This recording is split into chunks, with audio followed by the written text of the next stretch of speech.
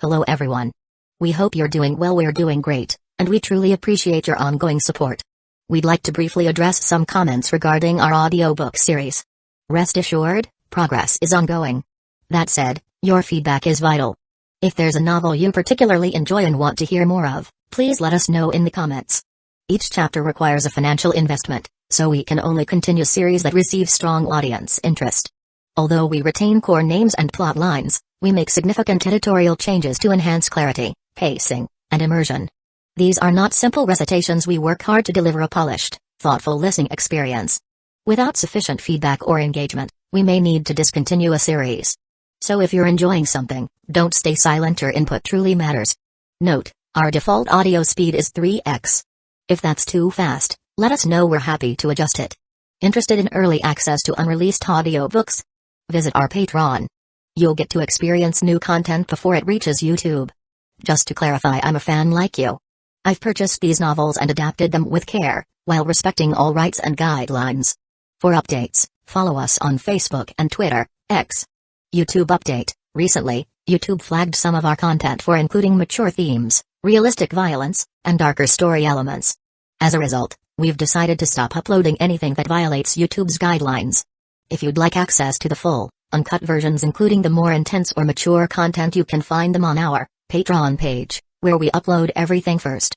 Available now on Patreon: Shattered Innocence transmigrated into a novel as an extra. Transmigrating over 10,000 years late, I was forced to become a mighty presence. I, the celestial dragon, rule the heavens through the double gate, reigning supreme in countless worlds with peace taming, Tower of God sequence strength, cultivation when you take things to the extreme. Naruto is an Uchiha with cyst. WTF, the centuries-old ancestor in our family take concubine again. Plus 18, Ecchi, reincarnated in Bleach as a wizard. Thanks for listening and happy listening. Chapter 1, The Other Midoriya, the Greatest Miracle of Life? Two boys holding hands in the womb? Cue dry heaving. Who even writes this garbage? Just the thought of it is enough to make me wish for a brain bleach quirk.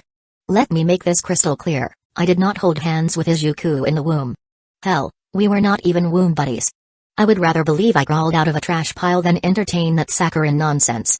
Anyway, let us get real. My name is Midoriya. I share a last name with Isuku, sure. Same green hair, too. Oh, and the same mother technically. We are both quirkless. But let me stop you right there. That is where the similarities end. I do not cry into my All Might pajamas every time the world kicks me in the balls. No, I kick back. Sometimes the world wins, but at least I get a shot in. Now, back to the miracle of life. Let us paint you a picture. One boy is born. That boy is me. His entrance into the world? Pure carnage. Doctor says, congratulations, it's a boy. And boom, my mom flatlines. Whoops. That's me, folks. The harbinger of doom straight out the gate. The universe took one look at me and said, yeah, this one? He is going to need therapy. Lucky for me, the loving mother Inko Midoriya sees me next to Isuku and thinks, hey, which one is my son? Then, to be sure, she gets us both. Nah, just joking, she pities my diapered ass and adopts me. Now she's stuck with two green-haired liabilities, one that cries like a busted faucet and one that screams therapy patient before he even hits kindergarten. Growing up with Isuku? A mixed bag. He clung to All Might merch like it was a life raft while I experimented with dumb ways to gain a quirk. Dumb might be generous. One time, I shoved my hand into a socket to shock a quirk awake.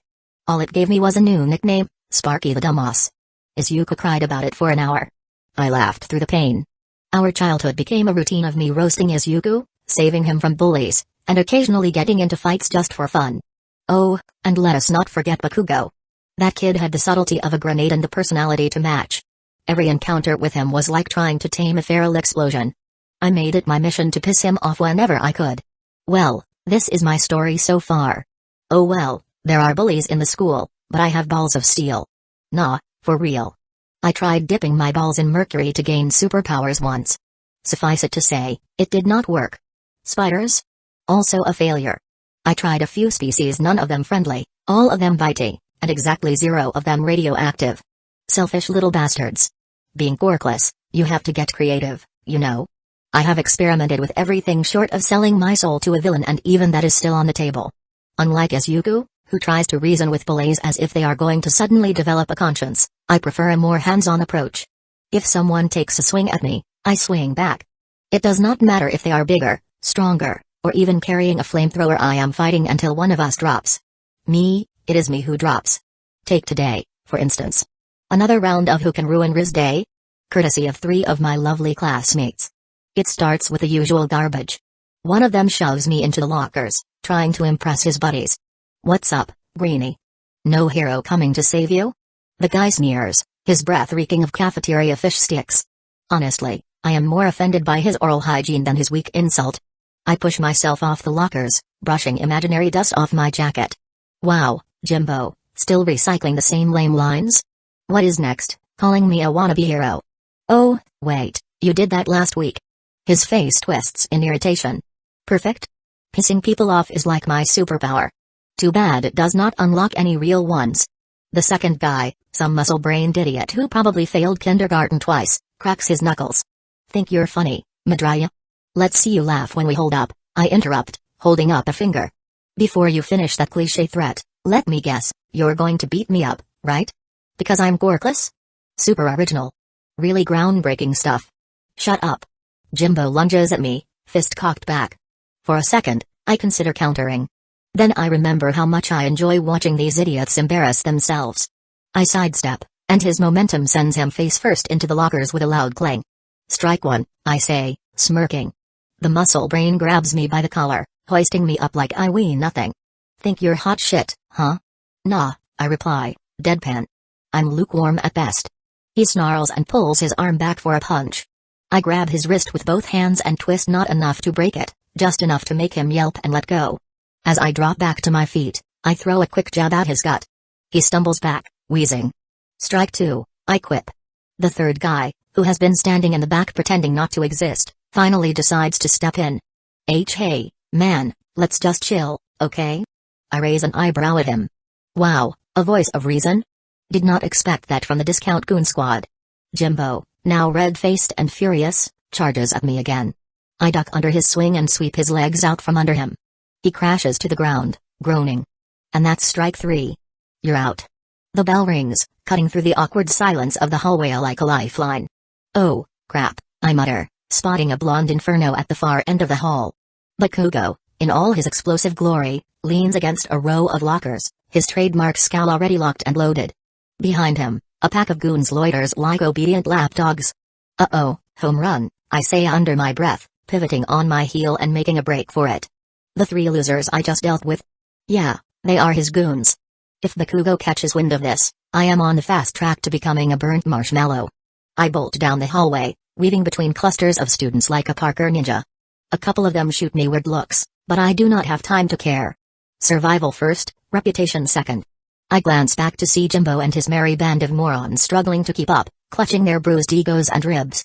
I round a corner and nearly collide with a group of bastards. Watch it. One of them snaps, but I am already ducking past them, muttering a half-assed apology. The sounds of heavy footsteps and angry yelling fade behind me. Did I lose them? Just as I start to slow down, a familiar voice growls, "Oi, Midoriya." My stomach drops. Great. Bakugo found me. I spin around, already bracing for the explosive assault. What the hell did you do this time? Bakugo snarls, stomping toward me like a human grenade. His palms crackle with tiny explosions, and his expression promises violence. Classic Bakugo. Do? I feign innocence, throwing my hands up. Why do you always assume I did something? Because you always do something, dumbass. He barks, jabbing a finger at my chest.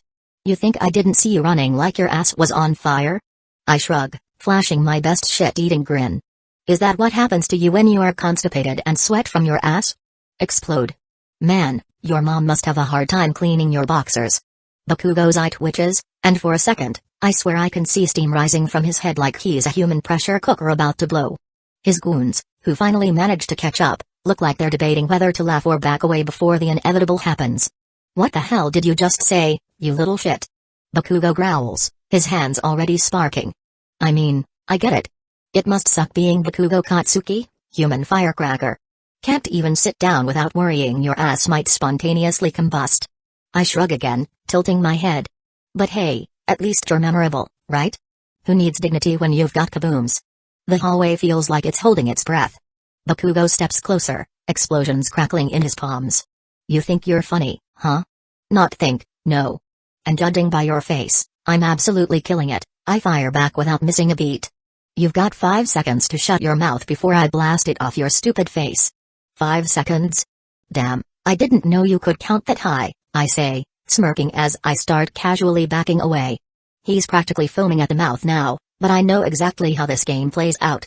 His ego won't let him take a cheap shot while I'm standing still. It's all about the chase for Bakugo. As soon as his foot shifts forward, I take off down the hallway again, flipping him the bird over my shoulder. Catch me if you can, boom boom bitch. The sound of explosions fills the air as Bakugo gives chase, yelling obscenities that would make a sailor blush. His goons don't even bother keeping up this time. They just stand there, looking defeated. Honestly, I kind of feel bad for them. Hanging around Bakugo must be exhausting. I dart around a corner, sliding across the floor like a bad action movie stuntman, and nearly wipe out into a janitor's cart. The janitor gives me a look that says, I don't get paid enough for this shit, but I'm already gone before he can yell at me. The chase goes on for what feels like forever, Bakugo's explosions echoing behind me like a particularly violent game of tag. Students scatter out of the way, some shouting in protest, others laughing at the spectacle. A few even cheer me on, because apparently, chaos is the school's favorite spectator sport. Finally, I spot my chance. The classroom door is just ahead. I dive through it, slamming it shut behind me and leaning against it to catch my breath. The class stares at me like I've just walked in wearing a chicken suit, but I don't care. I made it. Victory tastes sweet, even if it's just temporary. A second later, the door rattles as Bakugo pounds on it from the other side. Midoriya, you dead-ass coward. Open this door right now. Sorry, can't hear you over the sound of my brilliance, I call back, wiping imaginary sweat from my brow. Better luck next time, boom boom boy. The teacher walks in at that moment, giving me a look that's the tired blend of confusion and irritation. Mr. Midoriya, care to explain why you're out of breath and why Mr. Bakugo is yelling in the hallway? I straighten up, putting on my most innocent face. Cardio? You know, fitness is important. The teacher just sighs, rubbing their temples. Take your seat, Ryu. I do as I'm told, plopping down in my usual spot. The next to is Isuku, who's already got that worried look on his face. He leans in and whispers, Ryu, what did you do? Nothing major, I whisper back with a grin. Just reminded Bakugo why I'm his favorite person in the world. Isuku groans, pinching the bridge of his nose. One day, he's going to actually kill you. Yeah, but not today, I reply, leaning back in my chair like I haven't just risked my life for the sake of pissing off Bakugo. Not today. I mean, sure, technically, I almost die every day. But today? Today had flair. The kind of flair that says, why just die normally when you can do it with an audience of idiots and one raging human explosion? School ended, and I was just minding my own business, heading home like a model citizen. Well, model might be generous. More like barely functioning menace to society. Anyway, I took the scenic route. Big mistake. Bakugo and his goons decided to pull a little ambush in an alley. I know, real original, right? What's next? Tying me to train tracks? The alley smelled like piss and cheap cologne because Bakugo's lackeys apparently thought Axe body spray was a substitute for soap. They cornered me like the gang of budget villains they were. Bakugo stepped forward, arms crossed, grinning like he just got handed front row tickets to my funeral. Oi, Ryu, he said, voice dripping with that usual condescension and misplaced superiority. You think you're real funny, don't you? Funny. I smirked, hands in my pockets. Nah, I'm a walking comedy special. A gift to the world, really. Speaking of gifts, did your mom ever stop sending those soggy, depression-riddled sandwiches in your lunchbox, or does she still pack them with a side of disappointment and a note that just says, I should have swallowed? Boom Boom Boy's face twitched. Oh, yeah. That hit the sweet spot. His lackeys exchanged nervous glances, clearly questioning their life choices. Keep talking, Bakugo growled, stepping closer. His palms sparked, little explosions lighting up like a firework preview. I'll blow that smug grin off your face. Blow me? I raised an eyebrow. Wow, Katsuki, I didn't know you felt that way. Listen, I'm flattered, but you're not my type. I prefer people who can manage their anger without resorting to property damage. One of the goons, Jimbo, yes, that's what I've decided to call him too, tried to look tough. You've got a death wish, Midoriya. Nah, I shot back, I've just got standards, which is why I would never join your little fan club. What's the membership requirement? Dropping out of middle school and buying stock in fireworks. Bakugo didn't wait for the laugh track. He lunged, and I barely ducked in time, his fist slamming into the brick wall behind me. Bits of brick rained down, and the smell of burnt air filled the alley. You think this is a game, Ru? He spat, sparks dancing on his hands. Game? Nah. This is a roast, and you're my best material. But then it happened. A sharp, electric jolt shot through my head. I stumbled, blinking as a bright blue screen appeared out of nowhere, floating right in front of my face. System activated. Welcome, player. What the? New quest. Escape Bakugo's fury without dying. Reward, 20 experience point. Failure, humiliation and possible hospitalization. Was I hallucinating? Had Bakugo actually knocked a few screws loose? Oi, what's wrong with your face? Bakugo snapped, clearly irritated that I wasn't giving him my full attention. You scared or something? Oh, no, boom boom, I said, waving my hand dismissively. Just having an existential crisis. Don't mind me. The screen flickered again. Skill unlocked, quick step. Use it to avoid getting blasted to Kingdom Come. Oh, this was too good. A sarcastic, game-like system in the middle of a life-threatening situation? Sure. Why not? I didn't have time to process the absurdity of it all. Bakugo was already winding up for another attack, his palms crackling like the world's angriest bug zapper. And then I felt a strange energy buzzing under my skin. Quick step. Fine. Let's see what this baby could do. Bakugo's explosion shot toward me like a flaming middle finger, but my body moved before I could even think. 1 second, I was in his line of fire. The next, I was behind him, the alley spinning like someone hit the fast-forward button. Whoa, I said, stumbling to keep my balance. Did I just teleport, or did Bakugo's aim somehow get worse? What the hell? Bakugo whirled around, eyes wide. He wasn't used to missing. His ego wasn't built for it. How did you? Magic, I said, grinning. Oh wait, wrong novel. Jimbo and the rest of the goon squad looked like they just seen a ghost. One of them muttered something about Quirk's awakening under stress, but I wasn't listening. I was too busy testing out my new ability. I zipped around the alley, dodging Bakugo's increasingly erratic explosions. Each quick step felt like a shot of adrenaline straight to the brain, intense, disorienting, but effective. Quest progress, 80%. Keep it up, smartass, is that all you've got, boom boom boy? I taunted, darting past him again. Come on, I thought you were supposed to be the future #1 hero. You're making this too easy. Shut up. Bakugo roared, hurling a massive explosion my way. It missed, of course, because I'm not an idiot. By the time I quick-stepped behind him for the 3rd time, he was fuming so hard I half expected steam to shoot out of his ears. Quest complete. Reward, plus 20 experience point. Alright, kids, I said, hands on my hips. Playtime's over. I would love to stick around and roast you some more, but I've got better things to do. Like, I don't know, anything else, really. Before Bakugo could respond, I activated Quick Step one last time, zipping past his goons and out of the alley. Their shouts faded behind me as I sprinted toward the main street, my heart pounding like a drum solo. Once I was sure I was safe, I leaned against a lamppost, trying to catch my breath. The blue screen popped up again, cheerful as ever. Congratulations. You didn't die. Want a cookie? Yeah, real funny, I muttered. Who even programmed you? Wouldn't you like to know? Oh, great.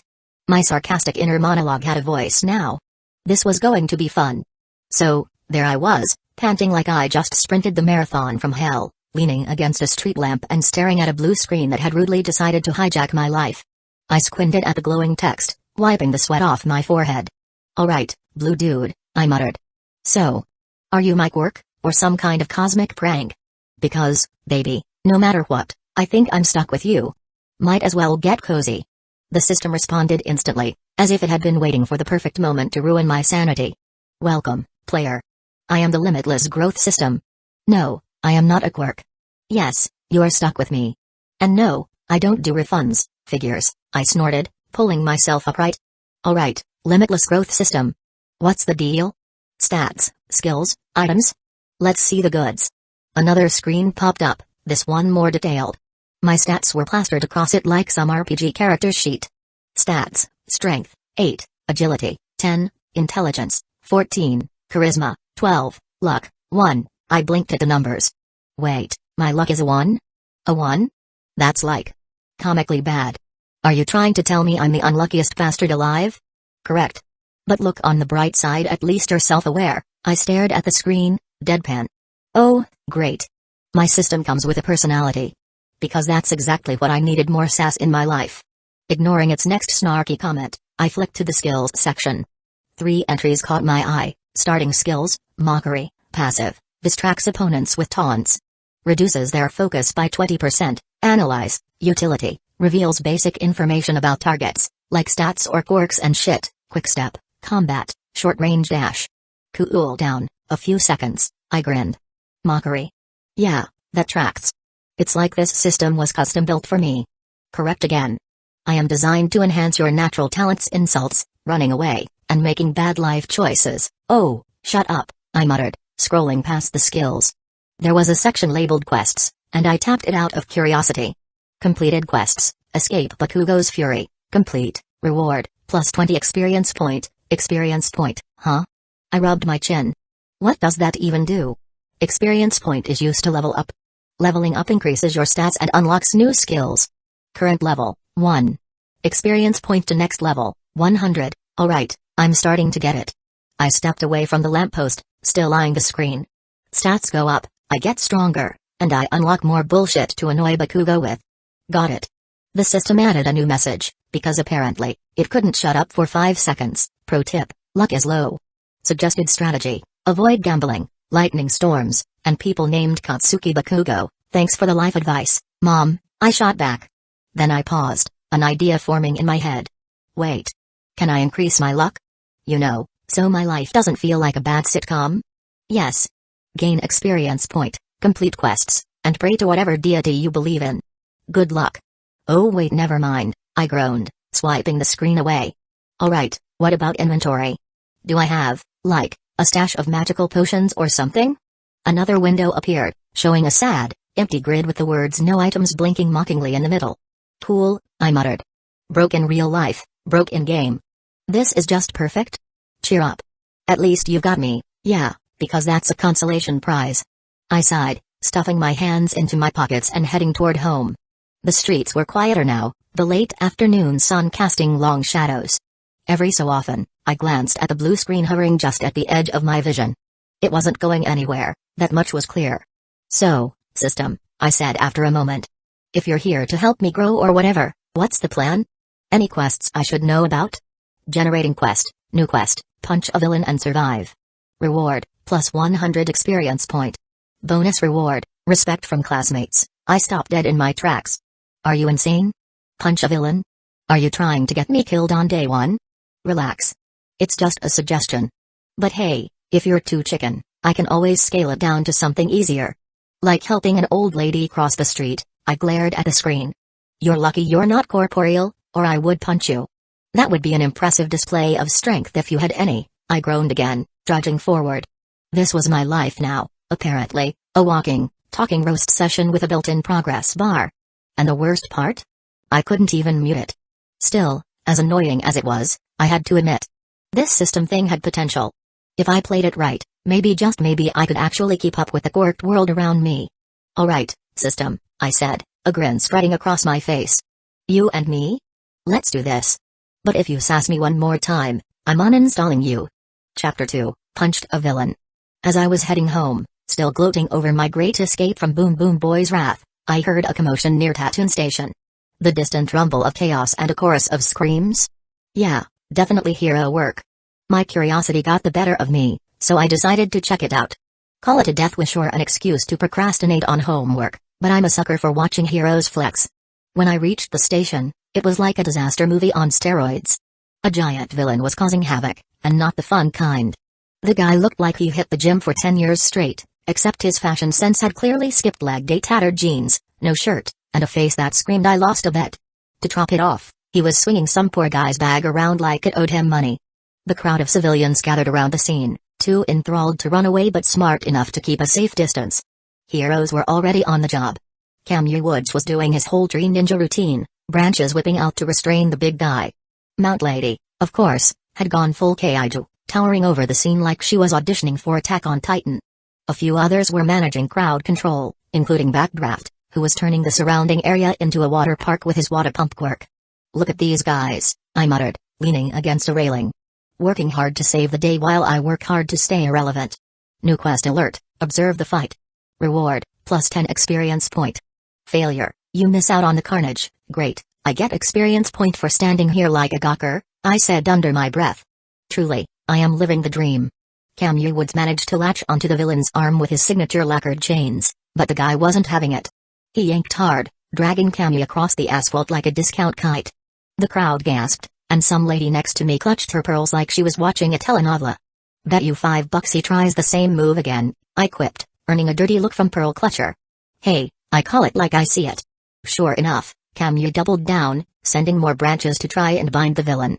Meanwhile, Mount Lady stepped in to block the guy's escape route. Her towering form cast a massive shadow over the station, and I could already hear her inevitable press conference. I just did what any hero would do while looking fabulous, of course. The villain, now visibly sweating, panicked and swung the bag he stolen at a nearby utility pole. The pole cracked and swayed ominously before coming down, and for a second, everyone froze. Death Arm sprinted forward like a linebacker on a mission, catching the collapsing structure with a grunt. His muscles bulged under the strain, and I could almost hear the collective swoon from the women in the crowd. That draft added a watery barrier to keep the spectators from getting too close, which was probably for the best considering some of them were holding their phones up like this was a TikTok live event. Guess I should do my civic duty and continue standing here, I said, crossing my arms. Can't let anyone out-lazy me today. At the same time, two things were fighting for attention in my head. First, the shiny blue notification taunting me with punch a villain and survive, and second, Mount Lady's spandexed masterpiece of an ass gleaming under the station lights like the eighth wonder of the world.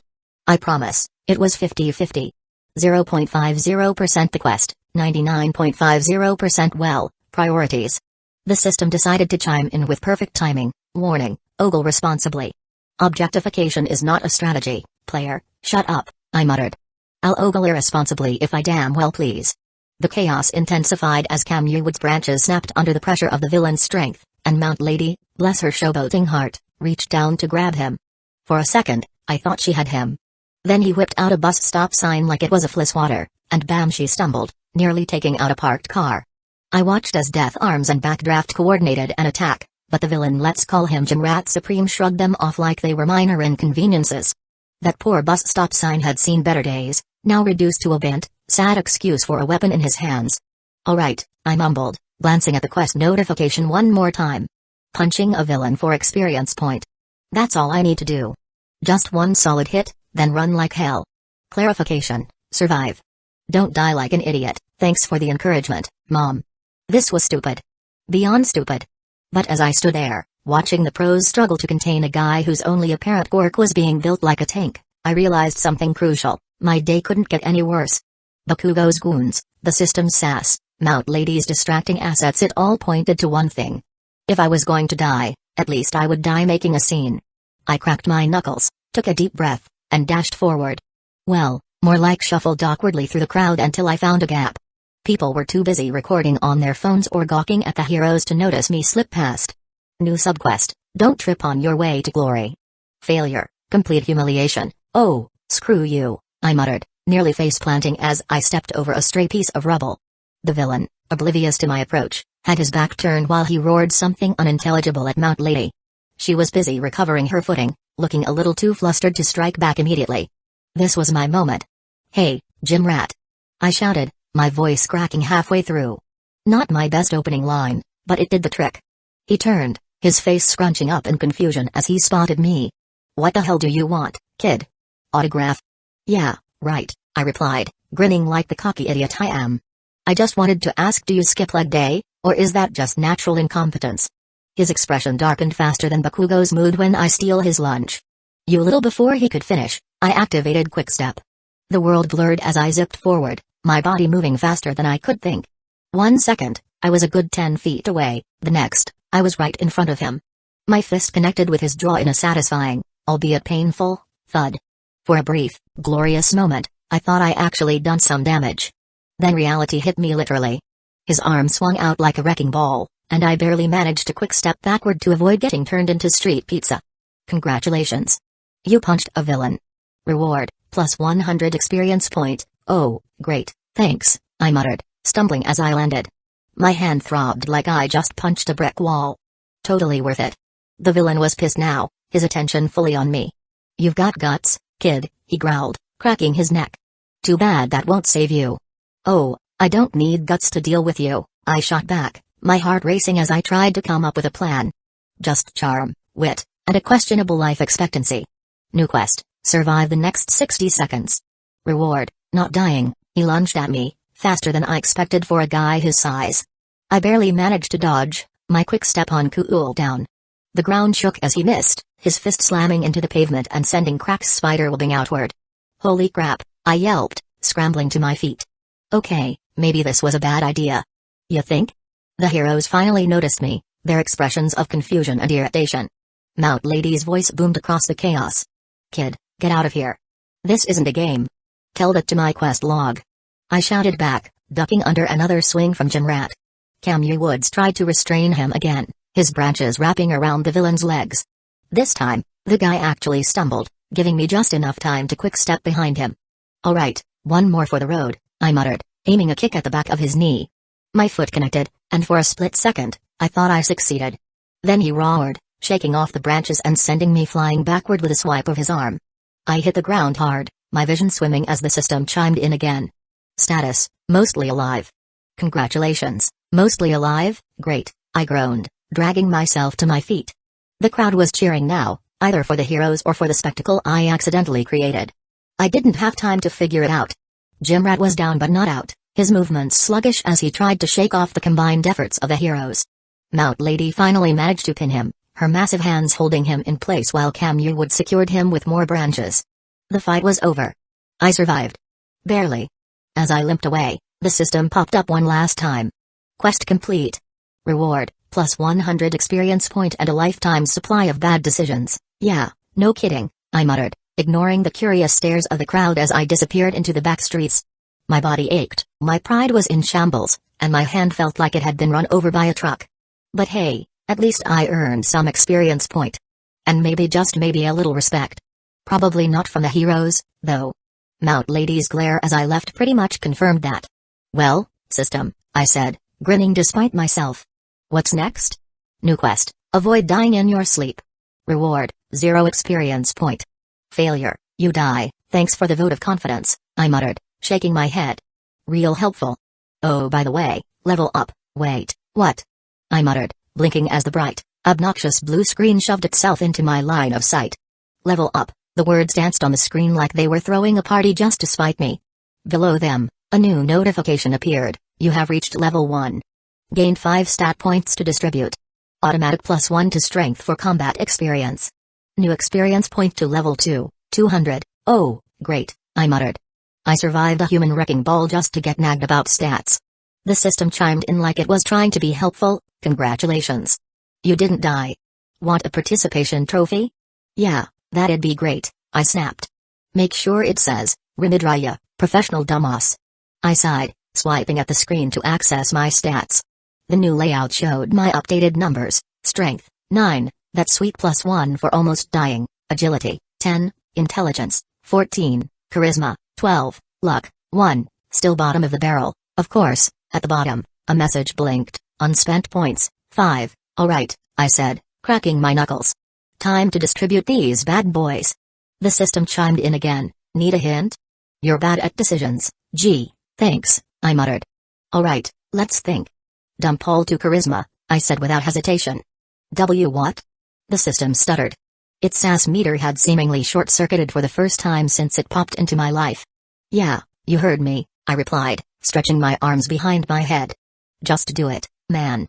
I'm confessing my love to Mount Lady's boobies, I mean to her, after her press conference. I need that charisma boost. Chop chop. You realize this is not how normal people function, right? Also, you have a stat called intelligence. Maybe invest in that? Hey, I'm not normal, and I don't need brains for what I'm planning. I need to be smooth enough to make her forget I exist in the cringe zone. I waved at the screen dismissively. Now hurry up, before I change my mind and dump it all into luck. Then we'll both regret it. Are you even hearing yourself? The system threw up an animated sigh on the screen. Fine. But when this backfires, remember who the real dumbass is. A small animation played, like coins clinking into a slot machine, and my stats updated. Charisma, 17, unspent points, 0, I clapped my hands together like I had just achieved the world's greatest accomplishment. There. Now I'm the face of irresistible charm. Or you just went from annoying smartass to slightly more annoying smartass. Time will tell, the system didn't even try to hide its exasperation. Also, For the record, this won't magically make you less of a moron, noted, I said. Then I pulled out my phone and casually scrolled Twitter, hoping Mount Lady's press conference was live-streamed. Let's be real, I wasn't going to wait to admire the eighth wonder of spandex perfection in person. That was tomorrow's problem. As I scrolled through my phone, I stumbled across a trending post about Melon Tuskia, the eccentric billionaire who somehow convinced half the internet he's a genius. Apparently, he had thrown up some weird cult hand sign during his latest live stream. Ugh, I muttered, scrubbing at my temples. What is this guy doing now? Summoning tech demons? Whatever, not my problem. Finally, after bypassing a million useless ads and clickbait headlines, I found the live stream of Mount Lady's press conference. It had just ended. Perfect timing. Alright, she is done. Time to move. I slipped out of the back alley where I had been loitering, heading toward the venue. The system, ever helpful, decided to chime in. New quest, make a memorable impression on Mount Lady. Reward, plus 50 charisma.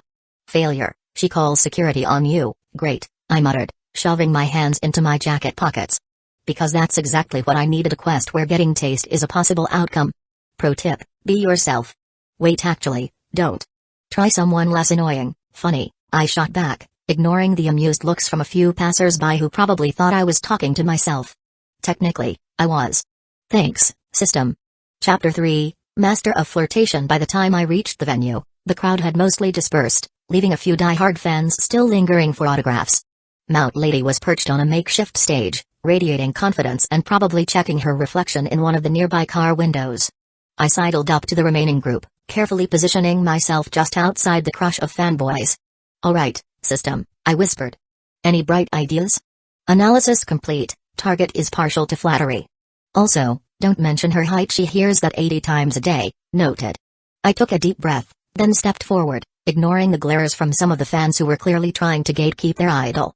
Excuse me, Mount Lady? I called out, projecting just enough confidence to stand out without coming off as obnoxious. Can I steal a moment of your time? She turned, her eyes narrowing slightly as she assessed me. For a second, I thought I had blown it, but then her expression softened into something resembling mild curiosity, then turned into a full scowl. Abort. Abort. Abort. Before I could even bolt, Mount Lady grabbed me by the ear like an irate mom about to lecture her toddler. I flailed uselessly, trying to peel her iron grip off my ear. You dare to attack a villain? Her voice was sharp enough to cut through my flimsy excuses before I could even utter them. Every word was punctuated with the same energy as a judge banging their gavel. Attack is a strong word, I said, wincing. I prefer strategic self-expression. Strategic self-expression? She scoffed, dragging me toward the pro-hero police van parked nearby. Kid, you're underage and unlicensed. You know what this means, right? Detention? I tried, still flailing as we passed stunned civilians who had their phones out. I swear one guy was live streaming. Fantastic. My embarrassing public shaming was going to hit the front page of TikTok. No, Mount Lady snapped. It means I'm taking you to the authorities so they can sort this out before you get yourself killed doing something even stupider. Stupider than that villain's outfit. Doubt it. The words tumbled out before I could stop them. Her glare in response nearly incinerated me on the spot.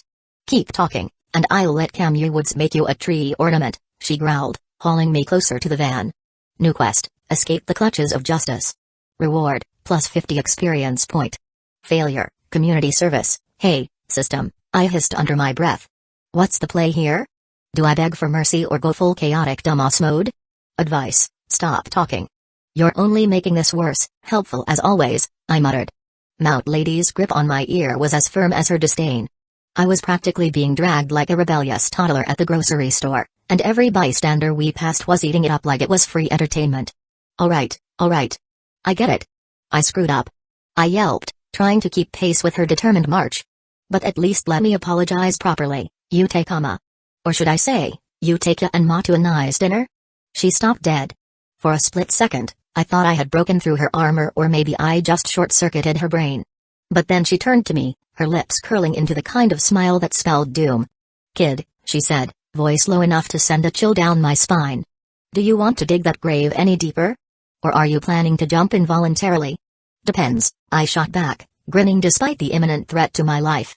Does the grave come with catering? Her expression didn't change, but I caught the faintest twitch of her eyebrow. Progress? Maybe. Look, she continued, yanking me forward again.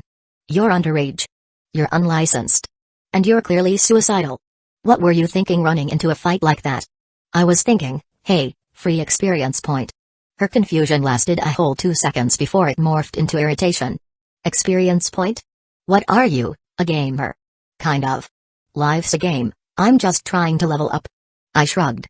And if that means throwing a punch at a guy built like a freight train, so be it. That's the dumbest thing I've ever heard, she said flatly. Give it time. I'm just getting started. I tilted my head, aiming for that perfect blend of smug and endearing. Besides, you can't deny it worked. He's in custody, and I walked away with all my limbs intact. That's a win-win, right? Except for the part where you almost died, she snapped, clearly unimpressed. But I didn't, I countered. And if you think about it, that's kind of heroic. Maybe even commendable? Her laugh was sharp, almost gutting. Kid, the only thing commendable about you is your ability to keep talking when you should really shut up.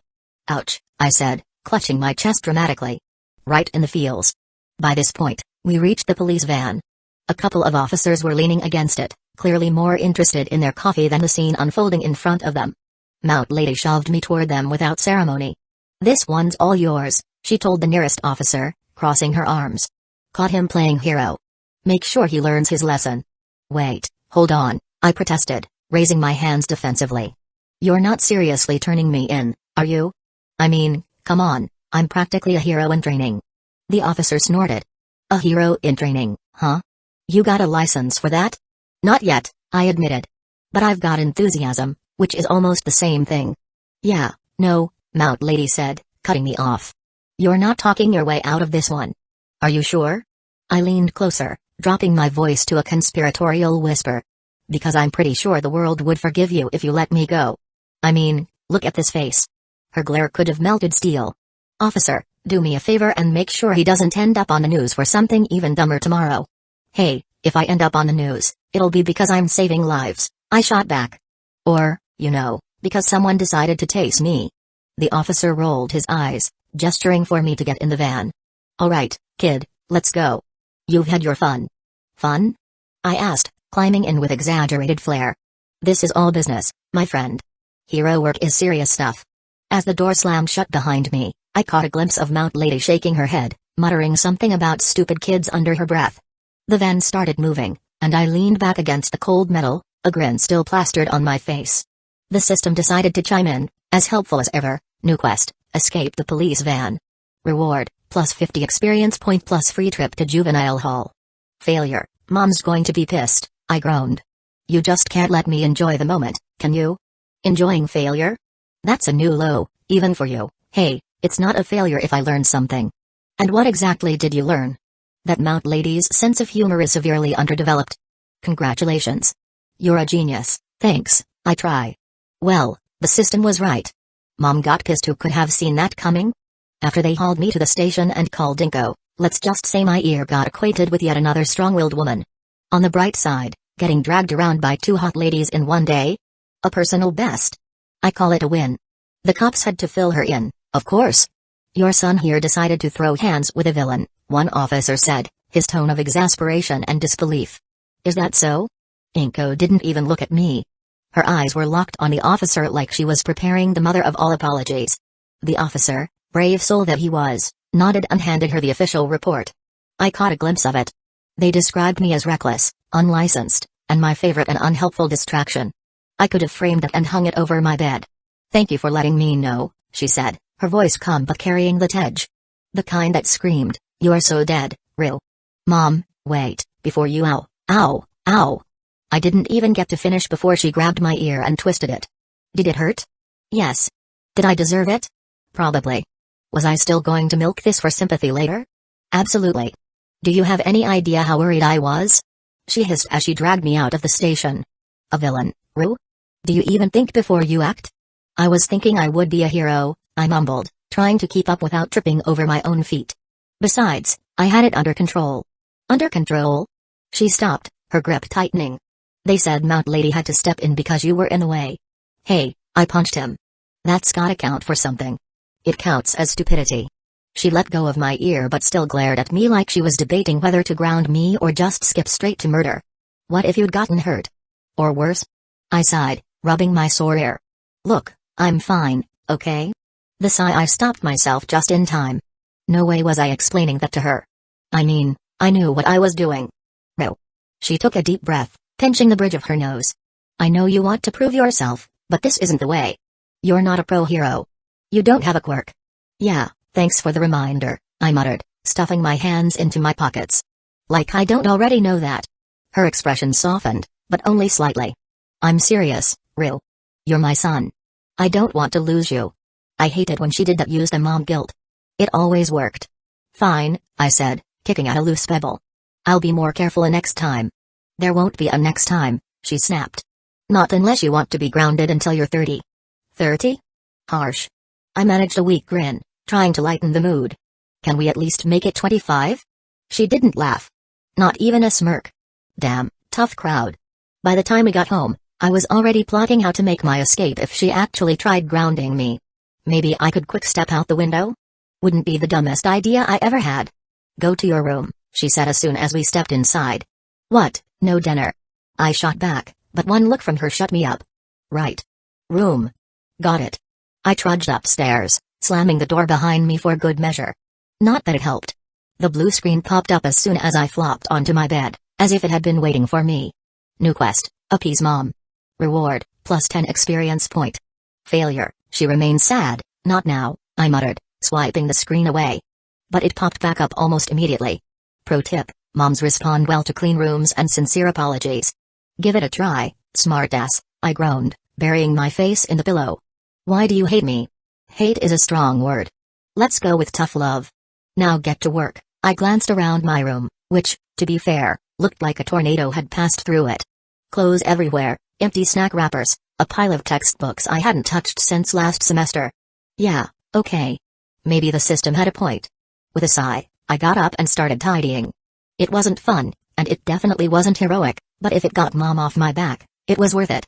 As I was halfway through stuffing socks into a drawer, the door creaked open. Ru? Isuku poked his head in, looking as timid as ever. What? I asked, not bothering to hide my irritation. I heard what happened. Are you okay? Peachy, I said, tossing a random shoe onto the shelf. Just another day in the life of your favorite stepbrother. He hesitated, then stepped inside. You know, you don't have to do stuff like that. Fighting villains, I mean. It's dangerous. No kidding. I turned to face him, leaning against the dresser. But someone's gotta do it, right? And since you're too busy crying over All Might posters, well. He actually looked hurt, which, okay, maybe I deserved. I sighed. Look, I'm sorry, alright? I don't like sitting around doing nothing. It's boring. It's better than getting hurt, he said quietly. Ugh, Mom said I should clean my room.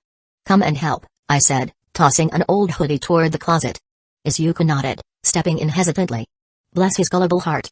Lying to your brother to do your cleaning? Yeah, well, the system could judge me all it wanted. My room was a disaster zone, and I had no intention of tackling it alone. Isuku started picking up random junk, stacking textbooks that hadn't been opened since last semester. He glanced at me. You've got a lot of, energy drinks. I shrugged, shoving a pile of clothes under the bed. Hey, training takes fuel. Not all of us can survive on tears and All Might figurines. He winced but didn't argue.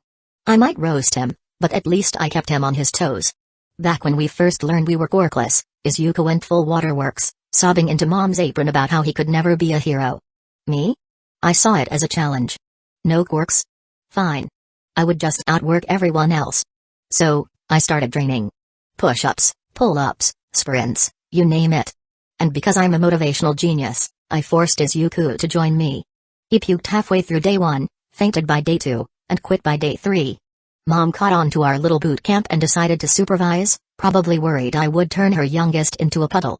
She stuck with it longer than Isuku did, though. Every morning, it was me and Mom jogging through the park while Isuku stayed behind to study hero tactics, which I'm pretty sure was code for binge-watching hero interviews. He didn't have the stamina for the grind, but I did. Isuku straightened up, holding a comic book I swiped from his stash years ago. I was looking for this. He clutched it like it was a lost relic. Yeah, well, finders keepers, I said, shoving another pile of junk into the closet. If you didn't want it stolen, you should have hidden it better. He sighed but didn't press the issue. That was Isuku for you, too nice to hold a grudge, even when I totally deserved it. By the time we'd made a dent in the chaos, my door creaked open, and Mom poked her head in. You two are actually cleaning? I'm impressed. Mom. This cleaning has nothing to do with my current situation. It is volunteer action that comes from my deepest love and respect for you, I declared, dramatically sweeping a pair of socks into the corner as if I were presenting an offering to the gods. Inko stood at the doorway, arms crossed, her eyebrow raised so high I thought it might leave her forehead entirely. Oh, is that so? And here I thought it was because you were trying to make up for throwing yourself at a villain today.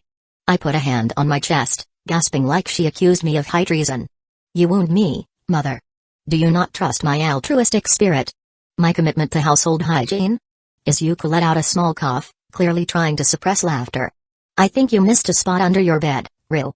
Shush, waterworks, I shot back, narrowing my eyes at him. Do not ruin my redemption arc.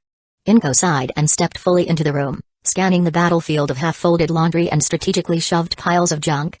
At least you're doing something productive for once. But don't think this gets you off the hook for your stunt earlier. You're still grounded. Grounded? I turned, a tragic, soap opera-worthy expression plastered across my face. But, Mother, I am a hero in training. You cannot clip my wings before they even have a chance to soar. Hero in training? She shot me a look so sharp it could cut steel. You don't have a quirk, Ril. What you do have is a knack for finding trouble and dragging your poor brother into it. I didn't drag him into anything. I protested, gesturing wildly at Isuku, who was currently trying to wedge a manga back into my bookshelf. Look at him. He's fine.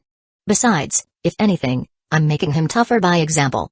Isuku looked up, his face embarrassment and mild betrayal. Tougher? USHH, I interrupted, holding a finger to my lips. Do not ruin this for me. I am on thin ice as it is. Thin ice? Inko repeated, crossing her arms again. You are drowning. And instead of asking for a life raft, you're trying to build a rocket out of duct tape and bad decisions. Which is a valid strategy, I countered. Do you know how many geniuses were misunderstood in their time? I'm like the quirkless version of Einstein. Isuku tilted his head, holding up a sock like it was a philosophical quandary. Wasn't Einstein a scientist before quirks even existed? Nua, I countered, shoving a hoodie under my bed without a second glance. The dude cracked the universe with tech that makes remote controls look advanced. You think he just woke up one day and said, yeah, let me invent the theory of relativity, without some sort of cheat code? Nah, man, he probably ate a brain fruit or had a secret genius quirk nobody caught onto.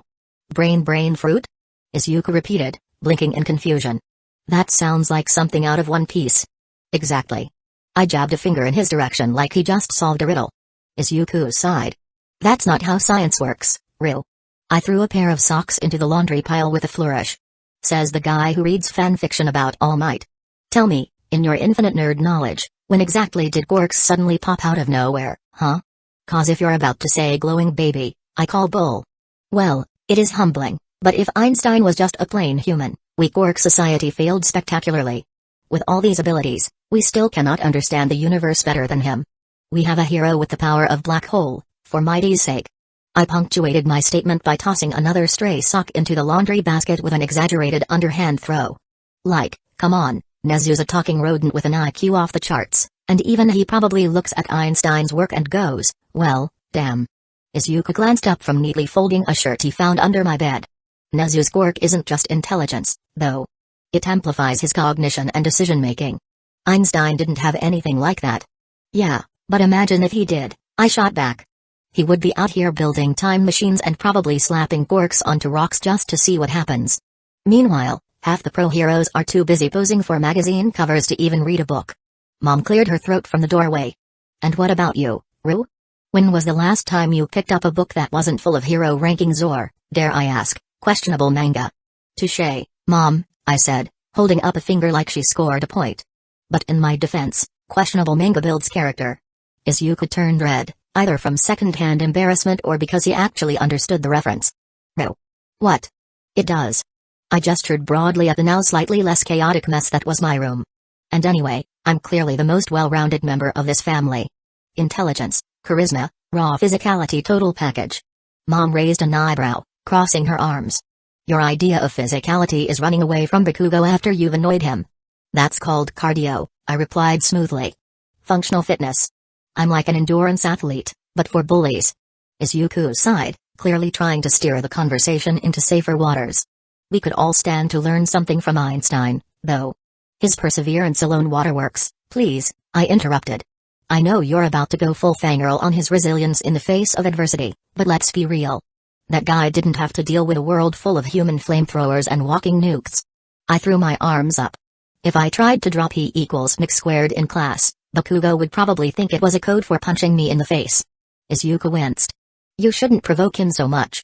That's my love language, I said, grinning. Besides, the guy needs it. If he didn't have me around to roast him, he would probably explode from his own pent-up rage. I'm doing the world a favor, really. Mom pinched the bridge of her nose. And yet, somehow, the world doesn't seem very grateful. Not yet, I said, wagging a finger. But mark my words, Mom. One day, people will look back and say, wow, Midoriya really changed the game. And when they build a statue of me, make sure they get my good side, okay? I'll make sure they add a caption, here lies Midoriya, legendary idiot, she deadpanned. Legendary genius idiot, I corrected, flopping onto my bed. Don't sell me short. Isuku shook his head, finally placing the last folded shirt on my desk. You're impossible. Impossibly amazing, I said, grinning up at the ceiling. Now, if you two will excuse me, I've got to mentally prepare for my next big move. Mom arched an eyebrow. And what move is that? Winning over Mount Lady, obviously, I replied, completely serious. With my boosted charisma, I'm basically unstoppable. Isuku looked horrified. You're not serious. As a heart attack, I said. And don't worry, I'll let you be the best man at our wedding. Mom sighed, walking out of the room. You're grounded, Ru. Still worth it. I called after her. Chapter 4, All Might. Being grounded did not exempt me from school, as I had so naively suggested to Mom over breakfast. Her response was a glare sharp enough to pierce diamond, followed by, go to school, Ru, or I will personally escort you there by your ear. It was not up for debate. So here I was, back in the hellscape known as middle school, the one place where ambition and misery were handed out in equal measure. Homeroom began as it always did with our teacher delivering a half-hearted scolding about our future prospects. You need to start thinking seriously about what kind of lives you want to lead, he droned, like he had a script tattooed on the inside of his eyelids. As heroes or otherwise. The word heroes made half the class perk up like someone had mentioned free snacks. The other half? They were already daydreaming, eyes glazed over. Typical. The teacher held up a stack of papers. These are your desired life course forms. Fill them out, and don't lie. We all know what you're going to write anyway. Someone in the back let out a laugh. Heroes, duh. No quirks during school hours. The teacher barked as a kid with wings fluttered them for emphasis. The guy barely gave a damn about discipline unless it involved paperwork or legal liability. Yes, I'm talking to you, Kazuki. The usual chaos simmered in the room, but, as always, Katsuki Bakugo decided to turn it into a boil. TCH, he scoffed, arms crossed, his desk practically vibrating with his ego. Don't lump me in with these extras. Extras? One of the kids shot back. Says the guy who blew up his lunch tray last week. Bakugo's eyes narrowed, and the kid wisely shut up. Unlike you nobodies, I'm going to UA, Bakugo declared, leaning back in his chair like he was already on the front page of Hero Weekly. Top hero course in the country. Hardest exam there is. And I aced the mock test, so all of you can keep dreaming while I leave you in the dust. His declaration earned groans and begrudging nods from the class. Even they had to admit the guy had talent. Too bad his personality made you root for his downfall. UA, huh? Someone else muttered. Figures. That school's full of psychos. Bakugo grinned like the comment was a compliment. Damn right it is. And then, as if the universe had decided it had been too kind to me lately, someone said it. Hey, didn't Ru and Isuku say they wanted to go to UA, too? The entire class turned to stare at us. Isuku went pale, clutching his notebook like it was a shield against the wave of mockery that followed. UA them. Someone snorted. What are they gonna do, open a quirkless hero program? Another chimed in. Maybe they'll start a support group for losers. I sighed, leaning back in my chair. Wow, great material, guys. Did you come up with that all by yourselves, or did Bakugo write your lines for you? Isuku, bless his soul, tried to speak up. It's not about shut it, Deku, Bakugo cut him off, his voice dripping with disdain. You don't even belong in the same sentence as UA, let alone me. Isuku flinched but held his ground. I'm not trying to compete with you, Kaken. I want to try. Try? Bakugo stood, his palms already sparking. You think you can just try your way into UA? The hell do you even plan to do in the exam? Cry until they let you in? The class erupted in laughter. Isuku shrank under the weight of it, but I was not about to let Bakugo have the last word. Hey, Boom Boom, I said, propping my chin on my hand. Why don't you save the fireworks for someone who cares? You're not exactly impressing anyone. Bakugo's glare snapped to me like a missile locking onto its target. What's that, Green 2.0? You got something to say? Plenty, I replied, smirking. But I'll keep it simple for you. Not everyone needs a quirk to be worth something. Some of us just have to work a little harder. You should try it sometime. The room went quiet. Bakugo's sparks intensified, little pops and crackles filling the air as he stepped closer. You wanna say that again? Sure, I said, standing to meet his glare. I said, maybe if you spent less time puffing up your ego and more time actually training, you wouldn't need to pick fights to feel important. The teacher's voice cut through before Bakugo could respond. That's enough. Sit down, both of you. Reluctantly, we obeyed. Bakugo shot me one last glare, his fists still clenched, but he did not push it further. For now. Isuku gave me a grateful look, but I just shrugged. The rest of the class passed uneventfully if you count Bakugo's occasional death glares as uneventful. As the final bell rang, I gathered my things and made a mental note to avoid any and all alleys on my way home. Bakugo's wrath was bad enough in daylight, I did not need to add shadows to the mix. Hey, Ru, Isuku said as we packed up. Thanks. For, sticking up for me. Don't mention it, Waterworks, I replied, slinging my bag over my shoulder.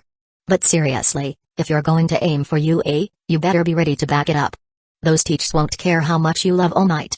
Isuku nodded, determination flashing in his eyes. I will. I promise. Good, I said, smirking. Because if you make it in, I'll have no excuse not to join you. As Isuku and I were about to leave the classroom, the door slammed shut with all the subtlety of a Bakugo tantrum. Speak of the devil, there he was, standing with his two minions, the infamous Goon Squad, blocking the exit. His glare was locked on Isuku like he had just spotted a bug he wanted to crush. Hey, Deku, Bakugo sneered, stepping forward. His palms sparked just enough to let us know he was in the mood for fireworks. Still thinking about UA? Don't make me laugh. Isuku clutched his notebook tighter, the one he was always scribbling in, filled with hero analysis and notes about quirks. His lips trembled, but he didn't say a word. Classic Isuku, bracing for impact like the human punching bag he had resigned himself to be. Bakugo snatched the notebook out of Izuku's hands before I could stop him. What's this? He flipped through it with exaggerated interest. Oh, wow, more useless crap about heroes you'll never be like. You really don't know when to quit, do you? Isuku stayed silent, but I could see his hands shaking. Bakugo wasn't finished, though. He ignited a small explosion in his hand, sending the edges of the notebook curling and blackening with heat. Oops, Bakugo said, his grin widening. Guess it's not fireproof. Give it back, Malf Bakugo, I said, stepping forward. My voice was calm, but my hands were already clenched into fists. Unless you want to add can't handle paper to your resume. Oh, look, Bakugo sneered, turning his attention to me. Green 2.0 thinks he's tough. What are you gonna do, Ru? Talk me to death?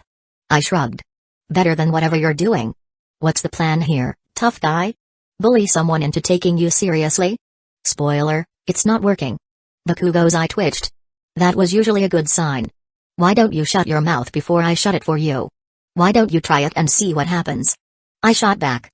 That was all the invitation Bakugo needed. He lunged forward, his hand sparking with a miniature explosion aimed right at me. I didn't have time to think, not that I ever did. I just reacted. My hand shot out, grabbing his wrist mid-swing. The explosion went off, sending a shockwave up my arm. Pain flared immediately, but I didn't let go. Wow, I said through gritted teeth. Your quirk's as impressive as ever. I'm sure this'll really help you in a spelling bee. Bakugo struggled against my grip, his other hand already lighting up. Let go, you idiot. Sure, I said, tightening my hold just enough to make him wince. Right after you hand over the notebook. One of his goons, the taller one with the brain power of a goldfish, stepped forward. Katsuki, shut up. Bakugo snapped. He pulled back, yanking his wrist free, and dropped the notebook onto the floor like it was trash. Fine. Take your stupid book. But if you think you can just waltz into UA, you're even dumber than I thought. I bent down and picked up the notebook, brushing off the soot as best I could. It wasn't in great shape, but at least it wasn't completely ruined.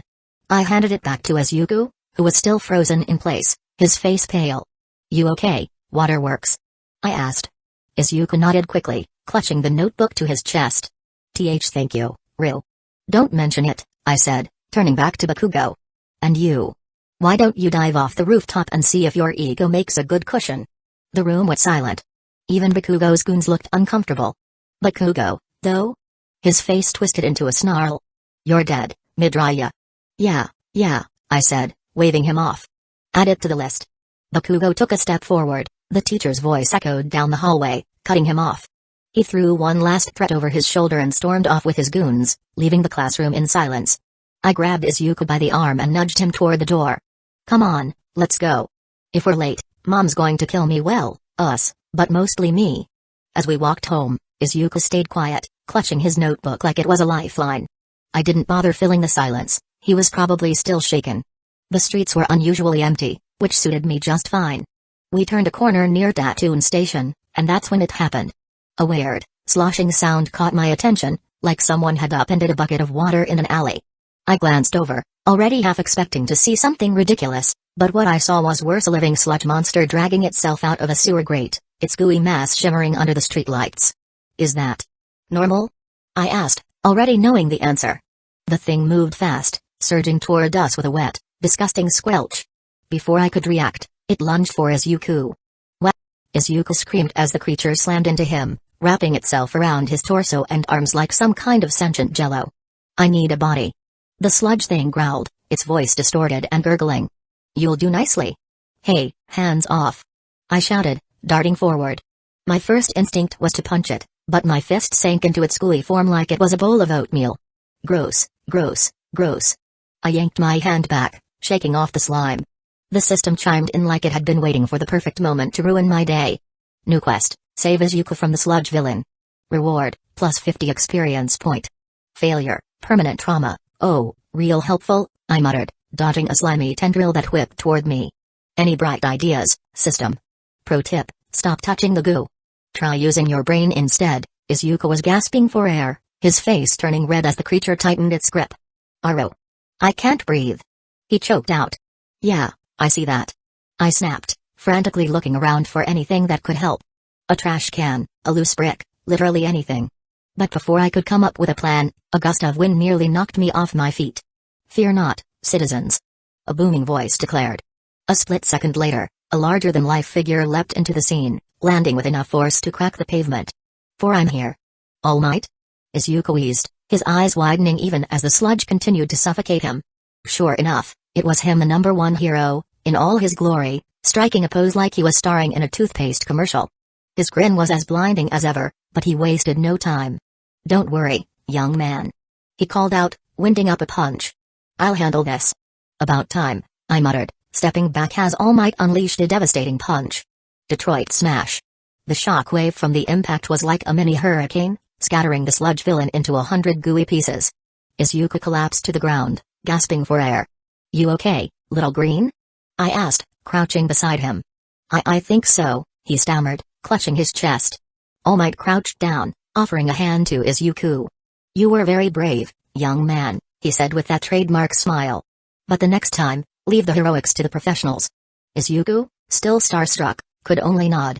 All Might stood, gathering the remnants of the sludge villain into a couple of empty soda bottles like it was just another Tuesday.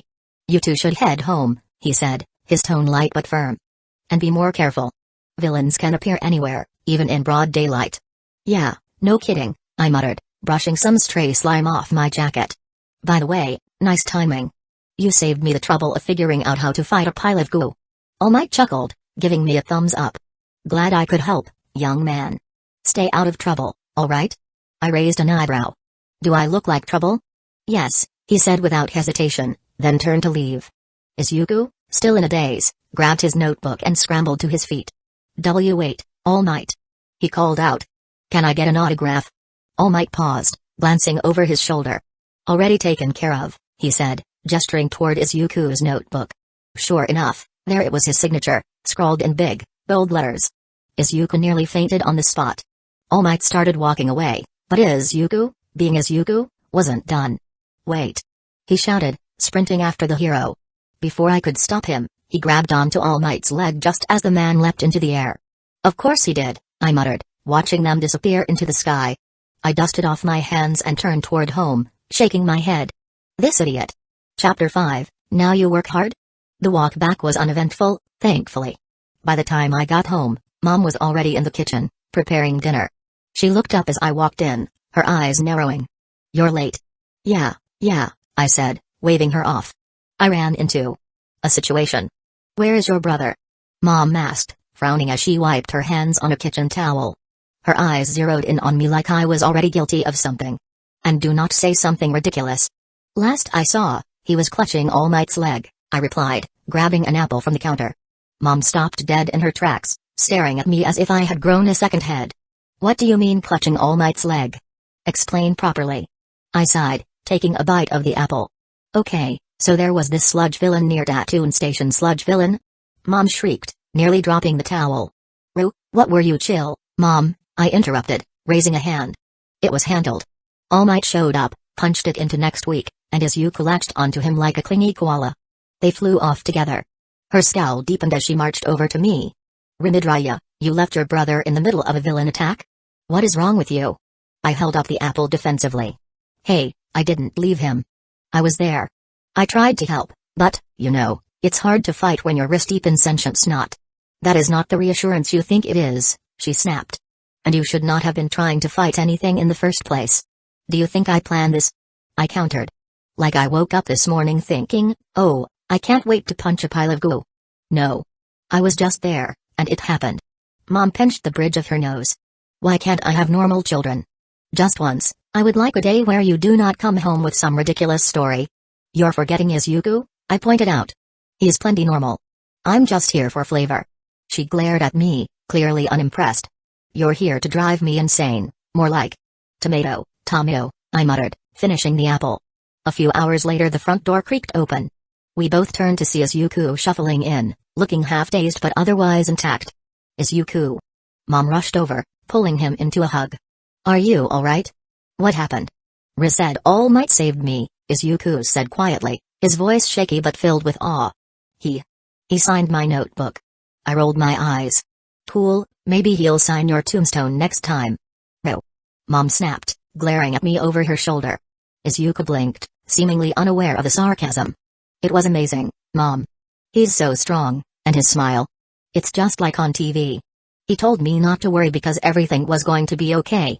And then he flew off with you dangling from his leg," I added. "Super professional." Isuku flushed, clutching his notebook tighter. I didn't mean to grab him. I just relax, waterworks." "I'm kidding."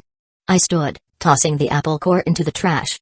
"So, did he drop you off at Hero Daycare, or what?" He talked to me," Isuku said, his eyes lighting up. "He said let me guess," I interrupted, raising a hand. "You can be a hero too, young man." "Very inspiring." Isuku froze, his face turning redder by the second. "How did you? Oh my god, he actually said that." I laughed, shaking my head. "That's the most cookie-cutter pep talk I've ever heard." That is enough," Mom said sharply, her tone brokering no argument. She turned to Isuku, her expression softening. "Sweetheart, you're sure you're okay? No injuries?" Isuku nodded quickly. "I'm fine, Mom." "Really?" She let out a sigh of relief, pulling him into another hug. "You had me worried sick. Both of you." "I didn't do anything," I said, holding up my hands. "Except save his ass before All Might showed up." "You're welcome, by the way." "Save my?" Isuku started, but Mom cut him off with a glare. "Clean up, both of you. Dinner is about to be ready," Mom called out. I gave her a mock salute, earning a half glare in return, and made my way to the kitchen. Isuku trailed behind, clutching his notebook like it was his personal Bible. Something about him seemed off, quieter than usual, even for him. Whatever All Might had said clearly had his brain running in circles. I rummaged through the cabinets, pulling out plates and cutlery. "So, what did you and the big guy talk about? He give you some top-secret hero advice, or are you just starstruck?" Isuku froze mid-step, his eyes darting everywhere but me. Nothing much. He just, said to stay strong and believe in myself." I raised an eyebrow. "Wow, riveting stuff. Did he also tell you to drink your milk and floss every night?" Isuku flushed, fumbling with the cups. "It's not like that. All Might's words are generic motivational garbage." I finished, setting the table. "Don't get me wrong, the guy's great at punching villains, but his pep talks are straight out of a self-help book." Believe in yourself, and you can do anything. Yeah, unless you're quirkless. Then you're just screwed. Izuku's grip on the cup tightened, but he didn't say anything. That was my cue to ease off. Relax, Waterworks. I'm just messing with you. You're clearly still riding the All Might high, and honestly, good for you. It's about time something went your way. He mumbled a quiet thanks, barely audible over the sound of Mom calling us to the table. We sat down to a spread of rice, grilled fish, and miso soup, classic Mom fare. I piled my plate high, as usual. Izuku picked at his food, still lost in whatever thoughts All Might had planted in his head. So, Mom began, her voice casual but her eyes sharp. Anything interesting happen at school today? I snorted. Define interesting. Bakugo did his usual king of the jungle act, Izuku got bullied, and I had to step in before someone's ego got too big for the classroom. You know, the usual. Izuku shot me a look, clearly not thrilled about me airing his dirty laundry. It wasn't that bad, he muttered. Not bad.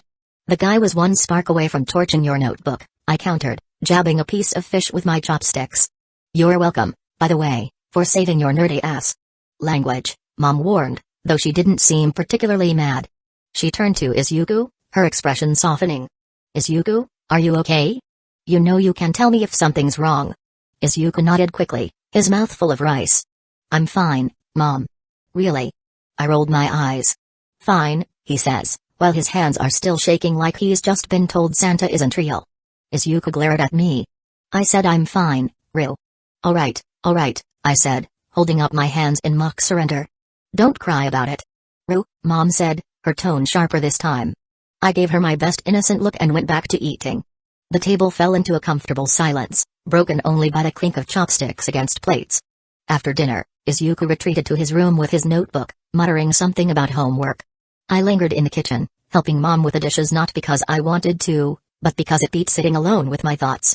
You really should go easier on Izuku, Mom said as she scrubbed a plate. He looks up to you, you know. I snorted. Yeah, because I'm such a great role model.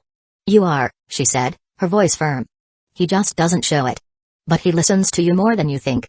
I didn't have a snarky comeback for that, so I just nodded and finished the dishes in silence.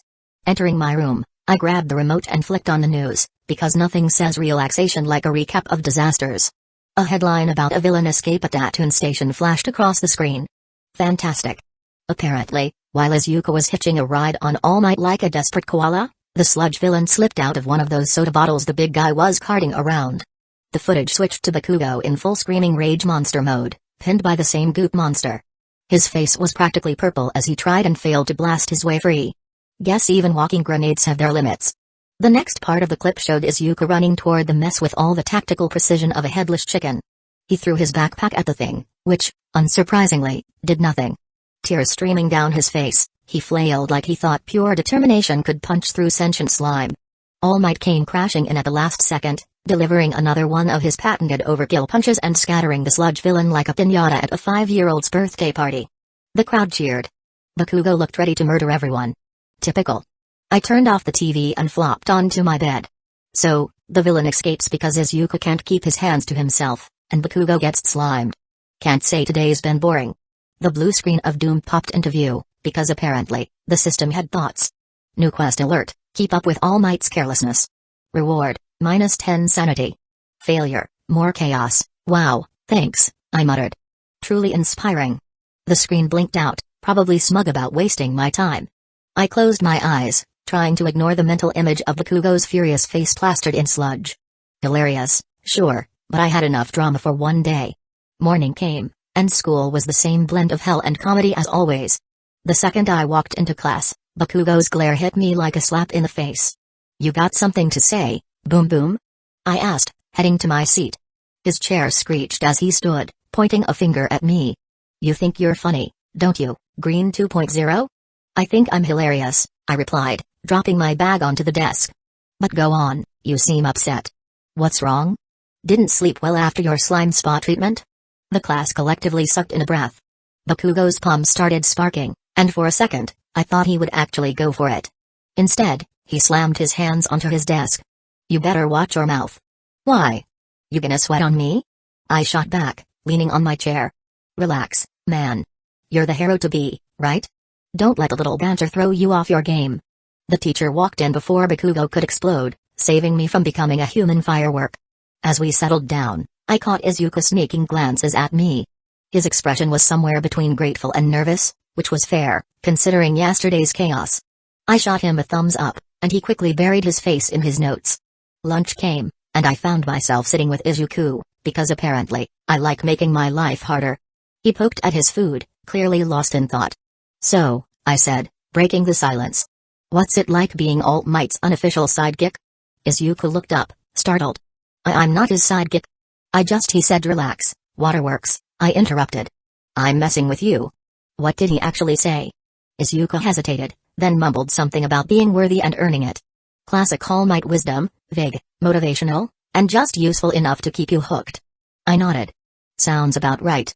So, what's your plan? Gonna start bench pressing buses or something?" I need to train," he admitted, his voice barely above a whisper. "If I want to get into UA, I have to be strong enough."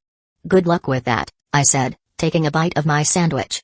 "Meanwhile, I'll be over here, not breaking my spine for a school application." Isuku frowned. "Don't you want to be a hero too?" I glared at Isuku, who was staring at his half-eaten lunch like it held the answers to life. "Oh, my foolish brother," I began, dragging out the words. "It was I who told you to work harder when you were still wetting your pants." "Wait." I tilted my head, squinting as if in deep thought. "That's not a good reference. You wet the bed not so long ago." Isuku choked, going redder than Bakugo's temper during finals. "No." His hand shot out, clamping over my mouth like he thought that would stop me. "Stop it. What if someone hears?" I pried his hand away, rolling my eyes. Fine. I won't talk about our wet dreams. Although yours consist of All Might shaking your hand and mine mostly feature Midnight and Mount Lady in a hot tub." Isuku dropped his fork and buried his face in his hands, muttering something about why he couldn't have been an only child. "Can you be serious for once?" he mumbled through his fingers. "Serious?" I repeated, leaning forward and smirking. "Alright, here's some serious truth for you. I've been training my ass off while you've been writing love letters to All Might in your notebook. And now, just because your idol told you to try, you think it's a good idea? Where was this energy when I asked you to join me 100 times? Isuku peeked at me between his fingers. "You never said it like that." I snorted. "Oh, I'm sorry. Did I need to hold your hand and sprinkle pixie dust while saying it? Oh, Isuku, come train with me. Together, we can be quirkless losers with muscles. Happy now?" "That's not let me prove a point," I said, grabbing my fork. I bent it easily in half, holding it up like a trophy. "See? Strength. Not impressive, sure, but I've been working on it for years. And you? You're just now thinking, oh, maybe I should do some push-ups because All Might gave me a pat on the back." Isuku frowned at the mangled fork, clearly unimpressed. "That fork is soft, real. I could do that." "Yeah?" I wiggled it in his direction. "Bet you can't bend the table, though." "I've tried. It's sturdier than your dreams of becoming the #1 hero." Izuku's hands balled into fists, his face determined. "I'm serious, real. I've decided. I'm going to train and get into UA. I'll work as hard as it takes." I leaned back, crossing my arms. "Good. I hope you do. But don't expect me to hold your hand through it. You want to be a hero? Then act like it." He blinked, startled by my sudden shift in tone. I could see his brain short-circuiting, trying to figure out if I was being supportive or just messing with him. "By the way," I added, "if you make it into UA, you'll owe me. Big time." Isuku tilted his head. "Owe you? For what?" I smirked, tapping my temple. "Motivation, obviously. You wouldn't even be thinking about UA if I hadn't spent years dragging you out of your pity parties." He started, but I cut him off. "Save it, Waterworks," I said, standing and grabbing my tray. "Lunch is almost over, and I don't want to be late to homeroom." "Again?" Isuku stared at me for a moment, then nodded. "I'll prove you wrong," he said quietly, more to himself than me. "Good luck," I called over my shoulder as I walked off. "You'll need it." Chapter 6, Entrance Exam. As the day wrapped up, I strolled home, half expecting Bakugo to pop out of an alley for his usual post-school routine of "let's make his day worse." To my surprise and mild disappointment, he didn't show. When I got home, Mom greeted me with a raised eyebrow. "You're early. No detours today?" I shrugged, kicking off my shoes. "Nah, decided to keep it simple. No need to tempt fate, you know." She gave me a knowing look. "Did something happen?" "Define something," I said, heading toward the kitchen. "If you mean Izuku declaring his grand ambition to become the next All Might, Then yeah. Something happened. Mom's eyes lit up. He did? Yep, I said, grabbing a pear from the counter. Finally grew his spine. It only took a decade and a half. Mom chided, but I could tell she was holding back a smile.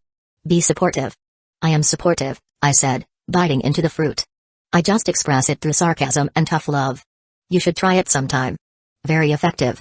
She shook her head, muttering something about how I was going to give her gray hair before her time. I finished my pear and tossed the core in the trash, already planning my next move. If Isuku was serious about this whole hero thing, then I couldn't afford to slack off either.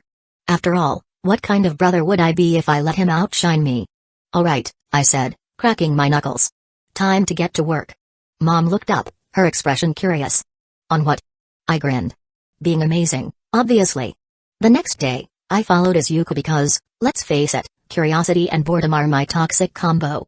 Sure enough, I found him at Takoba Municipal Beach Park, and it looked like someone had decided to throw a garbage apocalypse.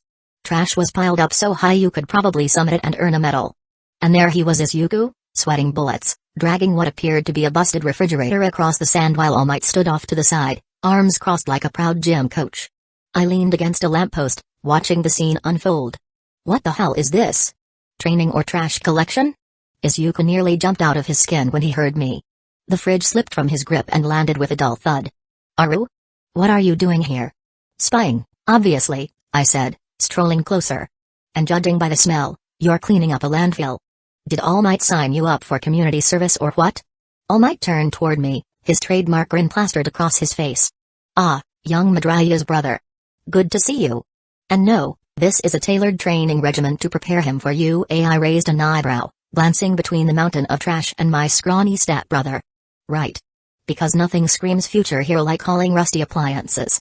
It's more than just cleaning, All Might said, his tone still upbeat. It's about building strength, endurance, and character. Plus, when this beach is clean, it'll be a symbol of his hard work and dedication. Or a monument to your cheap labor, I muttered under my breath. Isuku shot me a nervous glance, clearly not wanting me to piss off his idol. Alright. I'll behave. Pulling up the blue screen in my peripheral vision, I activated Analyze on Isuku. If All Might saw something special in him, I wanted to know what it was. The screen blinked for a moment before displaying the results. Target, Isuku Midoriya, Quirk, none detected, Strength, 4, Agility, 5, Intelligence, 16, Charisma, 6, Luck, 100, Traits, Relentless Optimism, refuses to give up, even in the face of overwhelming odds, Hero Worship Syndrome, unhealthy obsession with All Might and Hero Society, I snorted. Relentless Optimism? Hero Worship Syndrome? These sound more like mental illnesses than traits. Of course, I did that in my mind. But, man, Luck 100? He is 100 times luckier than me. That is how he got me as his brother. Makes sense. Also explains my Luck 1. That is how I got him as my brother. Makes sense. All Might's booming laugh brought me back to the trash apocalypse in front of us. Young Midoriya is showing great progress. His spirit shines like a beacon of hope. Or like a beacon of sweat and garbage, I muttered. Isuku shot me a glare, his hand still gripping the refrigerator like it was a contestant on Japan's Next Top Debris. All Might grinned wider. Progress comes with effort, young man. Perhaps you would like to join your brother? Oh, I would love to, I said, kicking out an empty soda can, but I have a strict policy against unpaid manual labor. Especially when it involves hauling ancient appliances. Who even throws out this many microwaves? Isuku groaned, dropping the fridge onto the sand. If you're just going to stand there making jokes, you might as well leave. Leave? I scoffed. And miss this comedy gold? Nah, I'm good. Watching you two play Heroes vs. Trash is way more entertaining than anything Netflix has. All Might clapped a hand on Izuku's shoulder, nearly sending the poor kid face first into the sand. Do not let him discourage you, young Midoriya. Hard work and determination will lead you to greatness. Yeah, and maybe if you're lucky, they'll lead you to a tetanus shot, I added, pointing at a particularly rusty washing machine. No. Izuku's face was red now, and not just from exertion. If you're not going to help, then just go home. I held up my hands. Alright, I'll back off. But don't come crying to me when you wake up tomorrow with a pulled muscle and regret. Isuku huffed and turned back to the fridge, resuming his Herculean effort to drag it closer to the dumpster All Might had designated as base camp. Don't listen to him, All Might said, giving Isuku a thumbs up. Your progress is inspiring, young man. You're on the path to becoming a true hero. I couldn't stop myself. Yeah, Isuku. Just remember to save the world one rusty blender at a time. I eventually got bored of heckling and left them to their symbol of hard work project. My feet carried me to the usual stomping grounds, a convenience store with overpriced energy drinks and the best view of the main street for people watching. I grabbed a can of something radioactive looking and parked myself outside on the steps, watching the afternoon crowd shuffle by. The system pinged in the corner of my vision. I'd gotten used to its interruptions by now, but this one actually seemed useful for once. New quest, assist your brother's training. Reward, plus 50 experience point. Failure, 0 progress and annoyed All Might, pass, I muttered, cracking open the drink. Warning, neglecting this quest may result in regret, self-loathing, and a frown from your mom. I took a long sip. Yeah, not biting, system. Counterpoint, experience point is good, and you need it. I frowned at the screen. Fine. What do I have to do, anyway? Objective, motivate Isuku Midoriya without being an ass. I nearly spit out my drink. Okay, see, that's where you lose me. Being an ass is, like, 90% of my personality. You can manage. Probably, sighing, I closed the notification and made my way back to the beach. Isuku was still at it, his face a mask of determination. And sweat, mostly sweat. All Might was cheering him on, oblivious to the fact that the kid looked like he was one rusty hubcap away from a heatstroke. I strolled up casually, hands in my pockets. Alright, waterworks, move over. Big Brother's here to save the day. Isuku looked up, his expression equal parts confusion and annoyance. What are you talking about? I'm talking about efficiency, I said, rolling up my sleeves. You're out here playing tug of war with garbage when you could be using leverage. Let me show you how it's done. Grabbing a sturdy metal pipe from the pile of junk, I wedged it under the edge of a particularly stubborn washing machine. Physics, baby, I said, pushing down on the pipe. The washing machine tipped over and slid a good 2 feet toward the dumpster. All Might's laugh boomed again. Excellent ingenuity, young Midoriya. Perhaps you have the makings of a hero after all. Yeah, I muttered, dusting off my hands. Let's not get carried away. Izuku's eyes lit up with understanding. Oh. I get it now. Leverage makes it easier to move heavy objects. Wow, you're a regular Einstein, I said, smirking. Now hurry up and use your newfound knowledge before I change my mind about helping. He actually smiled, which was weird. Normally my sarcasm just made him pout. But hey, if it got him to stop looking like he was about to keel over, I would take it. Together, we managed to clear a decent chunk of the trash pile before the sun started to set. Quest complete. Reward, plus 50 experience point. Current experience point, 90, finally, I muttered, swiping the notification away. As we packed up for the day, All Might clapped me on the back, nearly knocking me over. Well done, young Midoriya. Your assistance today was invaluable. Yeah, sure, I said, stepping away before he could dislocate something. Just don't expect me to make a habit of it. Isuku gave me a tired but grateful smile. Thanks, Ryu. Really? I shrugged. Don't mention it. Seriously, don't. I have a reputation to maintain. He laughed, and for a moment, it felt nice. Like maybe, just maybe, I wasn't entirely useless after all. Then the system chimed in, new quest, survive Bakugo's wrath. Reward, plus 20 experience point. Failure, hospital bills, oh, come on. And like that, 10 months passed by. Isuku overworked himself to the point of collapsing nearly every day. The bastard clearly thought I was going to carry his sweaty ass home every time. Too bad for him, I found a shopping cart in a dumpster early on. Most days, I wheeled him back like a drooling sack of potatoes. It wasn't glamorous, but neither was I. In those 10 months, I managed to level up twice, bringing me to level 4. The grind was slow as hell because the system refused to hand out freebies. Most of my experience point came from dumb, low-stakes quests like mock Bakugo without getting punched, failed that one 3 times, or convince mom to let you skip chores, also a failure. My stats looked like this: strength, 14, 14, I wasn't winning arm wrestling contests, but I could bench more than most guys my size. Agility, 17, quick step was my go-to move, and dodging Bakugo's explosions was practically cardio. Intelligence, 20, my brain stayed sharp, mostly from thinking up insults on the fly. Charisma, 27, let's just say Mount Lady didn't call security the last time I hit on her. Luck, 1, some things never change. The day of the UA entrance exam arrives. The morning started with Izuku pacing the living room like a caffeinated hamster. What if I fail? He muttered, clutching his notebook like it was a lifeline. You won't fail, I said, tossing an apple from hand to hand. Worst case, you die, and All Might writes a heartfelt eulogy. Here lies Midoriya Isuku, the kid who cried his way into greatness. Isuku glared at me, which only made it better. I'm being serious, Ryu. So am I. I tossed the apple at him, and he barely caught it. Look, you've been hauling fridges and garbage for months. If you can survive All Might's training, you can handle a few tests. He frowned but didn't argue. Mom, ever the supportive mother, walked in holding 2 bento boxes. Isuku, Ryu, here's lunch for the day.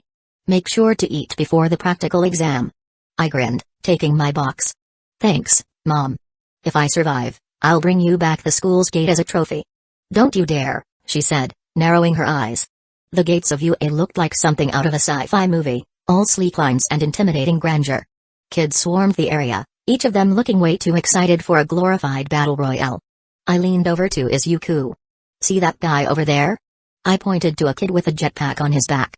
Bet he fails because he forgets to refuel. Ryu, stop, Isuku hissed. I spotted Bakugo a few yards away, surrounded by a couple of lackeys. He looked as smug as ever, which meant I couldn't resist. Hey, Boom Boom. I called out. Bakugo's head snapped toward me, eyes narrowing. What the hell do you want, Green 2.0? Just wanted to wish you luck, I said, smirking. You'll need it after I win the top spot. As we were about to enter the building, a girl caught my attention. She was standing nearby, adjusting the strap of her bag, looking a bit nervous but still radiating this down-to-earth charm. Her short brown hair framed her face, and her eyes had this kind of warm sparkle, like she was ready to take on the world but still wondering if the world would be kind back. I grabbed Isuku by the collar before he could make a beeline for the entrance, dragging him to a halt like the socially inept sack of anxiety he is. Ignoring his protests and the mild choking sounds, I sauntered over to the girl, plastering on my signature cocky grin. Hey there, beauty, I started, leaning just enough to get her attention without invading her space. Is your quirk an arrow? Because it just went straight through my heart the second I saw you. She blinked, clearly caught off guard. Then she giggled, covering her mouth with her hand. That's definitely an opening line. An opening line for an open heart, I shot back, tapping my chest. But hey, if it worked, I'll take it. Isuku, now free of my grip, stood behind me, looking like he wanted the earth to swallow him whole. Arrow. We're going to be late for the exam. The girl glanced at him, then back at me. Are you 2 brothers? Step brothers, I clarified, jerking a thumb at Isuku. I got all the charm, and he got. I paused, pretending to think. Well, let's just say he's really good at crying. No. Izuku's face turned bright red, his voice hitting that high-pitched squeak it always did when he was flustered. The girl laughed again, her nervousness visibly easing. Well, it's nice to meet you both. I'm here for the entrance exam too. Of course you are, I said smoothly. Because why wouldn't you want someone like you? I tilted my head, pretending to size her up. Let me guess, your quirk's got something to do with. I snapped my fingers. Gravity? Her eyes widened. How did you? Lucky guess, I lied, mentally patting myself on the back for pulling that one out of nowhere. The system had been annoyingly quiet for once, so I could only thank Analyze for the assist. Isuku, ever the oversharer, blurted, was really good at reading people. It's almost like a quirk. Almost, I agreed, leaning slightly closer to the girl. But enough about me. What's your name? You know, so I can cheer you on when we both inevitably pass. Okako Yuraraka, she said, offering a small bow. And good luck to you too. Both of you. I returned the bow with a mock salute. Don't need luck, Okako. I've got charm, skill, and a killer smile. But I'll take it anyway. Before I could add anything else, the loudspeakers crackled to life, calling all examinees to their assigned areas. Okako gave us a quick wave before hurrying off, leaving Izuku and me standing there. Izuku finally found his voice. Why do you do that? Do what? I asked innocently, heading toward the exam hall. Flirt with random girls. And make fun of me. I shrugged. Because it's fun? And you make it way too easy. Come on, let's get this over with before they start without us. Chapter 7, Robots. Inside the exam hall, President Mick's voice boomed over the crowd, explaining the rules for the practical exam. He was hyped up like a DJ at a rave, and honestly, it was impressive how he managed to keep that energy up without collapsing. As President Mick began the explanation, his voice echoed across the hall like he was hosting the world's loudest game show. Alright, listeners. Welcome to the UA entrance exam. The battlefield is set, the stakes are high, and it's time for you to prove you've got what it takes to be a hero. Isuku was already clutching his notebook, scribbling furiously like his life depended on it. I glanced around, half listening to Present Mix's spiel while also noticing some potential future heroes. A few stood out like some spiky-haired girl with an aggressive vibe, a pinkish girl with nice assets, and a couple of others who looked promising. Not bad, UA, not bad. In the practical exam, Present Mick continued, you'll be dispatched to a replica city where your mission is simple, dispatch as many villains as you can. Each villain you defeat will net you a certain number of points. The more points, the better your score. But watch out. If you're taken out, you're out. Got it? I caught Izuku's hand shaking as he wrote. You okay, Waterworks? I asked. He nodded, though he looked ready to pass out. I'm just trying to take everything in. Before I could mock him for over-preparing, Present Mick went on. There are 3 types of villains. 4 types, actually. The interruption came from a tall, bespectacled guy with the stiffest posture I'd ever seen. He shot out of his seat, one hand slicing the air like he was calling a penalty. The guide clearly states there are 4 types of villains. It's unbecoming of an esteemed institution like UA to make such an egregious oversight. The entire hall went silent for a beat, save for Present Mick's awkward chuckle. Yeah. I was just about to get to that. Thanks for the passionate input, kid. The spectacled stick-in-the-ass dude bowed stiffly and sat down, his face still a mask of self-righteous indignation. The system pinged in my vision. New quest, teach 4 eyes some manners, reward, skill unlock limit breaker. Oh, this was about to be spectacular. I leaned over to Izuku and whispered, watch this. I stretched obnoxiously, cracked my knuckles, and then raised my hand, voice dripping with bored amusement. Yo, Optimus Tryhard, I'm sorry, but did you just interrupt a professional hero mid-sentence to correct his script? Ida's head snapped toward me like I just insulted his ancestors. He adjusted his glasses with the intensity of a man about to recite the entire UA student handbook from memory. It is imperative to uphold the standards of an institution like UA, he declared, voice stiff enough to make a ruler jealous. I tilted my head. Right. Super important. Just like it's super important to shut the hell up and let people finish their sentences before you jump in like you're a malfunctioning spell checker. A few chuckles rippled through the class. Ida's eye twitched. This isn't about grammar, he insisted. It's about accuracy and professionalism, qualities expected of heroes. I leaned forward, resting my chin on my hand, eyes sparkling with pure, unfiltered menace. Oh, totally. Because nothing screams hero more than barging into a conversation like a Jehovah's Witness at 7 a.m. to remind everyone that grammar matters. More laughter. Even Present Mick looked like he was holding back a snort. Ida's jaw clenched. I was simply we get it, man, I interrupted, mimicking his stiff-ass posture. You wake up every morning, iron your soul along with your uniform, and get a hard-on for rules. But maybe, just maybe, you could save the TED Talk for an audience that gives a shit. Silence. Ida's face was turning red, but he didn't say a damn thing. Victory. Quest complete. Reward unlocked, skill limit breaker. A new notification popped up in my vision. Limit breaker, active. Unleash unparalleled power by increasing physical stats by 300%, but the longer this skill remains active, the more irreversible damage is done to your body, mind, and soul, with death as the final consequence upon deactivation. Not bad. I grinned to myself as Present Mick finally moved on, explaining the point values for each type of villain. The crowd's attention shifted back to the exam, but I could still feel Glass's guy's glare boring into the back of my head. Whatever. He would thank me later when he realized chill was an important part of being a hero. Now, remember. Present Mick wrapped up. There's one special type of villain worth 0 points. It's big, bad, and best avoided unless you're looking for a fight you can't win. Good luck out there, listeners. The room buzzed with nervous excitement as everyone began filing out toward the exam zones. I followed Isuku, who looked like he was one bad pep talk away from passing out. You've got this, I told him. Just don't trip over your own feet, and you'll be fine. He nodded, though his grip on his notebook was still white-knuckled. I'll do my best. As we reached the entrance to our assigned zones, a familiar face appeared, Okako Uraraka. She gave us a quick wave and jogged over. Hey, good luck, you too. Same to you, I said with a grin. Try not to show off too much, alright? I would hate to see the judges get distracted. She laughed, shaking her head. You're something else. Isuku looked like he wanted to crawl into a hole, so I gave him a nudge. Say something, Waterworks. She's not going to bite. Gee, good luck. He stammered, bowing so low I thought he might snap his spine. Okako giggled and waved as she headed to her starting point. I smirked at Isuku. Smooth as ever. I was assigned to a different division than Isuku, so we ended up splitting off as the massive crowd funneled toward their respective gates. Walking through mine, I took in the sight of the fake city sprawled before us. The design was straight out of some disaster movie, all carefully crafted chaos. I cracked my knuckles, smirking at the thought of breaking stuff guilt-free. Just ahead, I spotted the pink girl I had noticed earlier. She was leaning casually against a lamppost, stretching like this whole thing was a warm-up session. Yeah, she was definitely standing out, but not for the I am trying too hard reasons some of these other newbies had going on. I strode up without hesitation and grinned. Hey, girl. Did you blush seeing me, or are you this beautiful all the time? She blinked, clearly caught off guard, then smirked. Depends.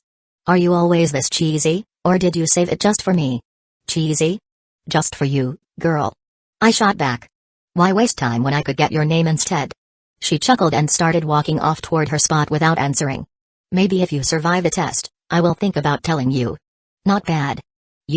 Not bad. Present Mick's voice snapped me back to the main event. Alright, listeners. There is no such thing as a countdown in a real battle. What are you all waiting for? Move, move, move. New quest alert, conquer the UA entrance exam. Objective, prove your worth at UA high by scoring high in the practical exam.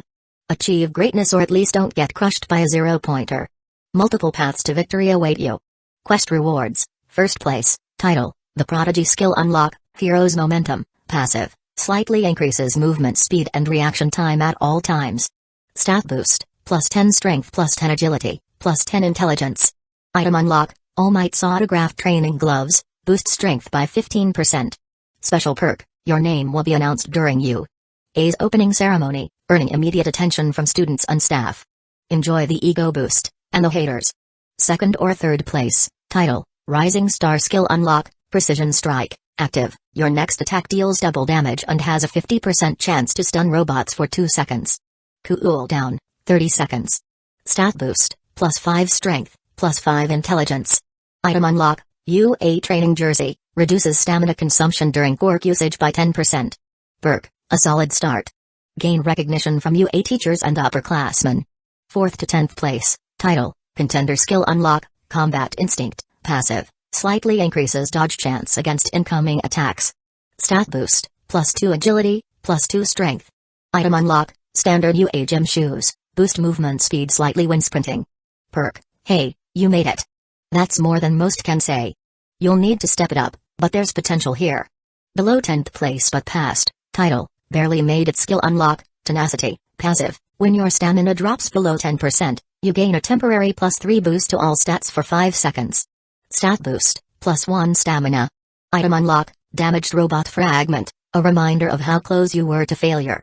Absolutely useless, but hey, cool paperweight. Perk, you passed. That's it.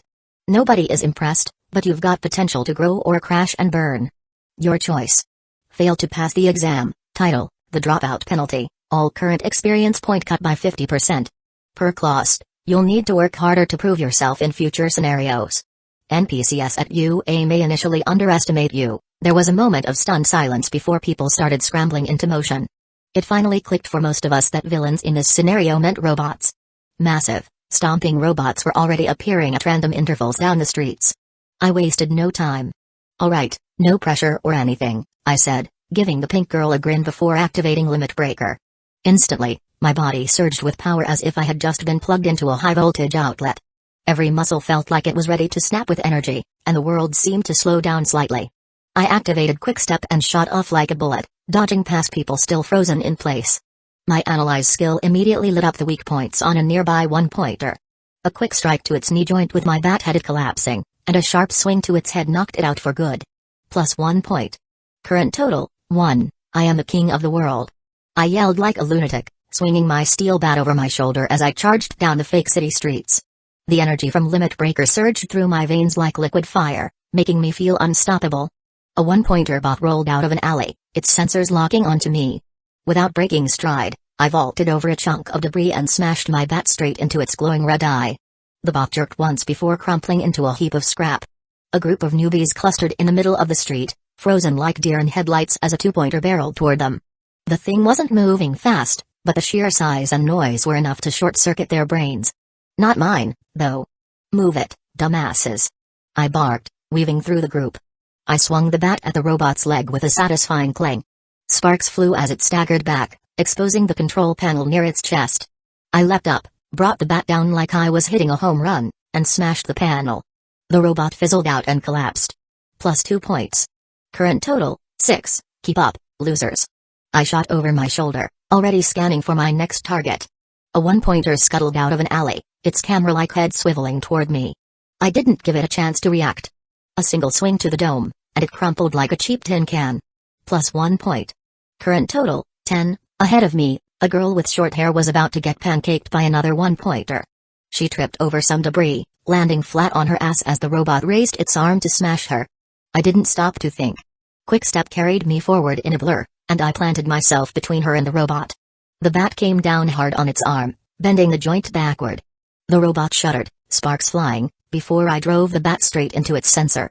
+1 point. Current total, 15, the girl blinked at me, clearly stunned.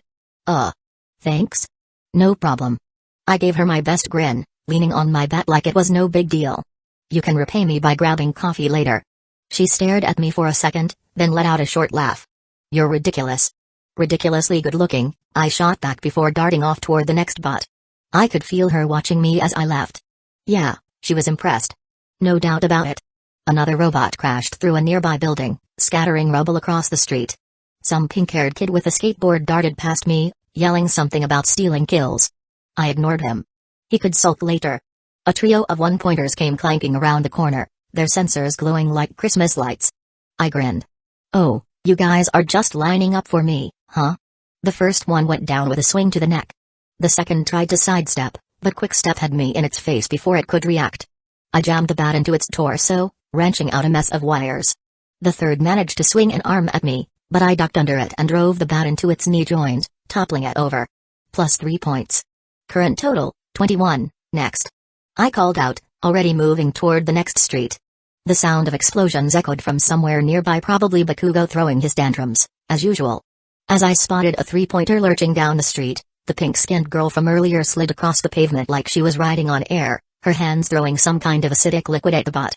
The robot's head sizzled and popped, melting into a gooey mess. She stood up and gave me a quick smirk, wiping her palms on her thighs like it was just another day. Hey, that is KS. I called out, swinging my bat onto my shoulder as I jogged toward her. She tilted her head, pretending not to know what I meant. KS. Kill steal, obviously, I said, pointing the bat at the hunk of melting scrap. You think HASA gives you an all-access pass to steal points? She shrugged, already walking off. You snooze, you lose. Try being faster next time. I clicked my tongue but didn't bother chasing after her. Fine. She wanted to play that game? I would just have to rack up enough points to make her look like a warm-up act. As I rounded a corner, I heard screaming like real, proper screaming, not the excited kind. Some girl was pinned under a chunk of debris while a one-pointer crept toward her. She kicked her legs, but the robot was relentless, its arm raised to smash down on her like a gavel. Damsel in distress, huh? My lucky day, I muttered, activating Quickstep. The world blurred slightly as I closed the distance in seconds, my steel bat swinging hard against the bot's side. The metal crunched as it toppled over, one arm sparking uselessly. A quick smash to its head finished the job. +1 point. Current total, 26. Hey, you good? I asked, grabbing the chunk of debris and pushing it off the girl. She scrambled to her feet, dusting herself off. Yeah, thanks. That was close. I grinned, leaning on my bat. Close calls are my specialty. If you really want to thank me, though, dinner works. She blinked, then laughed nervously. Maybe after the exam? I'll hold you to that, I said, already scanning for my next target. A one-pointer burst through a window ahead, glass raining down as it scanned the street. Before it could lock onto me, someone darted past a kid on a skateboard, yelling at the top of his lungs. Out of the way. That one's mine. I watched as he kicked off the ground and launched himself into the air, flipping the board over to smack the robot in the head. It staggered, but before he could finish it off, I was already there, driving my bat into its chest. The bot crumpled, sparking as its core gave out. +1 point. Current total, 29, hey. The skateboard kid yelled, landing in a crouch. That was my kill. I shrugged, twirling the bat lazily. Finders keepers. Yui looked like he was about to start a whole argument, but another bot appeared, and he skated off, muttering under his breath. Not good, man. I am slow. At this rate, I will not make it. How long have I been using Limit Breaker system? I asked, sprinting past another group of 0-pointers as they crumbled behind me like busted pinatas. 4 minutes and 12 seconds. Give or take. You are doing great, buddy. Really pushing that whole live fast, die young agenda, super helpful, I muttered, ignoring the surging power in my muscles. The effects of Limit Breaker felt like a sugar rush cranked up to 11. Just a friendly reminder, the longer you keep this up, the closer you get to dropping dead. May I suggest deactivating Near Recovery Girl? Or a cemetery? Both work. Wow. Inspirational. Thanks. Shit. I called out as I saw a girl about to get flattened. Me no likey flatty girls. A massive 0-pointer barreled toward her, its mechanical limbs swinging like it was trying to clock in for overtime destruction. The girl was scrambling backward, tripping over debris. 0-pointers were pure nightmare fuel, big, bad, and built to ruin your day. No points, no glory, just pure chaos on wheels. And I had about as much chance of beating it as a virgin does of getting a date. I activated Quick Step and bolted toward her, weaving through the street like my life or hers depended on it. The giant bot's shadow loomed over her, and she froze like a deer in headlights. Perfect? Just what I needed, a frozen damsel and a death machine. Move. I yelled, but her brain was clearly buffering. The 0-pointer's arm came down like a steel guillotine. I dove, hooking an arm around her waist and yanking her out of the way just as the ground cracked where she'd been sitting. You wanna die? No? Then get up. I snapped, dragging her to her feet as the bot recalibrated its aim. She stumbled, her legs still spaghetti. I no time for that. I barked, shoving her ahead. Another swing came crashing down, missing us by inches. Dust kicked up everywhere, and my lungs were already cursing me for trying to play hero. The 0-pointer's head swiveled, locking onto me now. Of course, it would. Why squash one civilian when you can stomp the annoying idiot playing savior? Yeah, great, let me just file a complaint with tech support, I muttered, grabbing a chunk of rubble and chucking it at the bot's face. Not my brightest idea. The rock bounced off with a sad clink, and now it looked mad, as mad as a giant robot with no emotions could look. Run. I shouted at the girl, shoving her toward an alley. She hesitated, her survival instincts still on dial-up speed. You too. She shouted back. Oh, cute, she thought I was being self-sacrificial. Adorable. The bot's arm swung again. I quick-stepped to the side, narrowly dodging what was basically a building-sized wrecking ball. The girl finally got the memo and bolted toward the alley. The bot's sensors tracked her for a moment before snapping back to me. Guess I had its full attention now. Alright, big guy, I muttered, backing up. Let's play a little game called Don't Kill Me. Rules are simple, I run, you suck. Chapter 8, lol, cheat. The bot lunged, and I quick-stepped again, barely avoiding a steel foot the size of a car. My legs were already screaming at me to stop, but the adrenaline and the giant murder machine kept me moving. I darted around the corner, hoping to lose it. Nope. The thing smashed through the building like it was made of wet cardboard. Dust and debris rained down as I sprinted, ducking under chunks of fallen concrete. You're really dedicated, huh? I called over my shoulder, like it could hear me. Another swing came down, ripping apart the pavement just behind me. Ever think about taking up yoga? Maybe chill out a bit? The alley ahead was a dead end. Fantastic. I turned to face the 0-pointer, my brain working overtime to come up with a plan that didn't involve me becoming street pizza. The bot paused, its sensors whirring as it calculated its next move. Alright, listen, I said, pointing my bat at it like that would do anything. You don't want to do this. I'm like a nobody. Barely worth the energy. Think about it. It didn't think about it. The arm came down again, and I quick-stepped at the last second, the bat swinging up instinctively to smack the side of its head. It did absolutely nothing, but hey, at least I tried. The bot hesitated, its sensors flickering for a moment. Then it lunged again, faster this time. My quick step was barely keeping me ahead of its attacks, and the cooldown was starting to kick in. My stamina bar was flashing in the corner of my vision, a big neon sign screaming, "You're screwed." System. I shouted. Any bright ideas? Oh, sure. Just try dying less. Wow, thanks. Super helpful, I snapped, diving behind a pile of debris as the bot's arm crashed down, sending chunks of concrete flying everywhere. You could always try. Running away more effectively. Great advice, man. How do you come up with these shit? I muttered, scanning the alley for anything useful. Nothing. Just more rubble and a dumpster that looked like it had seen better days. The 0-pointer's shadow loomed over me again. No more quick step. No more dodges. My legs felt like jelly, and my lungs were about to go on strike. "Alright, you win," I muttered, gripping the bat tightly. "But I'm going down swinging." The bot's arm raised one last time, ready to end me. I braced myself, every muscle screaming in protest. "And then the test is over." Present Mick called out, his voice blasting through the speakers like a siren that couldn't decide between celebration or shutdown. I slumped to the ground as the giant fist stopped right in front of my face, so close I could have kissed it. Not that I wanted to. "Fuck you too, robot," I muttered, flipping it off.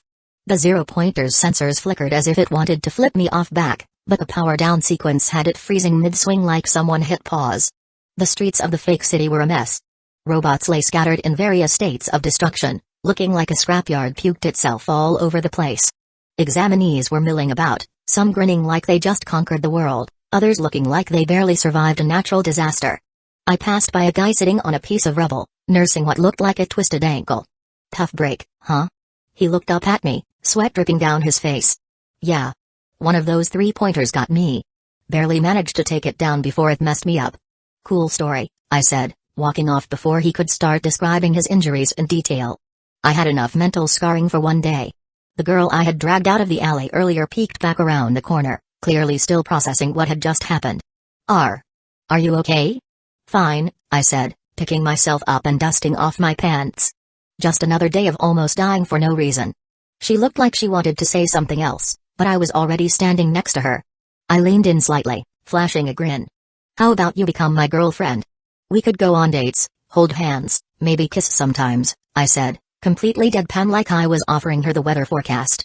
Her face immediately turned bright red, and without a word, she spun around and bolted like I had just proposed marriage instead of a casual relationship. "Good talk," I called after her, watching as she disappeared around the corner. Someone behind me let out a laugh. "You seriously just dropped that on her?" I shrugged. "What? You miss 100% of the shots you don't take." The infirmary smelled like disinfectant and regret, a combination I was starting to get used to with Izuku's track record. He was sitting on a cot, cradling his arm, which were all kinds of purple. It looked like he had gone 10 rounds with a cement mixer and lost every single one of them. "What the hell happened to you?" I asked, leaning against the doorframe. Izuku flinched at my voice, then tried to sit up straighter like he wasn't currently resembling a squished grape. "Oh, I broke my arm." "No shit, Sherlock," I said, walking over. "I meant, how did you manage to break it so badly? Did you jump in front of a train?" He looked down, his hands trembling slightly. "I destroyed a zero-pointer." I blinked. "You what?" There was a girl," he said, his voice trailing off like he was trying to piece it together himself. "The girl from before. She was stuck under some rubble. The zero-pointer was about to crush her, so you destroyed it," I finished for him. I stared at him, trying to process what he had just said. "How?" Izuku didn't answer right away. His grip on his ruined arms tightened like he was holding back something. "My foolish brother, we both know you've been training with All Might, but you're not that strong yet. There's no way you could have pulled this off without." I narrowed my eyes, and the system immediately flared to life in my vision. "Analyze." A flood of information about Izuku popped up in front of me, the usual stats, skills, and attributes. Except now, there was something new, something that hadn't been there the last time I checked. Quirk, one for all, inherited. Description, a power passed down from hero to successor. Grants immense strength, speed, and durability when activated. Currently at 0% mastery. "Lol, your brother is a loser, you've got to be kidding me," I muttered under my breath. Izuku glanced up at me, his face pale. What?" I waved a hand dismissively, the system screen disappearing from my view. "Nothing." "Did you awaken a Quirk or what?" Izuku froze for a second, clearly caught off guard. He shifted uncomfortably, avoiding my eyes. "Same goes for you, right?" His voice was quiet but steady. I nodded, leaning casually against the doorway. "True." Before either of us could say more, the door opened with a faint creak, and Recovery Girl waddled in, muttering under her breath. "Honestly, you kids have the self-preservation instincts of lemmings." She pulled a chair over with her cane, setting her medical bag on the small table nearby. Izuku looked down at his mangled arms, clearly not sure what to say. I decided to jump in, crossing my arms. Maybe he's trying to set a record for most injuries in 1 week. Recovery Girl shot me a pointed look. "And you? How many bruises are you hiding under that tough guy act? Or do I need to check you next?" I shrugged. "I am fine." Just here to make sure Waterworks doesn't die before the school year starts. She sighed, turning her attention to Isuku. This quirk of yours is more dangerous to you than it is to anyone else. Using it like this without proper control is only going to end one way, with you in a hospital bed. Or worse. Isuku winced but nodded. I couldn't just stand there and do nothing. Recovery girl frowned, pulling out some kind of ointment and starting to apply it to his arms. And I am sure the girl you saved is grateful, but you need to understand your limits. Right now, your quirk is a loaded gun with no safety. You are lucky you did not shatter every bone in your body. I watched as she worked, her hands surprisingly steady for someone her age. She muttered something about reckless boys under her breath as she kissed Isuku, before finally glancing back at me. And you? Did you do anything stupid today? Define stupid, I said, smirking. She raised an eyebrow. You look like you ran a marathon through a junkyard. I'll take that as a yes. Hey, I am still standing, I replied. That counts for something, right? Recovery girl rolled her eyes, clearly not in the mood for my bullshit. She finished with Izuku's arms, tapping him lightly on the shoulder. You are done for now. But you are not off the hook. If I see you like this again, boy, we are going to have a long talk about whether you are cut out for hero work. Izuku nodded again, his gaze fixed on the floor. I understand. Good, Recovery girl said, packing up her bag. She turned to me, pointing her cane like it was a sword. And you, she said, narrowing her eyes, come and get your kiss. I tilted my head, biting back the urge to smirk too wide. At least take me to dinner first, I said, stepping closer. She didn't even flinch. Oh, don't flatter yourself. You're about 20 years too young and 50 IQ points too short. Fair, I replied, leaning in for the inevitable beck. Her lips barely touched my forehead before that warm, suffocating wave of exhaustion hit like I'd been body slammed by a mattress. My knees almost gave out, but I gritted my teeth and stayed upright. Barely. You sure this is legal? I muttered. You're still alive, aren't you? She shot back, already walking away. Be grateful, or next time I'll use the cane on your head. Appreciate the concern, I called after her. No response. Tough crowd. Isuku stood up from the cot, wobbling like a drunk flamingo. Thank you, recovery girl. He stammered, bowing so low I thought he might collapse right there. The old woman waved him off with a grunt before disappearing out the door. I sighed, slinging an arm around his shoulder to keep him steady as we walked out. You keep doing this break every bone in your body thing, and I'm charging a babysitting fee. He smiled weakly. Sorry. Don't apologize to me, Waterworks. Apologize to whoever has to stitch your ass back together next time. Let's go. I led him out of the infirmary and down the hall. As we left the campus, Isuku kept glancing at me like he wanted to say something but couldn't figure out how. I ignored it, focusing on not keeling over before we reached home. When we finally got back to the house, Isuku dragged himself upstairs without a word, looking like he had just lost a bar fight with a cement truck. I didn't bother saying anything as he trudged off. The guy could barely walk in a straight line, so whatever he was thinking about could wait. I collapsed face first onto the couch, kicking my shoes off haphazardly. The cushions groaned under me like they were protesting my existence, but I didn't care. My body felt like it had been through a wood chipper, yet there was still this buzzing energy coursing through me. Limit breaker was still active, and it was like being stuck halfway between being drunk and having a sugar rush. It was addictive. Dangerous. And I loved every second of it. The system decided now was the time to pop in like an uninvited guest at a funeral. Congratulations. You survived the day. Want a gold star? Oh wait, you forgot to turn off limit breaker. Enjoy the long-term consequences, dumbass. Yeah, I muttered into the couch cushion. I know I'm still juiced up. Thanks for the reminder, Captain Obvious. Just a reminder that your muscles, organs, and probably what little brain cells you have left will be systematically wrecked the second you deactivate. But you do you, King. I turned my head to the side and grinned. Easy. I will never deactivate limit breaker until the day I die. Chapter 9, Thief. The system paused. The silence was deafening, like it was actually trying to process my level of stupidity. You know that's not a flex, right? That's just a faster way to hit the game over screen. I jumped up, smirking like I had just outsmarted the world. The skill says I'll suffer consequences after deactivation. So, here's the plan, I'll never deactivate it. The system paused, like it was recalibrating after being hit by the dumbest idea it had ever encountered.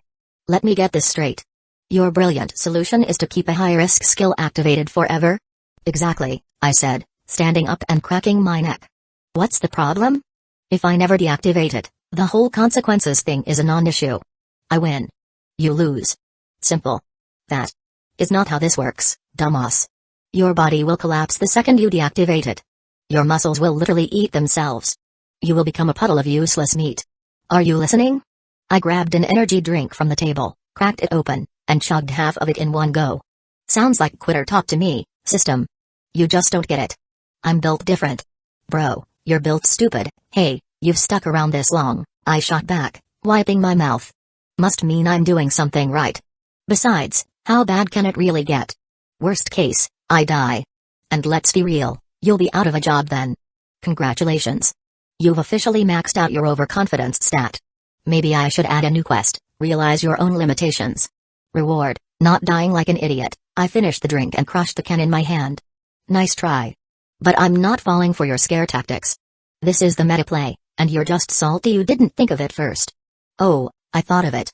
Then I realized it was so dumb, I didn't even bother bringing it up. But here you are, making it your entire personality. Someone's a little cranky today, I muttered, tossing the can toward the trash. It bounced off the rim and landed on the floor. Alright, fine, maybe not entirely built different. Finally. Self-awareness. A rare occurrence in the wild. It is dangerous out there, take this with you, +1 intelligence, bastard. I groaned, that was a good one. Well, no matter. I found a loophole. I won't deactivate limit breaker, no side effects, no consequences.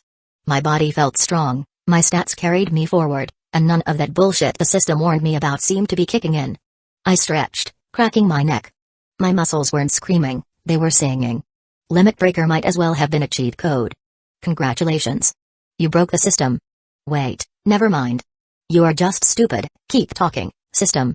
You are starting to sound jealous, I muttered, throwing on a clean shirt.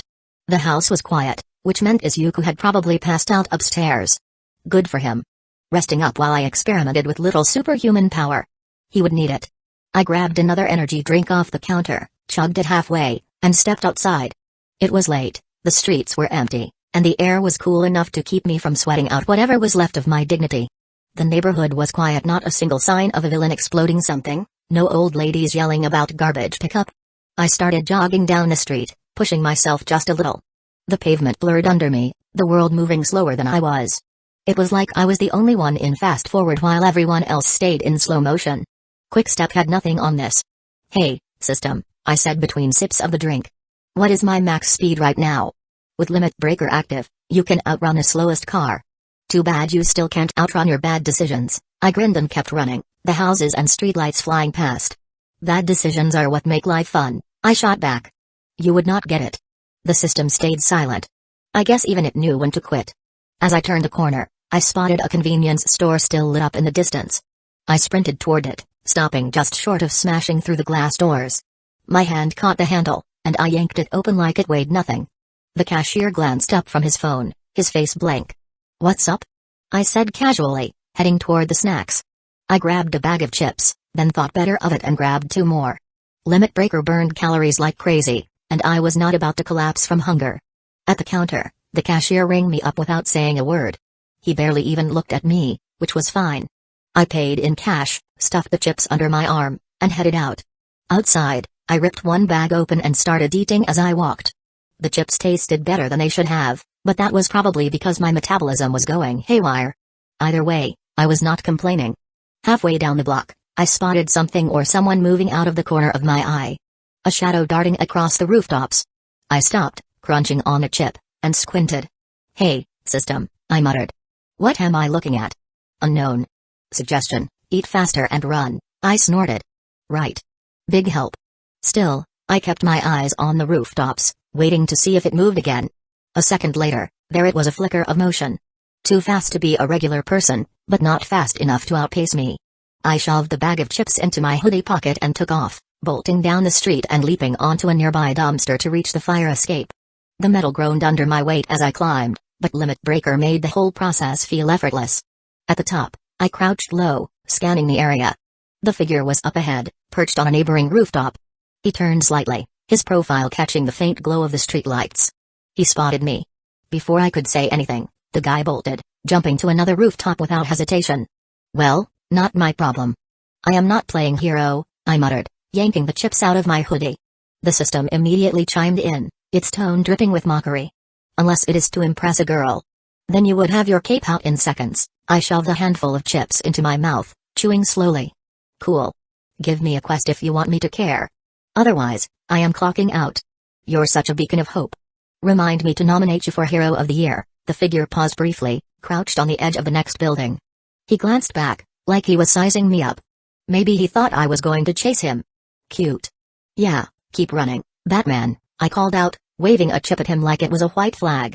The guy turned away, leaping off the roof and disappearing into the shadows. Whatever. If he wanted to do Parker in the middle of the night, good for him. I had chips and enough energy left to ignore his drama. System, what are the odds that guy is worth following? I asked, popping another chip into my mouth. About as high as your luck stat. So. Almost 0, exactly, I said, brushing crumbs off my hoodie. Still, I walked to the edge of the rooftop and looked in the direction he had gone. There was a faint noise in the distance, like something heavy scraping against concrete. The night air carried the faint sound of movement fast and erratic. He was definitely in a hurry. Can you keep tabs on him? Does this look like a tracking app? You are on your own, Chief, then no thanks. I turned away, making my way back down the fire escape. The metal rattled under my feet as I hopped the last few steps, landing back on the empty street. As I walked, the faint sound of a struggle caught my attention, metal clanging against something solid, then muffled grunts. My feet slowed instinctively, and I glanced toward an alley up ahead. Oh, no. Don't tell me you are curious now. You know where that leads, right?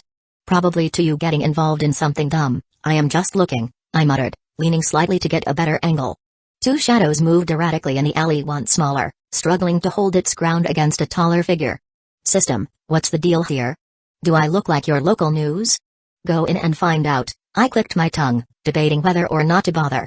Then the smaller figure was slammed into the wall, a faint yelp escaping as they crumpled to the ground. Shit, I muttered, tossing the chip bag onto a nearby ledge. Fine, fine. Let's play. The taller figure didn't notice me approaching, too busy rummaging through the smaller person's bag. He muttered something, but I wasn't close enough to hear. As I approached, I noticed something. Wait. That was a woman. Someone dared to frighten a woman in my neighborhood? Not happening. I kept my steps light, slipping into the alley without the guy noticing. He was too busy rummaging through her bag like some low-tier video game thug. The woman sat slumped against the wall, her hands pressed to her side. The big guy grunted something under his breath, but I wasn't about to stand there and take notes. I sneaked up behind him, gripping my steel bat tightly. No need for dramatic speeches, this guy wasn't worth wasting words on. The bat came down hard on his shoulder. He stumbled forward with a yelp, spinning around to face me. What the fuck, man? He barked, clutching his shoulder.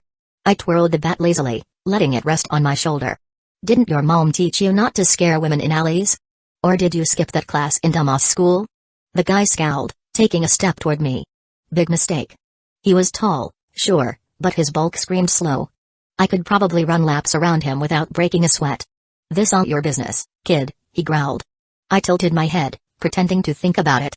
Oh, I don't know. A lady getting mugged in my neighborhood? Feels pretty personal to me. He swung at me, but his movements were as predictable as a cheap soap opera. I stepped to the side, letting his fist sail past. Before he could recover, the bat smashed into his ribs with a satisfying crack. The guy staggered back, wheezing. You little careful, I cut in, pointing the bat at him. You're about to get a matching set of bruises if you keep this up. He lunged again, and this time I didn't bother dodging. Instead, I stepped in close, swinging the bat up into his jaw. The impact made a dull thud, and he crumpled like a stack of wet cardboard. The alley went quiet except for his groaning. I crouched down next to the guy, tapping the bat against the ground, watching him try and decide if he wanted to keep breathing or make another dumb decision. For now, it seemed like he picked breathing. Smart guy. I pulled out my phone and dialed the cops, keeping my eyes on him.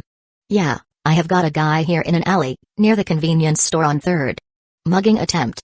Yeah, he is still alive. Barely. I hung up and slipped the phone back into my pocket, tapping the bat against my palm now. The cops will be here soon. If I were you, I would spend that time reflecting on your life choices. Or, practicing your apologies for dropping the soap. He grumbled something under his breath, but his face stayed firmly planted on the pavement. Not my problem anymore. Chapter 10, When I stood up, turning toward the woman still slumped against the wall. She had pulled herself upright but was leaning heavily, one hand pressed against her ribs. I walked over, slipping the bat into the loop on my belt. "Can you stand?" I asked, offering a hand. "Or are you planning to stick around for his second wind?" She glanced at me, her dark hair a little messy from whatever scuffle they had, but her eyes sharp enough to suggest she wasn't the type to fall apart easily. She hesitated before taking my hand, and I pulled her up in one quick motion. "Thanks," she said, brushing herself off and wincing slightly. "Didn't think anyone would show up." "Well, if you are going to get mugged, you might as well do it in my neighborhood. I am basically the local pest control for assholes." I gave her a quick look over. "You good? Not missing any important organs?" "I think I will live," she said, cracking a faint smile. "Though my pride might be bruised." "Pride is overrated. Nobody's mugging that." I nodded toward the guy on the ground, who was still making pathetic groaning noises. "This guy, though? Probably gonna have a rough night explaining this to his friends." She let out a short laugh, then winced again, holding her side. "Great. Laughed too hard. Now I am broken. Guess I am gonna have to carry you, huh?" I said, raising an eyebrow. "Unless you want to hobble out of here on your own." She rolled her eyes but didn't argue when I slipped an arm around her shoulders to steady her. "You really know how to make a girl feel helpless." "Helpless? Nah. You could probably take me in a fair fight," I said. "But, you know, I don't really fight fair." "That so?" she asked, side-eyeing me. "Is that bat your secret weapon?" I grinned. "The bat? No, that is just for the aesthetic. My real weapon is my sparkling personality. But you probably picked up on that already." "Sparkling, huh?" she said, her tone dry. "Sure. Let us go with that." I stopped, letting her lean against the light pole while I pulled out my phone again. The cops would take a few minutes, so I figured I might as well keep things interesting. "So," I said, leaning casually against the pole beside her, "what is your name, anyway? Or do I just call you mugging victim number 7? She looked at me like she was debating whether to answer. "Keiko," she said finally. "And you are?" "I am Caldro," I said. "But you can call me anytime." I handed her my phone. "Put your number in. If you ever find yourself getting mugged again, I might as well make this a subscription service." Keiko raised an eyebrow but took the phone. "Wow, what a hero. Do I get a free trial, or do you start charging right away?" "That depends. Are you the kind of client who tips?" She tapped at the screen, her other hand still resting against her ribs. "You're really laying it on thick, huh? This your usual routine?" I glanced at the guy on the ground, who had finally stopped groaning and was trying not to move too much. "Only with Vips. You're lucky. Usually, I just let the cops handle this kind of trash." Keiko handed the phone back, her lips quirking slightly. "Well, thanks for making the exception." I slipped the phone into my pocket, giving her a small shrug. What can I say? I'm a sucker for a damsel in distress. Even if she's a little rough around the edges. "Rough around the edges?" she asked, raising an eyebrow again. That's bold coming from the guy wearing a hoodie with a hole in it. I glanced at the small tear near my sleeve. "This isn't just a hoodie. This is vintage streetwear. You wouldn't understand." "Oh, my bad," she said, deadpan. "Didn't realize I was in the presence of a fashion icon."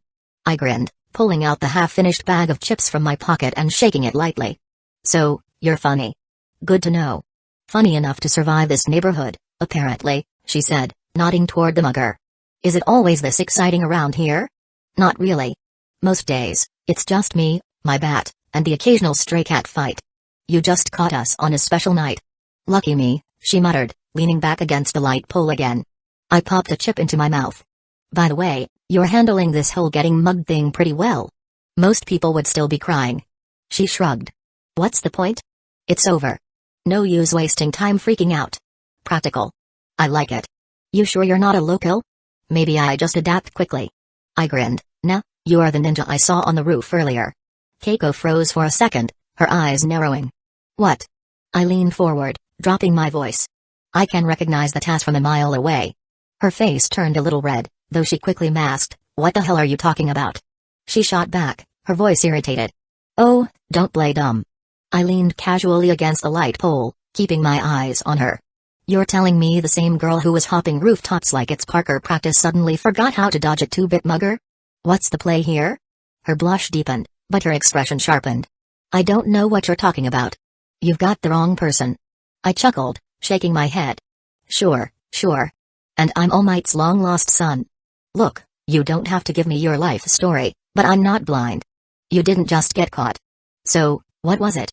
Laying low? Baiting the guy? Or are you just really bad at multitasking? She shifted her weight, her hand still resting against her ribs. Why do you care? You saved me, didn't you? Call it a day and move on. I tilted my head, watching her carefully. You're not answering the question. She met my gaze, clearly debating whether to argue or bail. Finally, she exhaled and looked away. It's none of your business. I smirked, tapping the bat lightly against the ground. You're right. It's not. But you don't seem like the damsel in distress type, and I'm curious. So, humor me. Before she could answer, police sirens rang out, cutting through the quiet. Keiko's gaze flicked toward the street, her body tensing as if she was about to bolt. I raised a hand, cutting off whatever dumb excuse she was about to spit out. You know what? I don't really care, Keiko, if that's even your real name. I pointed toward the approaching lights. Let the cops take your statement. Let them drop you off at your house, or wherever the hell you came from, and we'll call it a night. Oh, and while you're at it, make sure you tell them I stepped in because your life was in actual danger. I don't need my ass lit on fire for violating hero code. I am underage and rocking no license. Keiko shot me a look somewhere between annoyance and confusion, but she stayed quiet. Good. I wasn't in the mood for a debate. The sirens grew louder as a patrol car screeched to a stop at the alley entrance. 2 officers stepped out, one older with a tired face, the other younger and looking like he just seen his first mugging, perfect pair for the job. The older cop walked toward us, his hand resting on the holster at his hip like we were about to throw hands. All right, what's going on here? I gestured toward the guy on the ground, who was still groaning like he'd been hit by a truck. This asshole tried mugging her. I stepped in. He's all yours now. The younger cop glanced between me, Keiko, and the guy on the ground, his eyebrows climbing higher with every second. You took him down by yourself? Yeah, I said, brushing some dirt off my hoodie. Not exactly hard when a guy moves like a fridge on wheels. The older cop crouched by the mugger, checking him over. He's breathing, he muttered, more to himself than anyone else. He turned his gaze back to me, his expression unreadable. You've got a pre-license? I shook my head. No, sir. Just a concerned citizen with a bat. The older cop stared at me for a second, his face blank. Concerned citizen, huh? And that bat just happened to be with you? I shrugged, tapping the bat lightly against my palm. It's a dangerous neighborhood. Better safe than sorry. Keiko glanced at me, but she didn't say anything. Smart girl. The younger cop pointed his flashlight at the guy still on the ground. He's not getting up anytime soon. What happened to him? I gestured toward the bat. Had a disagreement with this. He lost. The older cop rubbed the bridge of his nose, clearly unimpressed. You realize vigilantism is a crime, right? What you did could get you into serious trouble. Right. I nodded. Next time, I'll let him mug her in peace. My bad. Keiko let out a faint snort, quickly covering her mouth. The older cop gave her a look but didn't comment. Kid, this isn't a joke, he said, turning back to me. You should have called us first. Sure, and while I'm on hold, she gets stabbed. Great plan.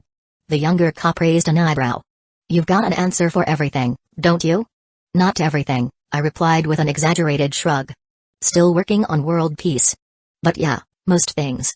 Seeing their faces, I added, seriously though. I know my laws. Article whatever, section blah blah self-defense. No quirk usage, no unnecessary violence, no murder. I stopped him from hurting her and didn't leave him in pieces. Pretty sure that checks out. I leaned the bat on my shoulder for emphasis. You're welcome. The older cop looked at me, clearly deciding whether to argue or not. You think you're clever, huh? Not particularly. Just observant, I said. If you're gonna book me, let's get it over with. Otherwise, I've got snacks waiting. The younger cop glanced at the mugger still groaning on the ground. It's true. The guy's conscious, no serious injuries. Doesn't look like he used a quirk. The older one sighed and pinched the bridge of his nose. Still doesn't make this a free pass, kid. Vigilantism's a gray area, even if you're just passing by. Next time, call us first. I shrugged. Sure thing. Call cops, watch criminal kill victim, and do nothing. Sure. Keiko raised an eyebrow but stayed quiet, watching the exchange like it was a mildly entertaining soap opera. The younger cop crouched by the mugger, checked his pockets, and pulled out a switchblade. He held it up. He was armed. That helps his story. Yeah, no shit, I said. What did you think he was gonna do? Ask politely. Excuse me, miss, can I have your wallet and maybe a kidney? Come on. The older cop didn't look amused. Watch your mouth. Sure, officer, I replied, holding up my hands mockingly. I'll be super respectful next time I'm accused of helping innocents. The younger one stifled a smirk, then cleared his throat. We'll take it from here. Miss, do you need medical attention? Keiko shook her head. I'm fine. Alright, the older cop said, clearly done with my attitude. He looked at me. We'll let it slide this time, but don't push your luck. Noted, I said as the cops started taking her statement. Be careful, miss. These areas are dangerous. Without waiting for a response, I turned on my heel and walked off. Phew. They didn't take my credentials. Probably the old cop recognized me from that day with Mount Lady. He was there, after all. I guess I got lucky. Time to head home. I should grab Mom some wine on the way, or she'll chew my ear off for being out this long. The convenience store's neon sign blinked in the distance, a bright open 24 out of 7 inches glowing like a beacon. I slipped inside, the bell above the door giving a lazy jingle as I headed straight for the wine section. The clerk barely glanced up from his phone, the same guy from earlier, still scrolling through whatever app had him hooked. I grabbed a cheap bottle of red wine and walked to the counter, tossing it on top along with a pack of gum. This, please. The clerk scanned the items, finally sparing me a glance. You look like you had a night. Yeah, well, I'm not exactly out for fun, I said, pulling some cash from my pocket. Just trying to survive long enough to get yelled at by my mom. You know how it is. He snorted faintly, bagged my stuff, and handed it over without much ceremony. Good luck with that. Thanks, I said, grabbing the bag. The guy paused mid-scroll, his eyes narrowing. Wait, how old are you? Shit. Without missing a beat, I turned on my heel and bolted out the door. The bell jingled violently as it slammed shut behind me, and I could hear the clerk yelling something about ids. Whatever. The idiot should have asked before handing me the wine. Rookie mistake.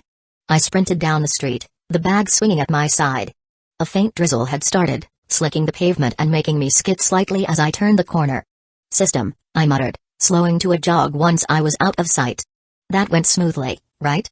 Textbook. Truly inspiring. Let's hope the cops aren't on their way. Again, relax, I said, ducking into an alley to catch my breath. He probably didn't even see my face properly. What's he gonna do, file a report? Yeah, officer, this kid bought wine and ran off like a jackass. Real crime of the century. You're a menace. What's next? Shoplifting? Don't tempt me, I muttered, pulling the wine out of the bag to make sure it survived the escape. Good, no cracks. Mom wasn't going to strangle me tonight. Probably. The rain picked up, turning the drizzle into a steady patter. Great. Now I have to explain why I looked like a drowned rat when I got home. Good thing you're already used to people thinking you're a mess, har har, I muttered, stepping out of the alley and into the rain. The streets were mostly empty now, just the occasional car splashing through puddles. I pulled my hoodie tighter around me, not that it did much against the rain. Still, the cool air felt good after the chaos of the day. As I walked, the system chimed in again, its tone annoyingly smug. New quest alert, Smuggler's Run. Objective, successfully deliver contraband wine without getting caught. Reward, your mom's appreciation. Failure, -5 self-respect. Wow, thanks for the support, I muttered, quickening my pace. The faster I got home, the less chance there was of running into someone who actually cared about underage drinking laws. Not that it mattered. I wasn't planning to drink it. The wine was strictly a peace offering. A car sped past, hitting a puddle and sending a wave of dirty water splashing onto the sidewalk. I sidestepped just in time, shooting the driver a glare. Asshole. Almost got you there. Maybe next time, aim for the ditch. You're really on a roll tonight, I said, cutting through a side street to shave some time off the walk. By the time I arrived home, Mom was sitting at the table, eating alone. That asshole Isuku must have been snoring away upstairs, leaving her eat all by herself. I shrugged off my soaked hoodie, dropping it onto a chair near the door. Water splattered onto the floor, but I would deal with that later. Hi, Mom. I said, walking toward her. She glanced up from her plate, raising an eyebrow as her fork hovered midair. What the hell happened to you? Did you take a swim on the way home? Got caught in the rain, I said, holding up the bag with the wine. But hey, I brought you something. She eyed the bag suspiciously, setting her fork down. What's in there? And don't tell me it's junk food again. Nope.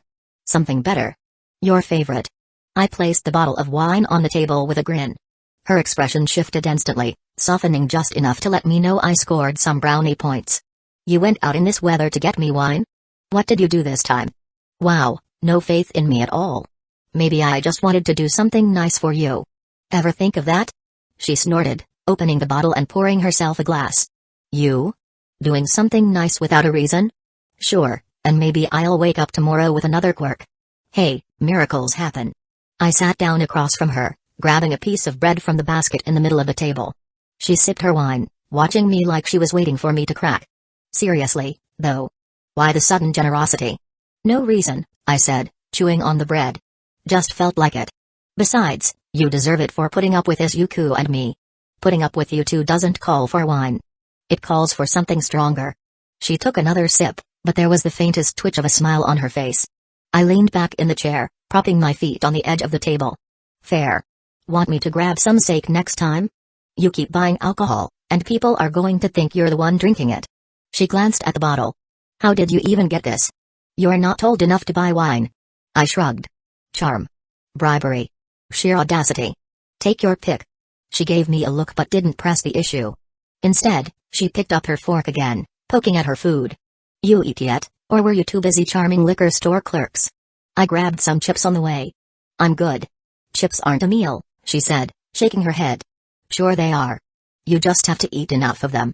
She sighed, clearly deciding it wasn't worth arguing. Fine. Starve, for all I care. Just don't complain to me when you wake up hungry in the middle of the night. Never do, I said, smirking. She sipped her wine again, and for a moment, there was nothing but the sound of rain pattering against the windows. It was weirdly calm. What happened to Isuku? She asked, setting her glass down and looking directly at me. I sighed, leaning back in my chair. It's complicated. Guess he awakened his quirk after all the training with All Might. But it's too much for him. His body can't handle the power, so every time he uses it, he hurts himself more than whatever he's fighting. She looked shocked, like I just told her aliens had landed in the backyard. Quirk? Isuku? I nodded. Yeah, I know. It's weird. Guess we're late bloomers or something. Her eyes stayed on me, narrowing slightly. You too? I leaned back a little, smirking faintly. I guess. I mean, I've got some physical enhancements going on, but I don't know if they're quirks or not. Feels different. She stood up abruptly and hugged me tightly, the kind of hug that carried weight, though she said nothing. When she finally stepped back, I caught the glint of tears in her eyes. She didn't have to say it, I knew what she was thinking. She understood exactly what being quirkless meant in a society like this, and what it felt like to be on the other side of that line, even briefly. I hugged her back. Mom, you know I love you, right? I know I cause headaches, plenty of them, but I appreciate everything you've done for me. Always have. She chuckled lightly, though her voice cracked a bit. You always say that when you're about to do something stupid. Maybe, I said, pulling away slightly, but this time, I actually mean it. Thanks for sticking with me even when I make it hard. She wiped her eyes quickly, brushing it off like nothing had happened. I'm your mom. That's what I'm supposed to do. But don't think this gets you off the hook for sneaking in so late. Fair. I shrugged. To be honest, I figured you would just yell at me about the wine. She raised an eyebrow, looking at the bottle. Still deciding if I should. Where did you even get it? Convenience store. Clerk didn't ask too many questions. She stared at me flatly, crossing her arms. You're lucky they didn't call the cops on you. Do you have any idea how much trouble you would get in for that? Relax, Mom. Worst case, I outrun them. She sighed heavily, rubbing her temples. One of these days, your luck is going to run out, Ru. I tilted my head, smirking. You sound like the system. Her brow furrowed. The what? Nothing. I waved it off quickly. Anyway, I'm alive, aren't I? And now you've got wine. Seems like a win-win to me. Chapter 11, Rank. First the week passed without much noise. I mostly kept my head down, training where I could and letting my body recover from the entrance exam chaos. Isuku, on the other hand, was buzzing like an overcharged battery. The guy couldn't sit still for 5 minutes without worrying about exam. When the results finally showed up in the mail, he practically tackled me on his way to the table. It's here. Ru, it's here. Yeah, no shit, I said, leaning back on the couch. I only heard you say that, like, 30 times in the last 2 minutes. Open it already, Waterworks. He tore into the envelope, pulling out a small hologram disc. The damn thing lit up like a projector, and who else but All Might popped up, grinning wide like we just won the lottery. I could already feel a headache coming on. Young Midoriya. All Might's voice roared out of the hologram like a bomb going off in the living room. The windows didn't rattle, but it felt like they should have. The big guy was grinning ear to ear, clearly enjoying the theatrics as always. I apologize for the delay in contacting you. I have been busy. Sure, Busy. Probably signing autographs and dodging paparazzi, but who was I to call him out? Surprise. All Might continued, I am now a teacher at UA High. A role I take very seriously.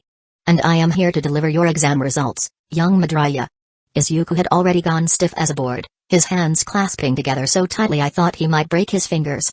Mom was on the edge of her seat, staring at the hologram like it was the second coming of Jesus. Meanwhile, I grabbed a cracker from the table and leaned back. You performed well on the written test. All Might said, his voice booming like he thought we were deaf. However, his grin faltered, and his tone dipped into something more serious. In the practical exam, you scored 0 villain points. Isuku froze like someone had pulled his plug. His eyes were wide, his jaw trembling, and the first sign of tears began pooling. I was about to roll my eyes when All Might struck his signature pose, throwing one arm out dramatically. Do not despair. He barked, and the hologram behind him lit up, showing a video feed of none other than Uraraka.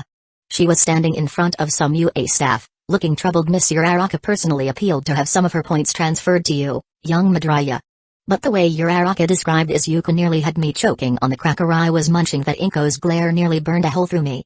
What? I asked, throwing my hands up. It's funny. The Uraraka on the screen lit up, smiling brightly as she spoke. Do you know the Green Brothers? The handsome one was named Ro, his brother, with freckles. He saved me. Isuku, who was too busy looking like his soul had been yanked out of his body, muttered, is she blind? All Might's booming voice cut back in, mercifully steering things along before Isuku imploded. Miss Uraraka's appeal was heard, and it has been noted. But young Midoriya, the practical exam wasn't solely about defeating villains. No. UA seeks those who prioritize saving others. The hologram shifted to footage of Izuku's idiotic leap into the zero-pointer to save Uraraka. You earned rescue points, young Midoriya. 60 points in total. With your written exam score, you passed. Mom gasped, clapping her hands together like Izuku just cured cancer. Isuku, you did it. Izuku's face was frozen in shock. His mouth moved, but no sound came out. I kicked him lightly in the shin. Earth to water works. Say something before Mom faints. He finally croaked out a shaky, I passed? Yeah, I said, grabbing a handful of crackers. That's the part you're supposed to celebrate, dumbass. All Might's voice boomed on, oblivious to the chaos he was causing in our living room. We await you at UA, young Midoriya. The hologram fizzled out, replaced by a glowing list of the top 10 examinees. I closed my eyes, not wanting to see if my name was on the list just yet. Inko's gasp and the death grip she suddenly had on my arm told me it probably was. Mom, you're cutting off the blood flow. Mom, I can't feel my arm, I said, prying at her hands. Oh, sorry. She said quickly, letting go, but the look on her face was screaming that she wanted to cry, hug me, and frame the results in a gold-plated shrine all at the same time. The hologram disc in my hand lit up. My own message. Finally. Let's see who drew the short straw for delivering mine, I muttered, pressing the button to start it. The image of Midnight appeared, and I was not ready. She was lounging back in her chair, one leg crossed over the other, looking straight at the camera with a smile that could probably start wars. Her voice was just as dangerous. Midoriya, congratulations on passing the UA entrance exam. My nose immediately betrayed me, and I could feel the warm trickle starting. System, emergency tissue. Now, I whispered under my breath. Error, emergency tissue not available. Try not looking, pervert. Midnight leaned forward slightly, her hair falling over one shoulder as she continued, you showed remarkable tenacity during the practical exam. Scoring highly in both villain points and rescue points shows you're more than just muscle, you've got a heart, too. Izuku's face, already a mess of awe and confusion from his own results, turned to me with wide eyes. Midnight is your announcer? Yes, thank you, Captain Obvious. I noticed. Mom looked between us, clearly not sure what to make of the exchange. Meanwhile, I was trying not to wipe my face on my sleeve like a barbarian. Midnight continued speaking, oblivious to my current state. Your tactical approach during the exam caught the attention of multiple judges, and that final zero-pointer moment? Risky, but effective. A true hero doesn't just think about themselves, they think about everyone around them. That's what we saw in you, Ryu. Well done. She leaned back, her lips curving into a smirk. I'll see you at UA. Try not to get into too much trouble before then. The hologram fizzled out. As the list appeared, I scanned the top. My name stood there in bold letters at the very peak. Name, Midoriya villain points, 35 rescue points, 45 total points, 80 rank. First Izuku leaned in, his eyes darting to the second name on the list, Katsuki Bakugo. He had 77 total points, just 3 shy of mine. He is going to lose his mind, Isuku mumbled, half to himself. Mom glanced between us, clearly unsure if she should be proud or worried. Don't antagonize him too much. He's an asshole, I finished, still grinning. It's not antagonizing, it's karma. He's been strutting around like he owns the world since preschool. About time someone knocked him down a peg. And pegged him in the down. Isuku choked on air. His entire body seized up like I had just hit him with a taser.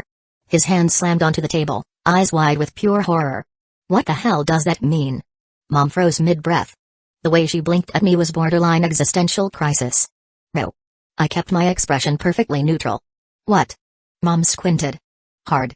Like she was trying to process if she needed to wash my mouth out with soap or just ignore it and pretend I never said that. Isuku, still recovering, rubbed his temples. Please. For the love of everything. Think before you speak. Why? That was poetry, I said, stretching my arms behind my head. Art, even. Mom slowly exhaled, rubbing her temples the same way Isuku did. Synced mother-son suffering. I'm begging you stop saying things that sound like that. Like what?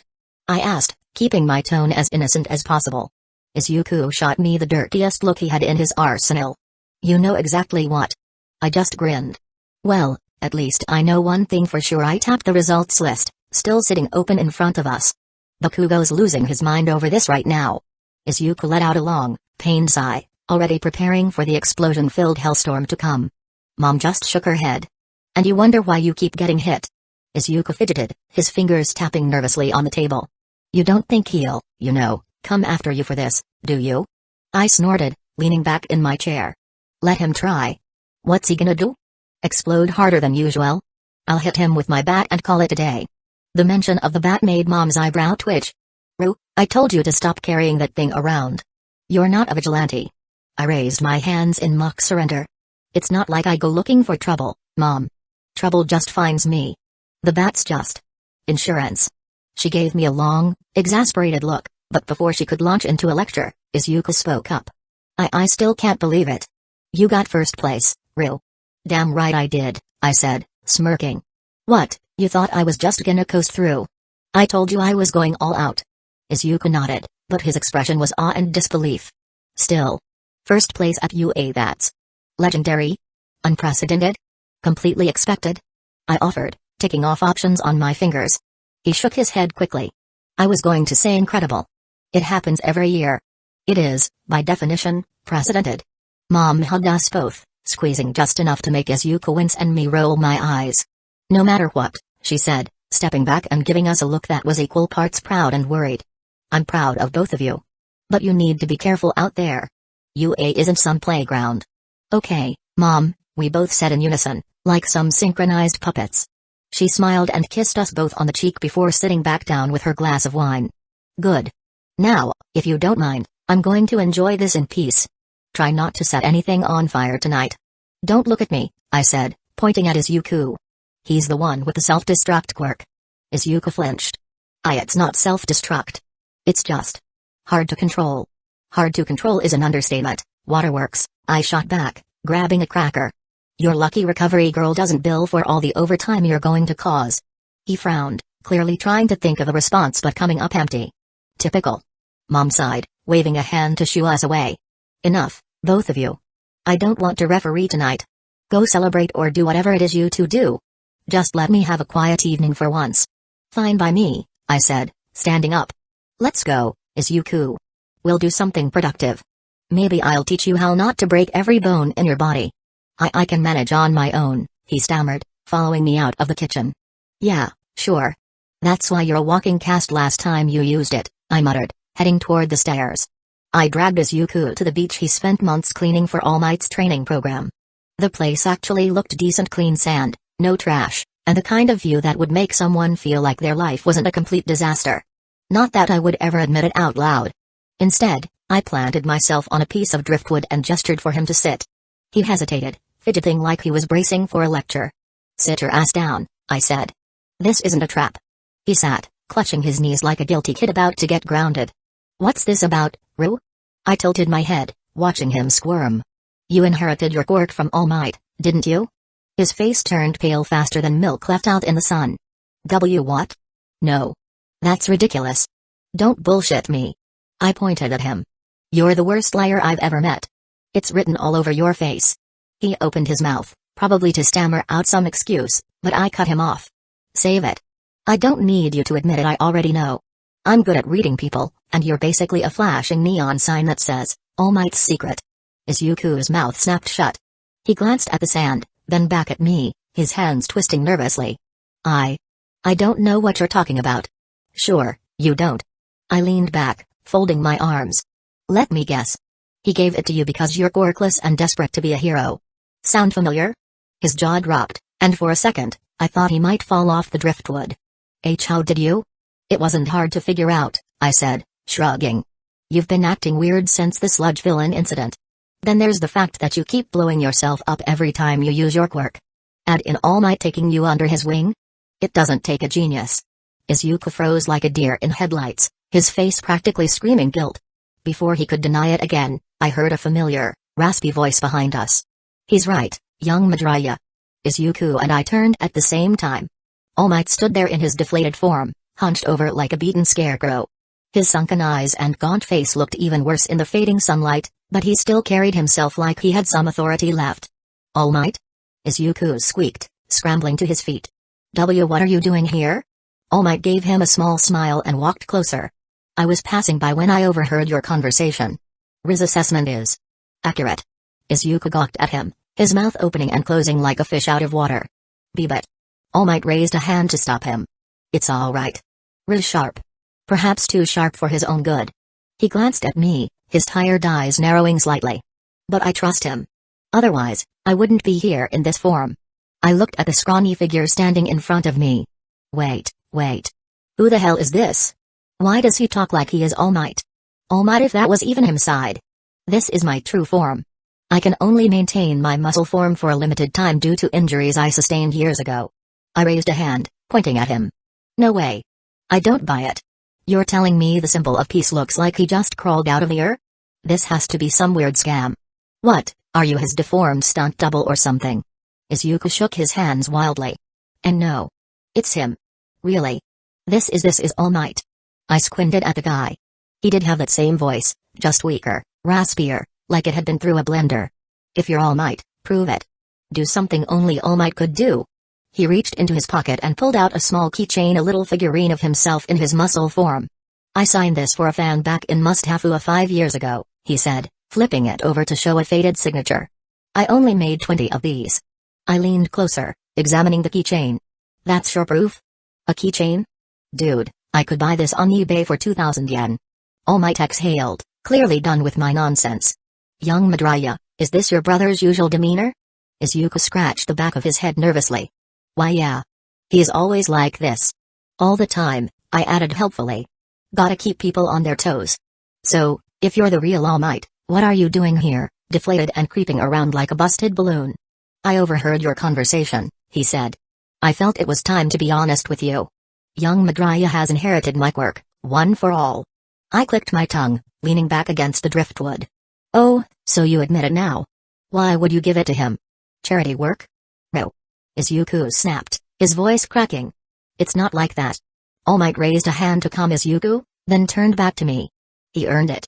His bravery and selflessness during the sludge villain incident proved he was worthy. One for all is not just a quirk, it's a responsibility. It must be passed to someone with a strong heart and a clear desire to help others. I tilted my head, feeling irritation bubbling in my chest, pretending to be deep in thought. So, you picked Izuku because he cried a lot and jumped into danger without thinking. Got it. Solid reasoning. No. Izuku's voice cracked again. What? I am just saying what everyone's thinking. I shrugged, leaning back against the driftwood, suppressing my anger. Nah, jokes aside, you picked the perfect person. This foolish brother of mine jumps into danger headfirst without thinking about anything else.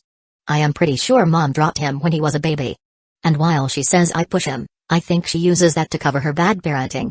Izuku immediately turned toward me, his hands flailing like he was trying to swat away the words.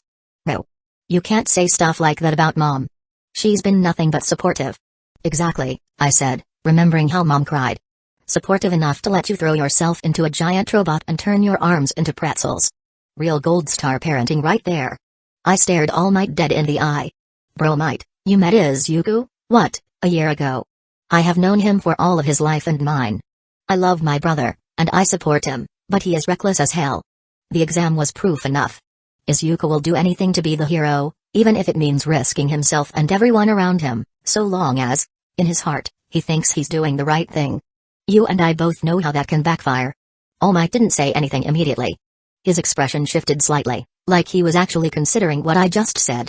Before he could respond, I stood up, closed the distance, and grabbed him by the collar. Izuku's eyes widened as he scrambled to his feet. "No!" he yelped, looking like he might throw himself between us. "Stay there, Isuku," I snapped without turning my head. "This doesn't concern you right now."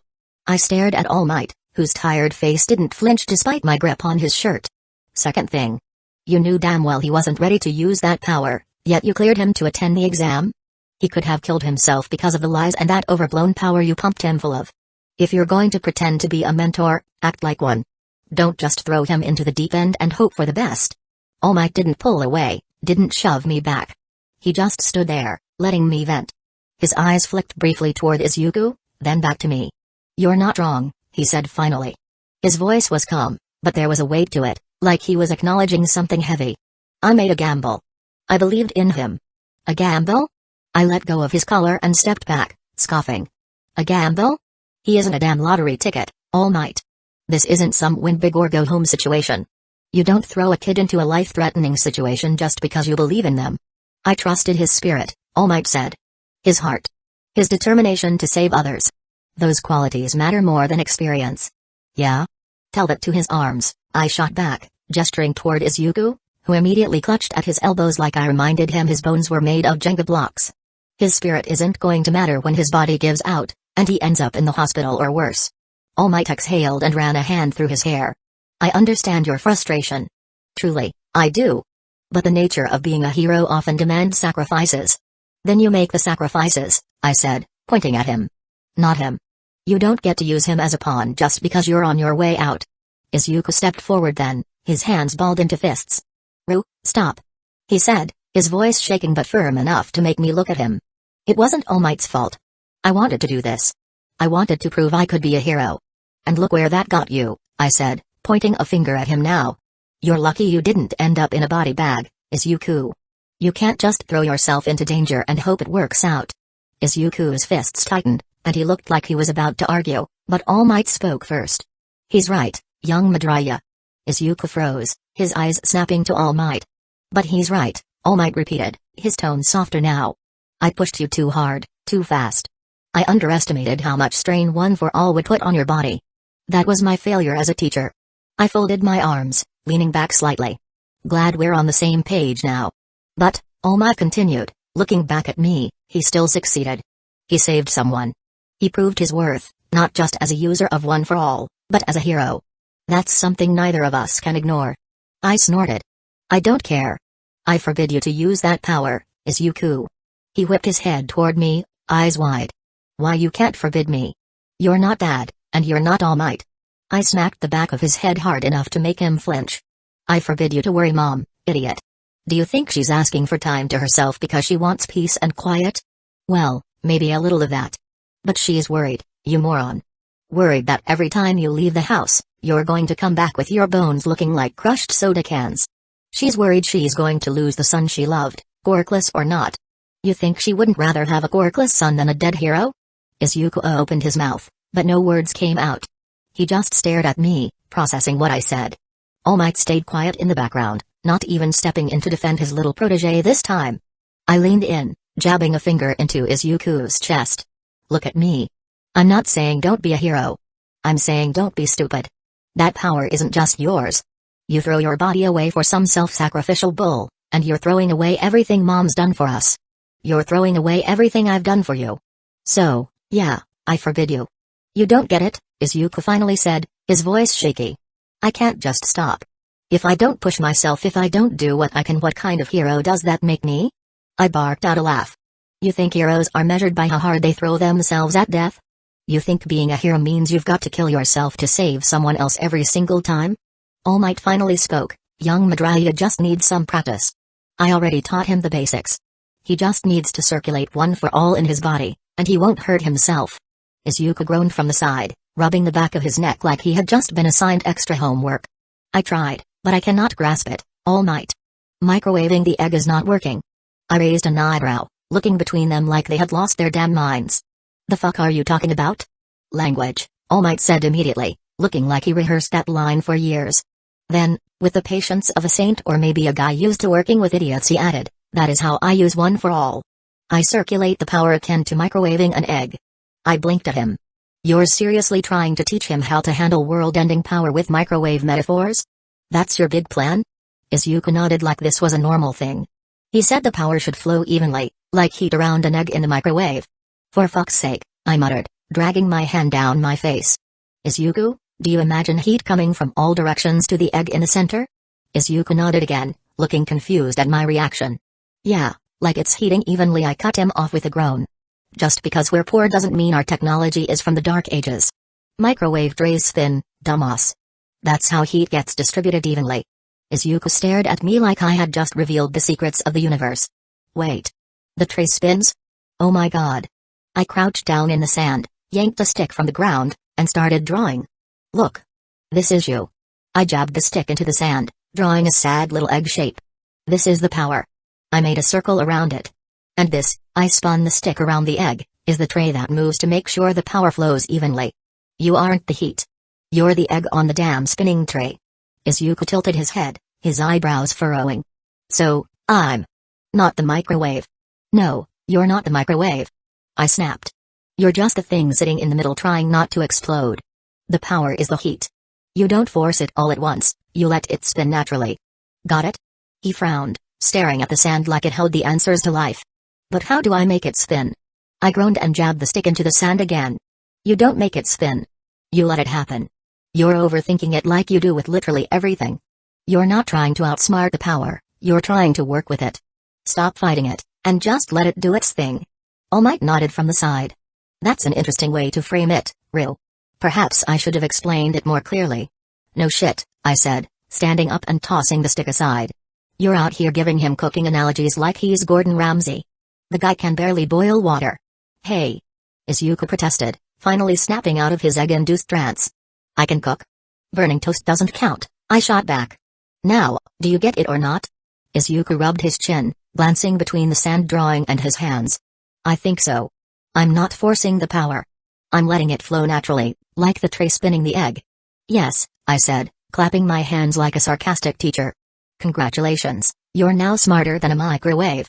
Try it. Isuku took a deep breath, holding his hands out in front of him. His fingers twitched slightly as he closed his eyes, and for a moment, nothing happened. Then, faint sparks of energy started crackling around his arms, glowing faintly. See? I said, crossing my arms. Not that hard, was it? Isuku opened his eyes, staring at the faint glow around his hands. It's working? Of course, it's working, I said. It's not rocket science. It's basic common sense. Isuku glanced at All Might, who gave him an approving nod. Well done, young Midoriya. You're finally beginning to understand the essence of one for all. Isuku grinned, the glow around his arms fading as he relaxed. Thank you, All Might. And thanks, Ril. Yeah, I said, waving him off.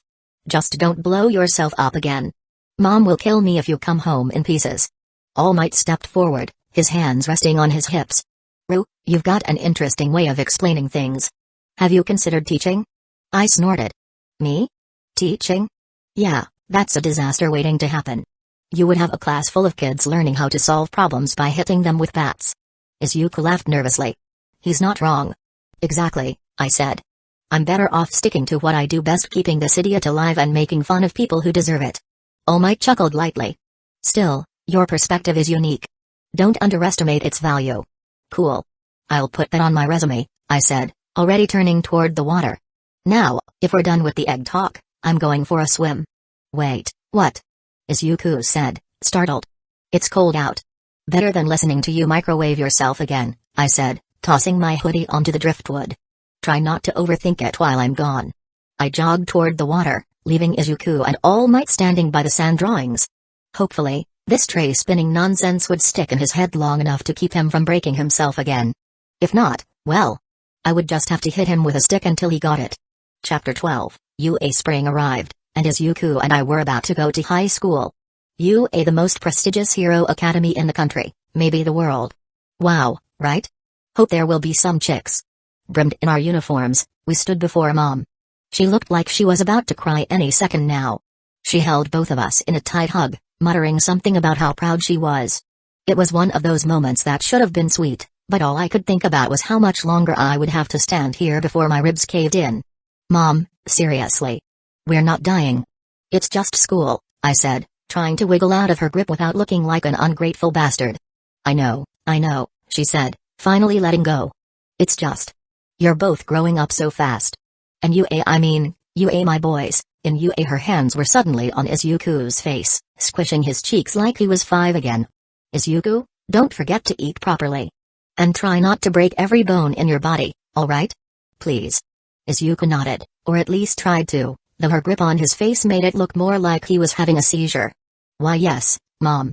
She turned to me, her hands twitching like she wanted to grab my face too but thought better of it. And you, Ril. Don't start fights. Please. Who, me? I said, feigning shock. I'm a model student, Mom. Straight as, never a problem. She gave me a look that could melt steel. No. Fine, I said, throwing my hands up. I'll try not to traumatize anyone on the first day. That's the best I'm going to get, isn't it? She muttered, shaking her head. Alright, you two. Go on. But call me when you get there. And don't forget your lunches. She handed Izuku a bento box and shoved another into my hands before I could protest. We stepped out the door, and the fresh spring air hit me like a cold shower. The cherry blossoms were doing their whole aesthetic thing, pink petals floating around like we were in some sappy coming-of-age movie. I glanced at Izuku, who was clutching his bento like it was a holy relic. Dude, relax. It's not like they're going to kick us out for looking nervous, I said, adjusting my uniform collar. Though, if you trip on the way in, I'm not helping you up. I won't trip.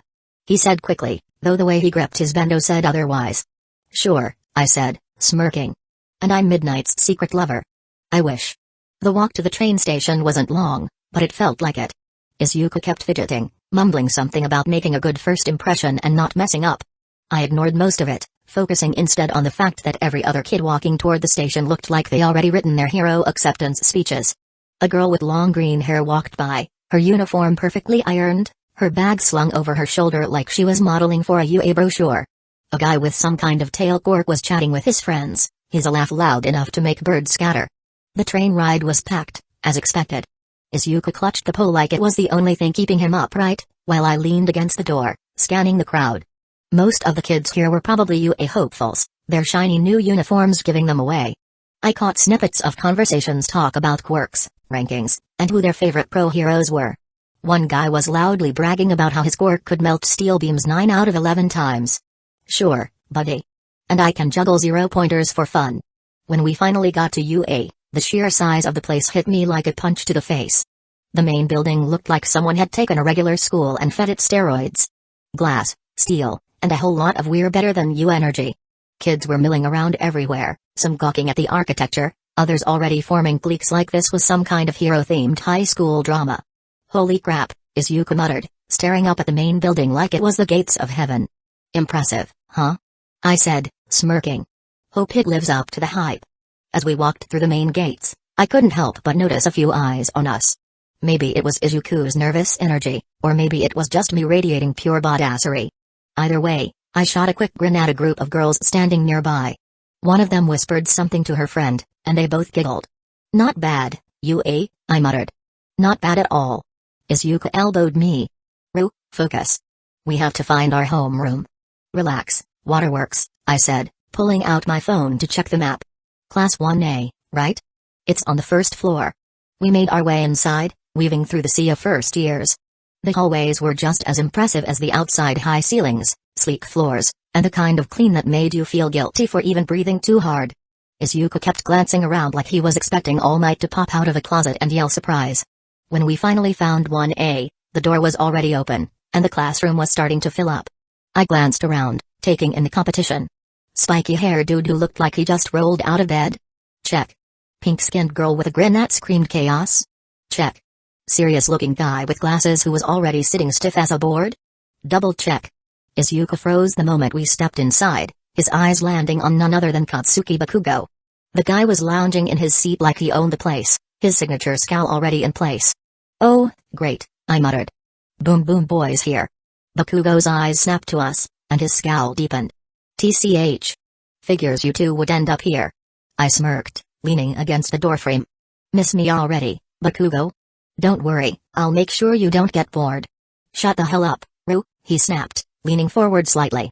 "Try not to embarrass yourself, alright?" "Embarrass myself?" I said, raising an eyebrow. "Buddy, I got first place.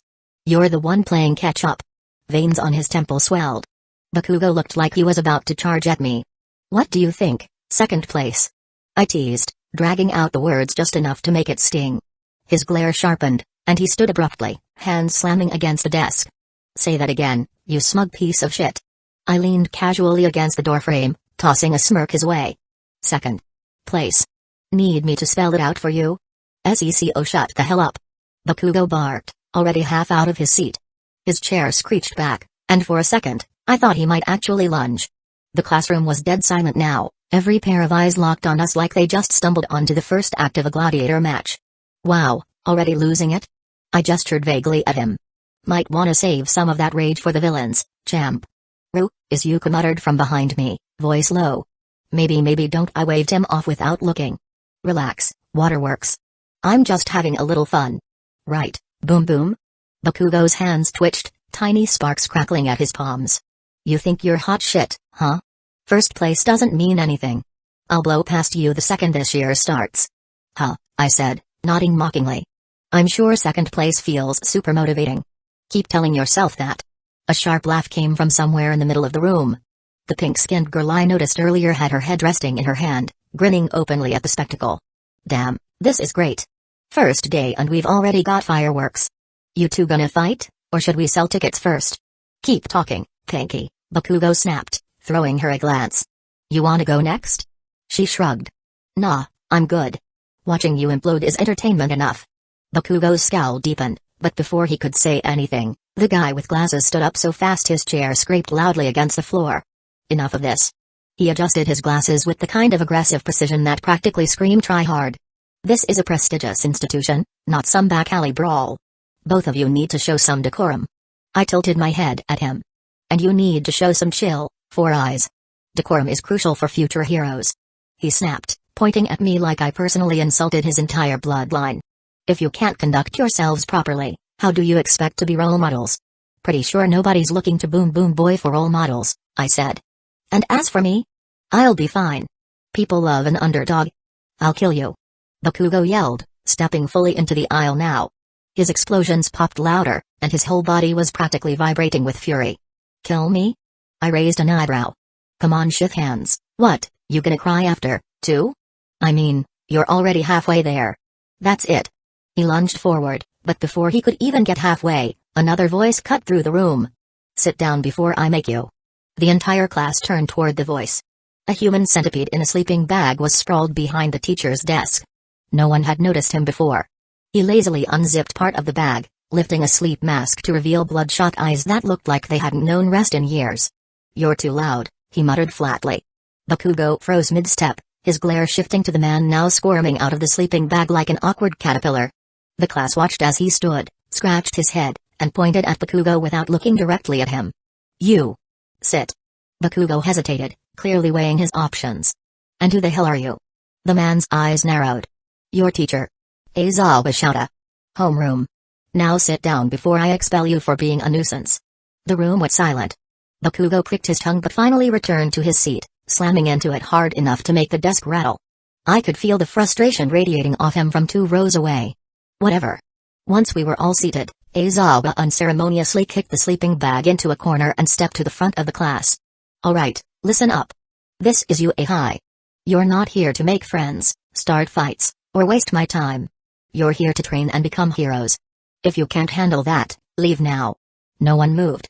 He scanned the room, his eyes lingering just long enough on each of us to make it clear he was sizing us up. "Good. Let's get this over with." He pulled a clipboard from seemingly nowhere and tapped it. "Orientation's cancelled. We're skipping straight to your core comprehension test.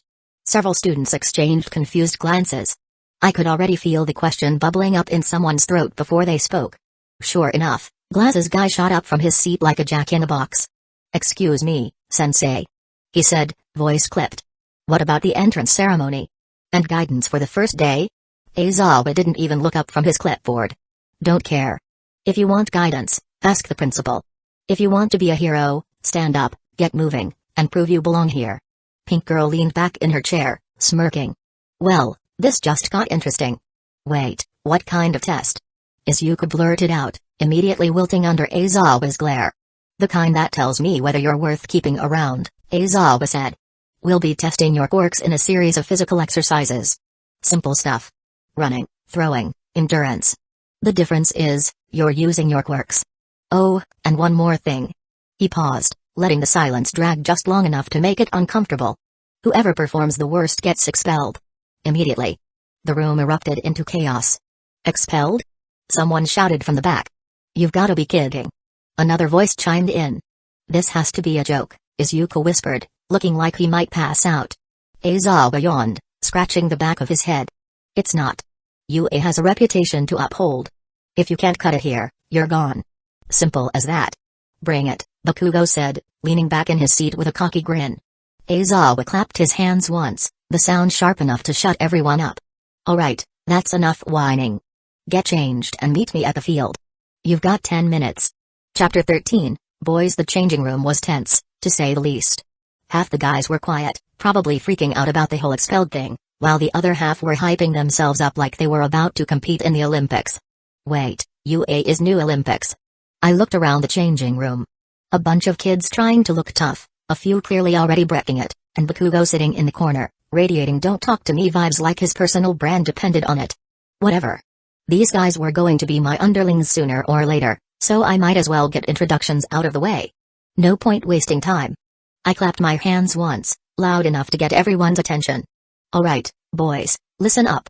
I'm Midoriya. That over there," I pointed at Isuku, who was struggling with his gym shirt, "is my foolish brother, Isuku Midoriya. We're stepbrothers, and no, he doesn't get stuck in the washing machine." Redhead let out a sharp laugh from the corner. "Man, you didn't have to start with that. Now I can't unhear it." Isuku flailed, almost tripping over his pants. "Aru, stop saying weird stuff. No one thought that until you brought it up." "Speak for yourself," Wild Blonde piped up, tying his shoelaces. "I'm already imagining it, and let me tell you, it's hilarious." A fancy blonde, who was busy adjusting his belt like it was some kind of family heirloom, raised a hand delicately. "Stepbrother or not, I think the more pressing question is, why does he look so serious about his shirt? It's not haute couture, mon ami. High fashion, my friend, because it's tight." Isuku yelped, tugging at the fabric. "More like your brain's tight," I muttered, shaking my head. "Anyway, back to the point. We're in Class 1A together now, so might as well figure out who's who." Redhead stepped forward, grinning like he'd already decided we were best friends. "I'm Ijiro Girishima. Quirk, hardening. Let's work hard and kick ass together." "Hardening, huh?" I said, nodding. "Cool quirk. You look like the kind of guy who would challenge a tank to a fistfight." "Damn right I would." Girishima laughed, flexing. "It's manly as hell. Or stupid," I added, smirking. "But sure, we'll call it manly." Blonde guy stood up, dusting off his shorts. "Name's Danki Kaminari. Quirk, electrification. Basically, I'm a walking power grid, so if anyone needs a phone charge, hit me up." "Good to know," I said. "What's the downside? Do you blow fuses or something?" "Worse," a smiley guy chimed in from the side, leaning casually against a locker. "He short-circuits his own brain." Kaminari shot him a glare. "Hey, it's not that bad." "Yeah, you just go full Pikachu after using your quirk for 2 seconds," smiley guy shot back, smirking. We were in the same group in the entrance exam. It was hilarious. "Speaking of quirks," I said, cutting in, "what's yours, discount Luffy?" "D-dis. Anyways, call me Hantasero," he said, holding up his elbow and shooting out a strip of tape. "I can shoot tape from my arms. It's great for tying people up." A small creature, who had been weirdly quiet until now, perked up. "Tying people up, you say?" "Don't even start," I said, shooting him a warning look. He oozed perv. "And who the hell are you, anyway? You look like someone left a grape in the sun too long." "I'm Minoru Mineta," he said, puffing out his chest like he thought it made him look cool. "My quirks pop off. I can pull these sticky balls off my head and throw them. Once they stick to something, they don't come off. Sticky balls, huh? I said, smirking. Bet that comes in handy with the ladies. Maneda's face lit up like a Christmas tree. Right? You get it? No, I said flatly. I really don't. A birdman stepped out of the shadows because of course he was standing in the shadows. Fumikage Tokoi Ami. My quirk his dark shadow. It's a sentient shadow that fights with me. Cool, I said, nodding. I'll try not to piss it off. Or you. You look like you would write poetry about my death. Perhaps, Tokoi Ami said cryptically, stepping back into the dim corner like he said enough. A big guy, who had been quietly tying his shoes, finally spoke up. Rikido Sato. My quirk's sugar rush. The more sugar I eat, the stronger I get. Solid, I said. So, what, you're like a muscle-bound Willy Wonka? Sato chuckled, rubbing the back of his neck. Something like that. But I've gotta watch how much I use it, or I crash. Noted, I said, turning to the boy with the red and white head, who had been silent the whole time. And you? You've got the ice and fire thing going on, right? Pretty flashy. He looked at me with a kind of blank expression that said he was already over this conversation. Shitoto Toraki. Yes. That's it? I asked, raising an eyebrow. No fun facts? No hobbies? Nothing? No, Totoraki said simply. Cool, I said, turning back to the group. Well, that was depressing. Anyone else feel like we're in a therapy session? Kirishima laughed. Hey, at least we're getting to know each other. That's important for teamwork, right? Teamwork. Bakugo finally spoke up, his voice dripping with disdain. TCH. You think we're here to hold hands and sing campfire songs? We're here to win, not make friends. I smirked, walking over to his corner. Yeah, we get it, boom boom. You're too cool for friends. Let me guess you'll just blow your way to the top, right? Damn right, Bakugo growled, sparks popping from his hands. And when I do, I'll crush you, real. Cute, I said, patting him on the shoulder before stepping back. Looking forward to it. Aoyama, who had been checking his reflection in a compact mirror, finally chimed in. You're all so intense.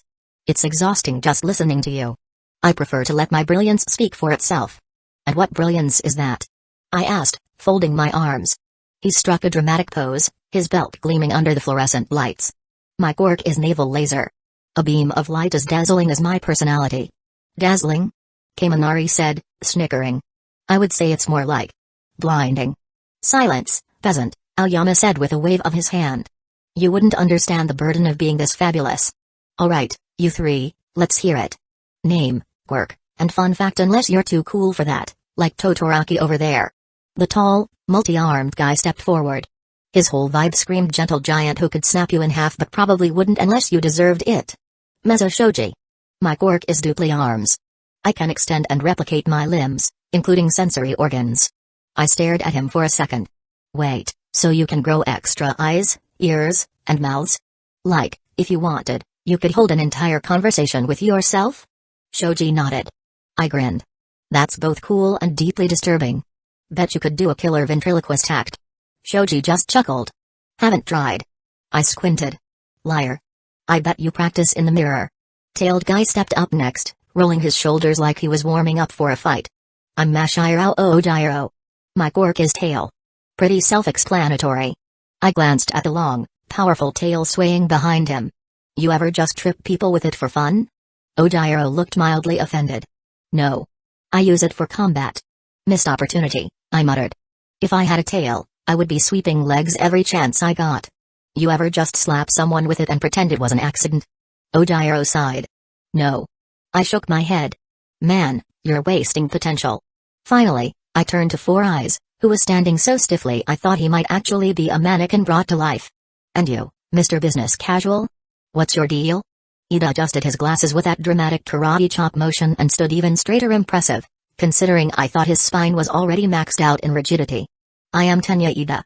My quirk is engine. I have enhanced speed, thanks to the engines in my legs. Cool stuff. I rolled my eyes. Alright, that leaves my brother Isuku, and number 2.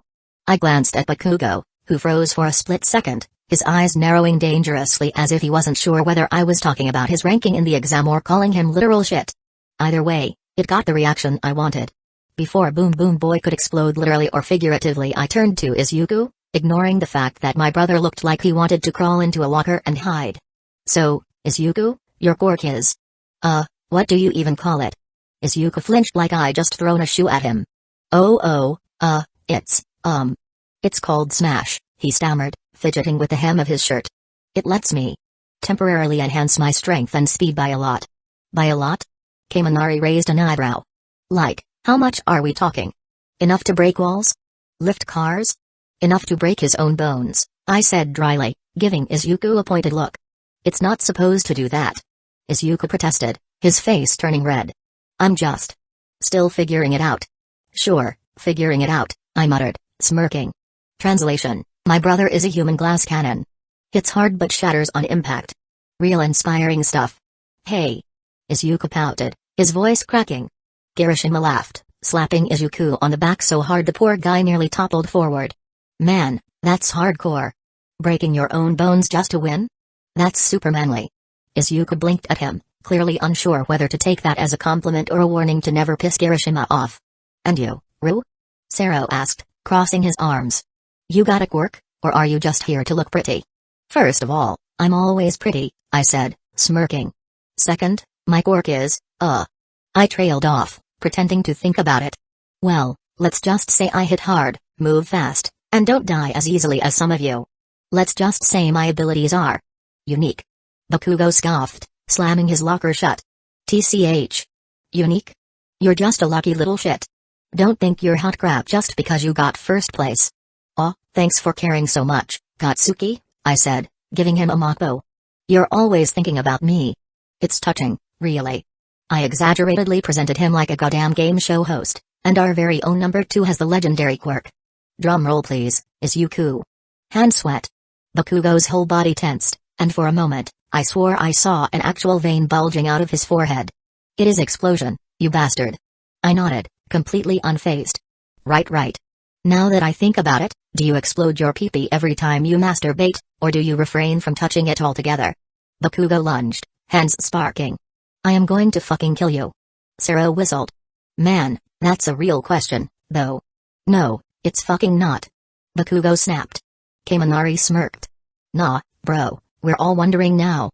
I mean, do you just, power through? Or is it a no-go zone? Todoroki spoke from the side. A controlled explosion could technically work if he's careful.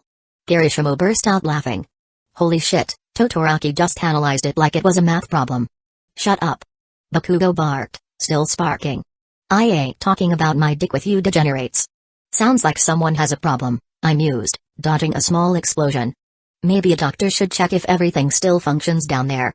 Mineta, of all people, decided to pipe up. Wouldn't want any, misfires. Bakugo turned on him so fast Mineta practically shrank into himself. I swear to God, I will end you. Dude, relax, Kirishima said, still grinning. We're just messing with you. Some of us are, Sero muttered. Some of us are genuinely curious. You know what? Screw all of you, Bakugo growled, throwing himself back onto the bench and crossing his arms. Hope you all fucking fail. Aoyama, who had been polishing his belt, looked up. Mondia, such vulgarity. My God, I stretched, ignoring Bakugo's death glare. Anyway, time to go humble some people. First aid tests, let's get it. We headed out to the field, where Aizawa stood, looking as done with life as ever. He yawned. You lot take too long.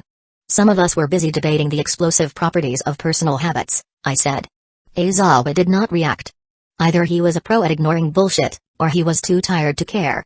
His hair was doing that gravity-defying thing that made him look perpetually pissed off, but his expression was flat enough to make it unclear if he even processed half the crap we had been saying. He stared at his clipboard for a moment, then finally looked up. Midoriya, he said. For a second, I thought he was talking to Isuku, but his eyes were on me. Actually, no. You're both Midoriyas, aren't you? I nodded, already bracing myself for whatever was about to come out of his mouth. All right. I will call one of you Stutter, he said to Isuku, deadpan, before turning to me. And the other thug. Wait, no. You would probably like that. Damn right I would, I muttered, crossing my arms. Fine. You're Midoriya, he said, pointing at me. He turned to Isuku. And you're Stutter. Isuku froze. What? Stutter? Did I stutter? Aizawa asked, then moved on before Isuku could even process the question. Midoriya, he said, looking back at me. What was your record for the softball throw in middle school? I shrugged.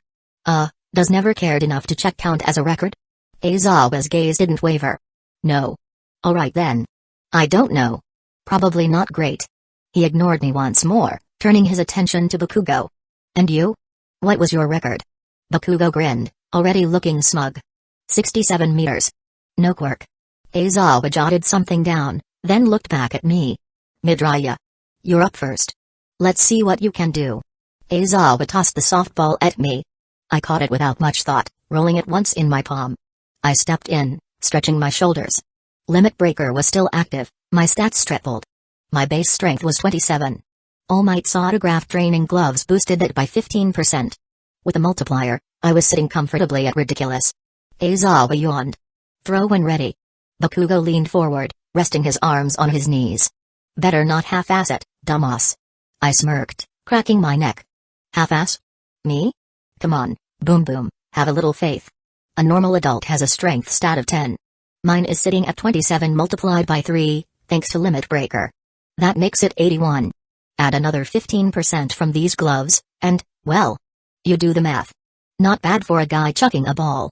I gave the softball one last spin in my hand, planted my feet, and swung my arm back. No frills, no fancy wind-up, just a simple overhand throw with all the power I could manage. The ball tore through the air like a damn missile.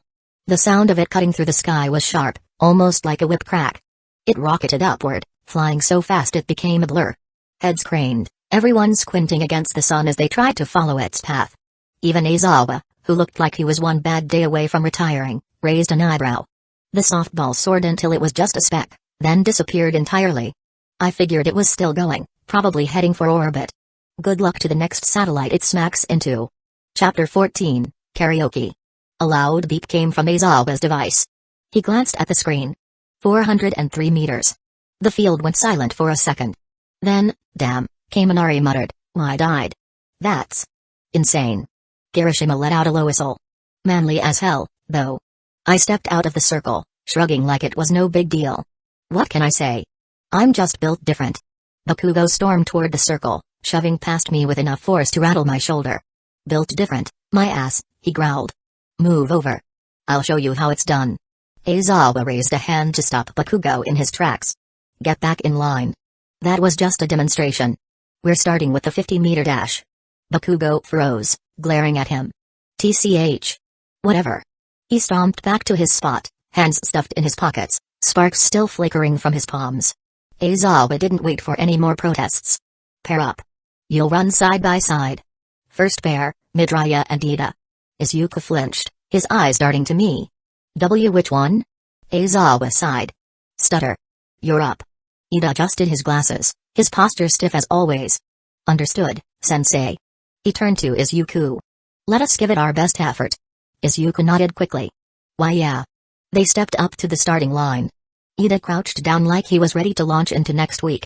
Isuku, meanwhile, looked like he was trying to figure out where his feet were supposed to go. Aizawa hit the stopwatch. Go. Ida shot forward, engines roaring as he took off like a bullet. Isuku followed a split second later, moving faster than I expected. Looked like his quirk problem was under control for now. No bone snapping, no face planting. He wasn't as fast as Ida, but he wasn't embarrassing himself either. Ida reached the finish line in 3.04 seconds, slowing down with the kind of precision that screamed nerd. Isuku crossed a moment later at 4.12 seconds, panting but smiling. Decent, Aizawa muttered, jotting it down. Next pair. The runs went by quickly. Kaminari tripped halfway through his dash, blaming it on static interference. Kirishima barreled through like a freight train, yelling something about manliness. Sero's tape helped him keep balance but didn't do much for his speed. Mineta. Well, Mineta looked like he was being chased by his own regrets. Finally, it was my turn. Aizawa called me up alongside Bakugo. The guy was practically vibrating with energy, his hands sparking as he glared at me. This'll be fun, I said, stepping up to the line. Shut up, Bakugo growled. Aizawa's hand hovered over the stopwatch. Ready. Go. Bakugo blasted off immediately, explosions propelling him forward. I followed, not bothering with any theatrics. My boosted stats did the work for me, carrying me across the finish line in 4.11 seconds just ahead of Bakugo's 4.13. Bakugo spun around, furious. What the hell? You're cheating, aren't you? Using my quirk, I corrected, brushing imaginary dust off my shoulder. Isn't that the point? Enough, Aizawa said, not even looking up from his clipboard. Next event. Grip strength. We moved to the grip strength testers, and the results were about what you would expect. Shoji crushed his test with a ridiculous score, his extra arms giving him an obvious advantage. Sato's sugar-fueled strength wasn't far behind. Bakugo got a solid score, though he looked ready to explode again when mine came in just slightly higher. I didn't even have to try that hard, Limit Breaker carried me through. Next, Aizawa said, leading us to the standing long jump. Mina cleared the sandpit with ease, her acid giving her a boost midair. Uraraka floated across like it was nothing, her quirk making her look more like a balloon than a human. I jumped far enough to make a solid impression but didn't bother trying to break any records. No point in showing off every time. The repeated side steps were chaotic. Kaminari kept tripping over his own feet, and Minato was the first with bouncing between two balls. The ball throw came next, and Bakugo practically threw himself at the circle, eager to prove something. He wound up, launched the ball, and sent it flying with a deafening explosion. Aizawa checked the screen. 705 meters. Bakugo smirked, turning to me. Beat that, asshole. I stepped up, tossing the ball casually in one hand. Relax, boom boom. It's not a competition. Like hell it's not, he snapped. Next, Aizawa called, moving us along before Bakugo could explode. The distance run was straightforward. Most of the class was panting by the end, but my stamina stat kept me going without breaking a sweat. Isuku held his own, his quirk giving him a noticeable edge. Ida, of course, made everyone else look like they were jogging. The seated toe-touch and sit-ups were uneventful. Most of us got decent scores, though Minato spent more time complaining than actually doing the exercises. Aizawa didn't even bother scolding him, he just made a note on his clipboard. By the time we finished, everyone was looking a little worse for wear except for me, obviously. Bakugo was still glaring at me like he wanted to set me on fire, while Isuku looked relieved that he made it through without breaking anything.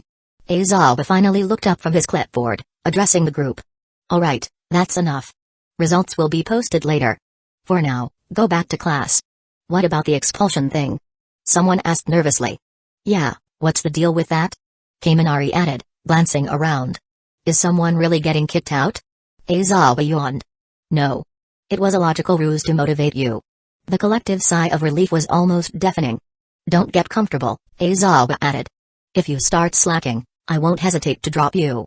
Now go. We trudged back to the classroom, everyone too tired to talk much. Isuku shot me a grateful look, clearly relieved that his quirk hadn't been an issue. I just smirked, giving him a thumbs up. I walked to the front of the class and waved at the pink girl. We had met during the entrance exam, she even kissed me. She waved back. Then, I turned to Uraraka. Damn, she was cute. Hello, everyone, I said, loud enough to get their attention. It is I, Midoriya, the charming classmate you all have been blessed with. And I believe it is high time we met. And by we, I mean the girls and me. The reactions were instant. Damn, dude, Kaminari snickered. That was smooth as sandpaper. Mina grinned. Wow, straight to the point. I respect it. Why only the girls? Sero asked, smirking. Because, my tape-spitting friend, life is too short to waste on sausage fests, I said, stepping forward. Mina grinned, tilting her head. Charming, huh? Confident much? Confidence is just knowing the truth before everyone else does, I said, leaning slightly on a desk. Speaking of, we already met during the exam. You still owe me an apology for that kill steal. I owe you nothing, she shot back, crossing her arms. You were too slow. Or maybe you were too desperate for an easy point, I countered. She rolled her eyes but smirked. Alright, fine, fine. Next time, I'll let you get crushed and see how that works out for you. See? Now we're bonding, I said, turning to Uraraka. And you, Ms. Gravity, what do you think? Is it charming, or is my brother here outshining me? Uraraka blinked. Huh? Freckles? She glanced at him, then back at me. I mean, he's nice, but you've got a different kind of. I'll go on, I prompted, enjoying how her eyes darted around. Confidence? She finished, sounding unsure if it was a compliment or an insult. Exactly. Someone gets it, I said, gesturing toward Uraraka like she had just won the prize. Seriously though, let's go and get to know each other. Karaoke, anyone? Mina perked up immediately. Oh, hell yeah. First day bonding? I'm down. Kirishima grinned. Sounds manly as hell. I'm in. Kaminari leaned forward. Wait, are we talking, like, a full-on karaoke joint or someone's living room with bad YouTube instrumentals? Depends, I said, smirking. You got a problem with making a fool of yourself in public? Bro, I live for that, Kaminari shot back. Then we're going to an actual place, I said, rolling my shoulders. None of that sing into a hairbrush at home bullshit. Real question, Zero cut in. Can anyone here actually sing, or are we just going to be screaming into mix like a bunch of dying cats? Confidence over skill, I said. Karaoke law. Yeah, tell that to the poor bastard who has to hear you, Bakugo muttered. Like you've got room to talk, I shot back. Bet you only know how to scream through songs. Bakugo's eye twitched. I will kill you. Not before the second verse, I said, smirking. Mina clapped her hands. Alright, so that's 4 of us in. Who else? Uraraka hesitated, then shrugged. Sounds fun. Glasses? I asked, just to see what he would do. Predictably, he adjusted his glasses. I do not believe great, you're coming, I interrupted, moving on before he could finish. Wait. Too late. Anyone else? I shall attend, Aoyama said, striking a pose like this was some formal event. I was born to perform. That's 7, Sero counted. Not bad for a last-minute thing. I turned to Todoroki, who had been silent through all of this. What about you, Ice Cube? You coming? He stared at me. No. Shocker, Kaminari muttered. Alright, your loss, I said. Anyone else backing out? Do we need reservations? Ida asked, clearly still processing the fact that he was now involved. Kaminari waved him off. Dude, it's a karaoke place, not a 5-star restaurant. We'll be fine. Minato was already breathing funny, probably imagining being in a room full of girls and somehow thinking this would be his big break. Before he could open his mouth and say something that would ruin the vibe, I clapped a hand on his shoulder. Before you start, I said, keep it together. You pull any weird shit, and I swear I'll replace your bento with super glue. Minato gulped. I wasn't gonna do anything. I just think it's a great idea. Group bonding. Very important. Mina smirked. Right, totally believe that. I turned to the others. Anyone else? Ojiro? Shoji? You guys got lives, or are you planning to go home and meditate or something? Ojiro shrugged. I don't really sing, but I don't mind hanging out. Shoji nodded. I'll pass on the singing, but I'll come. Jiro scoffed. Some of you should definitely pass on the singing. Kaminari leaned toward her. Damn, you gonna judge us before we even start? She crossed her arms. I have ears. I know how this is gonna go. Uraraka laughed. It can't be that bad, right? Depends, Jiro said. How much second-hand embarrassment can you handle? Hagakure bounced on her heels. Oh, we should do duets. Maybe a competition. Mina clapped her hands together. Now that's an idea. Yeah, let's put Kaminari and Bakugo in a round and see who shouts the loudest, Sero said. Kirishima grinned. Bro, I'll take Bakugo as my partner. We'll kill it. Bakugo scowled. I'm not going. I tilted my head. You sure? You could finally scream legally without getting detention. Shut the hell up, Midoriya. Yaozu, who had been watching quietly, finally spoke up. I'll come, but I won't be singing. Kaminari turned to Todoroki. You sure? Todoroki didn't even glance up. No. Bro, come on, Kirishima said. You don't gotta sing. Just chill with us. No. Kirishima sighed. Alright, fine. Sa tilted her head. I will come. It sounds fun. Tokoyami crossed his arms. I shall attend. The darkness appreciates music. I clapped my hands. Alright, that's the squad then. Let's move. The karaoke place was a short walk from UA, tucked between a convenience store and a cafe. The kind of place that looked slightly sketchy from the outside but had decent reviews. Inside, the receptionist barely looked up from her phone. How many? 19, I said. She glanced up, clearly surprised that this many teenagers had nothing better to do. Big group. You get the large room. Early or unlimited? I turned to the others. We stopping at an hour, or are we going full send? Kirishima grinned. Full send. I nodded. Unlimited. We entered the large karaoke room, and I grabbed the menu, flipping through it. Isuku hovered next to me. Ru, do you have money for all this? I looked at him. Bro, of course not. We're splitting the cost. Isuku looked around at everyone getting settled. You sure that's gonna work? Doesn't matter. We already ordered. I passed the menu to Kaminari, who immediately started picking the most overpriced drinks. If they want to fight about it, they can wash dishes. Kirishima threw himself onto one of the couches. Man, this place is awesome. Look at all these song options. Mina was already scrolling through the machine. We're starting with a group song. No arguments. Aoyama dramatically tossed his hair. Ah, a performance worthy of my radiance. Pick something hype, Sero said. No slow shit. Mineta grabbed a mic. Something with good energy. Also, does anyone know if this place has a female staff? Shoji smacked him on the back of the head. Momo sat near the edge of the couch, looking at the menu. We should probably order before we start singing. Already did, I said. Ida adjusted his glasses. Midoriya, that's irresponsible. We should confirm everyone's preferences before it's karaoke, not a wedding banquet, I cut in. They'll live. Uraraka laughed. What did you even order? Everything Kaminari pointed at. Jiro snorted. Great, so we're getting overpriced nonsense. Kaminari grinned. Hey, I have refined taste. Bullshit. The machine finally picked a song. Mina turned around, grinning. Alright, first up. Group song, everybody in. Kirishima jumped up. Hell yeah. Bakugo scowled from his corner. I'm not singing. Then shut up and watch. The music started, and chaos immediately followed. Kaminari grabbed a mic and started yelling into it like he was at a rock concert. Kirishima joined in, pounding the table like a drum. Mina and Uraraka actually tried to sing, which made them the only ones carrying the damn song. Jiro kept grimacing but still sang along, clearly fighting the urge to critique everyone's rhythm.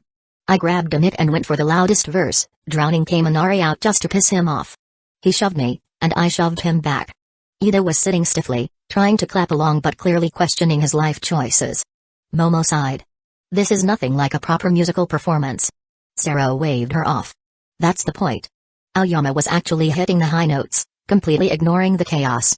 Tokoyami muttered something about embracing the darkness of sound. Ojiro nodded along, tapping his foot but staying out of the mix range. Hagakure, somewhere in the middle, was just waving her hands in the air. This is the best first day ever. The song ended in complete disorder, half the lyrics butchered beyond recognition. Kaminari threw himself onto the couch. That was incredible. That was awful, Jiro corrected. Mina scrolled for the next song. Okay, solos now. Who's going first? I looked straight at Bakugo. Boom boom, you're up. His eye twitched. Like hell I am. Oh, come on, live a little, Kirishima said. Bakugo scowled but grabbed the mic anyway. He messed with the settings, clearly stalling, but eventually, the intro kicked in. It was some J-pop song, one of those dramatic ones with too many high notes. The first verse hit, and somehow he wasn't bad. I leaned back. To think Boom Boom can actually sing. I sighed, loud enough to be heard over the music. Wasted all these years not making him perform. Mina grinned. Damn, you should have. Bakugo shot us both a glare but kept going. He wasn't belting it out or anything, just singing like he wanted to get through it without embarrassing himself. It wasn't forced, either. Natural, almost like he wasn't thinking about it. Kirishima nudged Kaminari. Dude, this is wild. He's actually good. Kaminari nodded. Loki kinda mad about it. Jiro crossed her arms. Yeah, let's not act like it's shocking. His voice is always loud as hell. Makes sense it would be decent with music. Isuku looked stunned. Kaken never mentioned he could sing. The song hit the chorus, and Bakugo leaned into it a little more, eyes shut like he was pretending none of us were here. Bakugo powered through the last part of the song, holding the final note just long enough to make it clear he wasn't half-assing it. The track ended, and for a moment, the room was quiet. Then Mina started clapping. That was solid. I'm actually impressed. Kirishima grinned. Dude, you've been hiding this talent from us? Bakugo tossed the mic onto the table. Shut up. That's a yes, Sero said. Jiro shrugged. I'll give it to you. You didn't sound like a dying cat. Bakugo clicked his tongue but didn't argue. That was the closest thing to an actual compliment she had ever given. Mina scrolled through the song list. Alright, who's next? Kaminari grabbed the mic. Me, obviously. Oh god, Jiro muttered. You wound me, Kaminari said, hand on his chest like he was some tragic lead in a musical. Prepare yourselves, because you're about to witness greatness. He picked an English song, some pop-rock anthem, and immediately started singing off-key. Mina winced. I regret this already. Sero laughed. Oh, this is awful. Keep going. Kaminari ignored the complaints and kept singing, voice cracking in places it absolutely shouldn't. Ida looked physically pained, like he was debating whether or not to step in and stop this violation of sound. Jiro held her head in her hands. This is an insult to music. Hagakure clapped. It's got energy, though. Yeah, too much, Uraraka said, laughing. By the time Kaminari finished, there were scattered applause and exaggerated groaning. I grabbed a mic. Alright, my turn. The system flashed. Oh god. I would love to see you embarrass yourself, but I will throw you a bone. Due to repeated action you unlocked talent, singing. I stared. That's a joke. Sadly, no. You are now slightly less terrible at this. Don't waste it. Mina was already flipping through the song list. Pick something good, Ryu. I scrolled through the options, ignoring the peanut gallery. Shut up. Isuku blinked. What? Not you. I ignored him, finding a song. This'll do. The title alone was enough to make Kaminari snicker. Mina leaned over, reading it. Oh, you absolute bastard. Yeah, I said, smirking. This one's for the ladies. Wise men say. Only fools rush in. Mina gasped. No way. Jiro groaned. Oh, you have got to be kidding me. But I can't help falling in love with you. Uraraka covered her face. Oh my god, this is so cheesy. I leaned into it, keeping my voice smooth, letting the song do the work. It was old, iconic, and damn near impossible to screw up. Shall I stay? Would it be a sin if I can't help falling in love with you? Hagakure waved her arms. Okay, but he's actually kinda good? Momo sighed. At least it's a respectable song choice. Like a river flows. Surely to the sea. Darling, so it goes. Some things are meant to be. Take my hand. Take my whole life too. For I can't help falling in love with you. I finished, holding the last note just long enough to really sell it. Silence. Then the room erupted. Mina whistled. Damn, Ryu, I didn't think you had it in you. Uraraka clapped. That was actually really good. Jiro crossed her arms. Fine. That was decent. I still hate you for doing it. Kaminari fake wiped a tear. A true romantic. Sero snickered. Legend says 100 old ladies just fell in love with you somewhere. I stretched, tossing the mic onto the table. And that, ladies and gentlemen, is how it's done. Bakugo just glared. Hope you trip on your way out. Mina scrolled through the song list. Alright, who's next? The night rolled on, full of bad singing, worse dancing, and enough chaos to keep things interesting. Classic Class 1A. Chapter 15, Shove It Up Your As. The next day, school was normal. So normal that class was having a meltdown. I watched them suffer through present mixed English class. Kaminari had his forehead on the desk like he had already given up on life. Kirishima, ever the optimist, was at least trying to follow along, but I could see the struggle in his eyes. Yaozu was nodding along, actually enjoying it. So, who can tell me the mistakes in the sentence? Present Mick asked, his usual over-the-top enthusiasm making the suffering worse. No one answered. The class was collectively pretending they didn't exist. Mick grinned. Come on, someone's gotta have an answer. Midoriya? Both Isuku and I looked up. The other one, Mick clarified.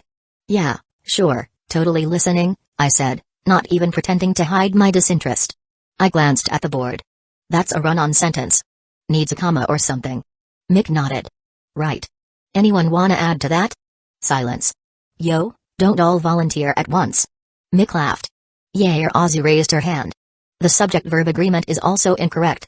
Bingo. Nice one, Yaozu. Mick pointed at Kaminari. Alright, Danky, what about this next one?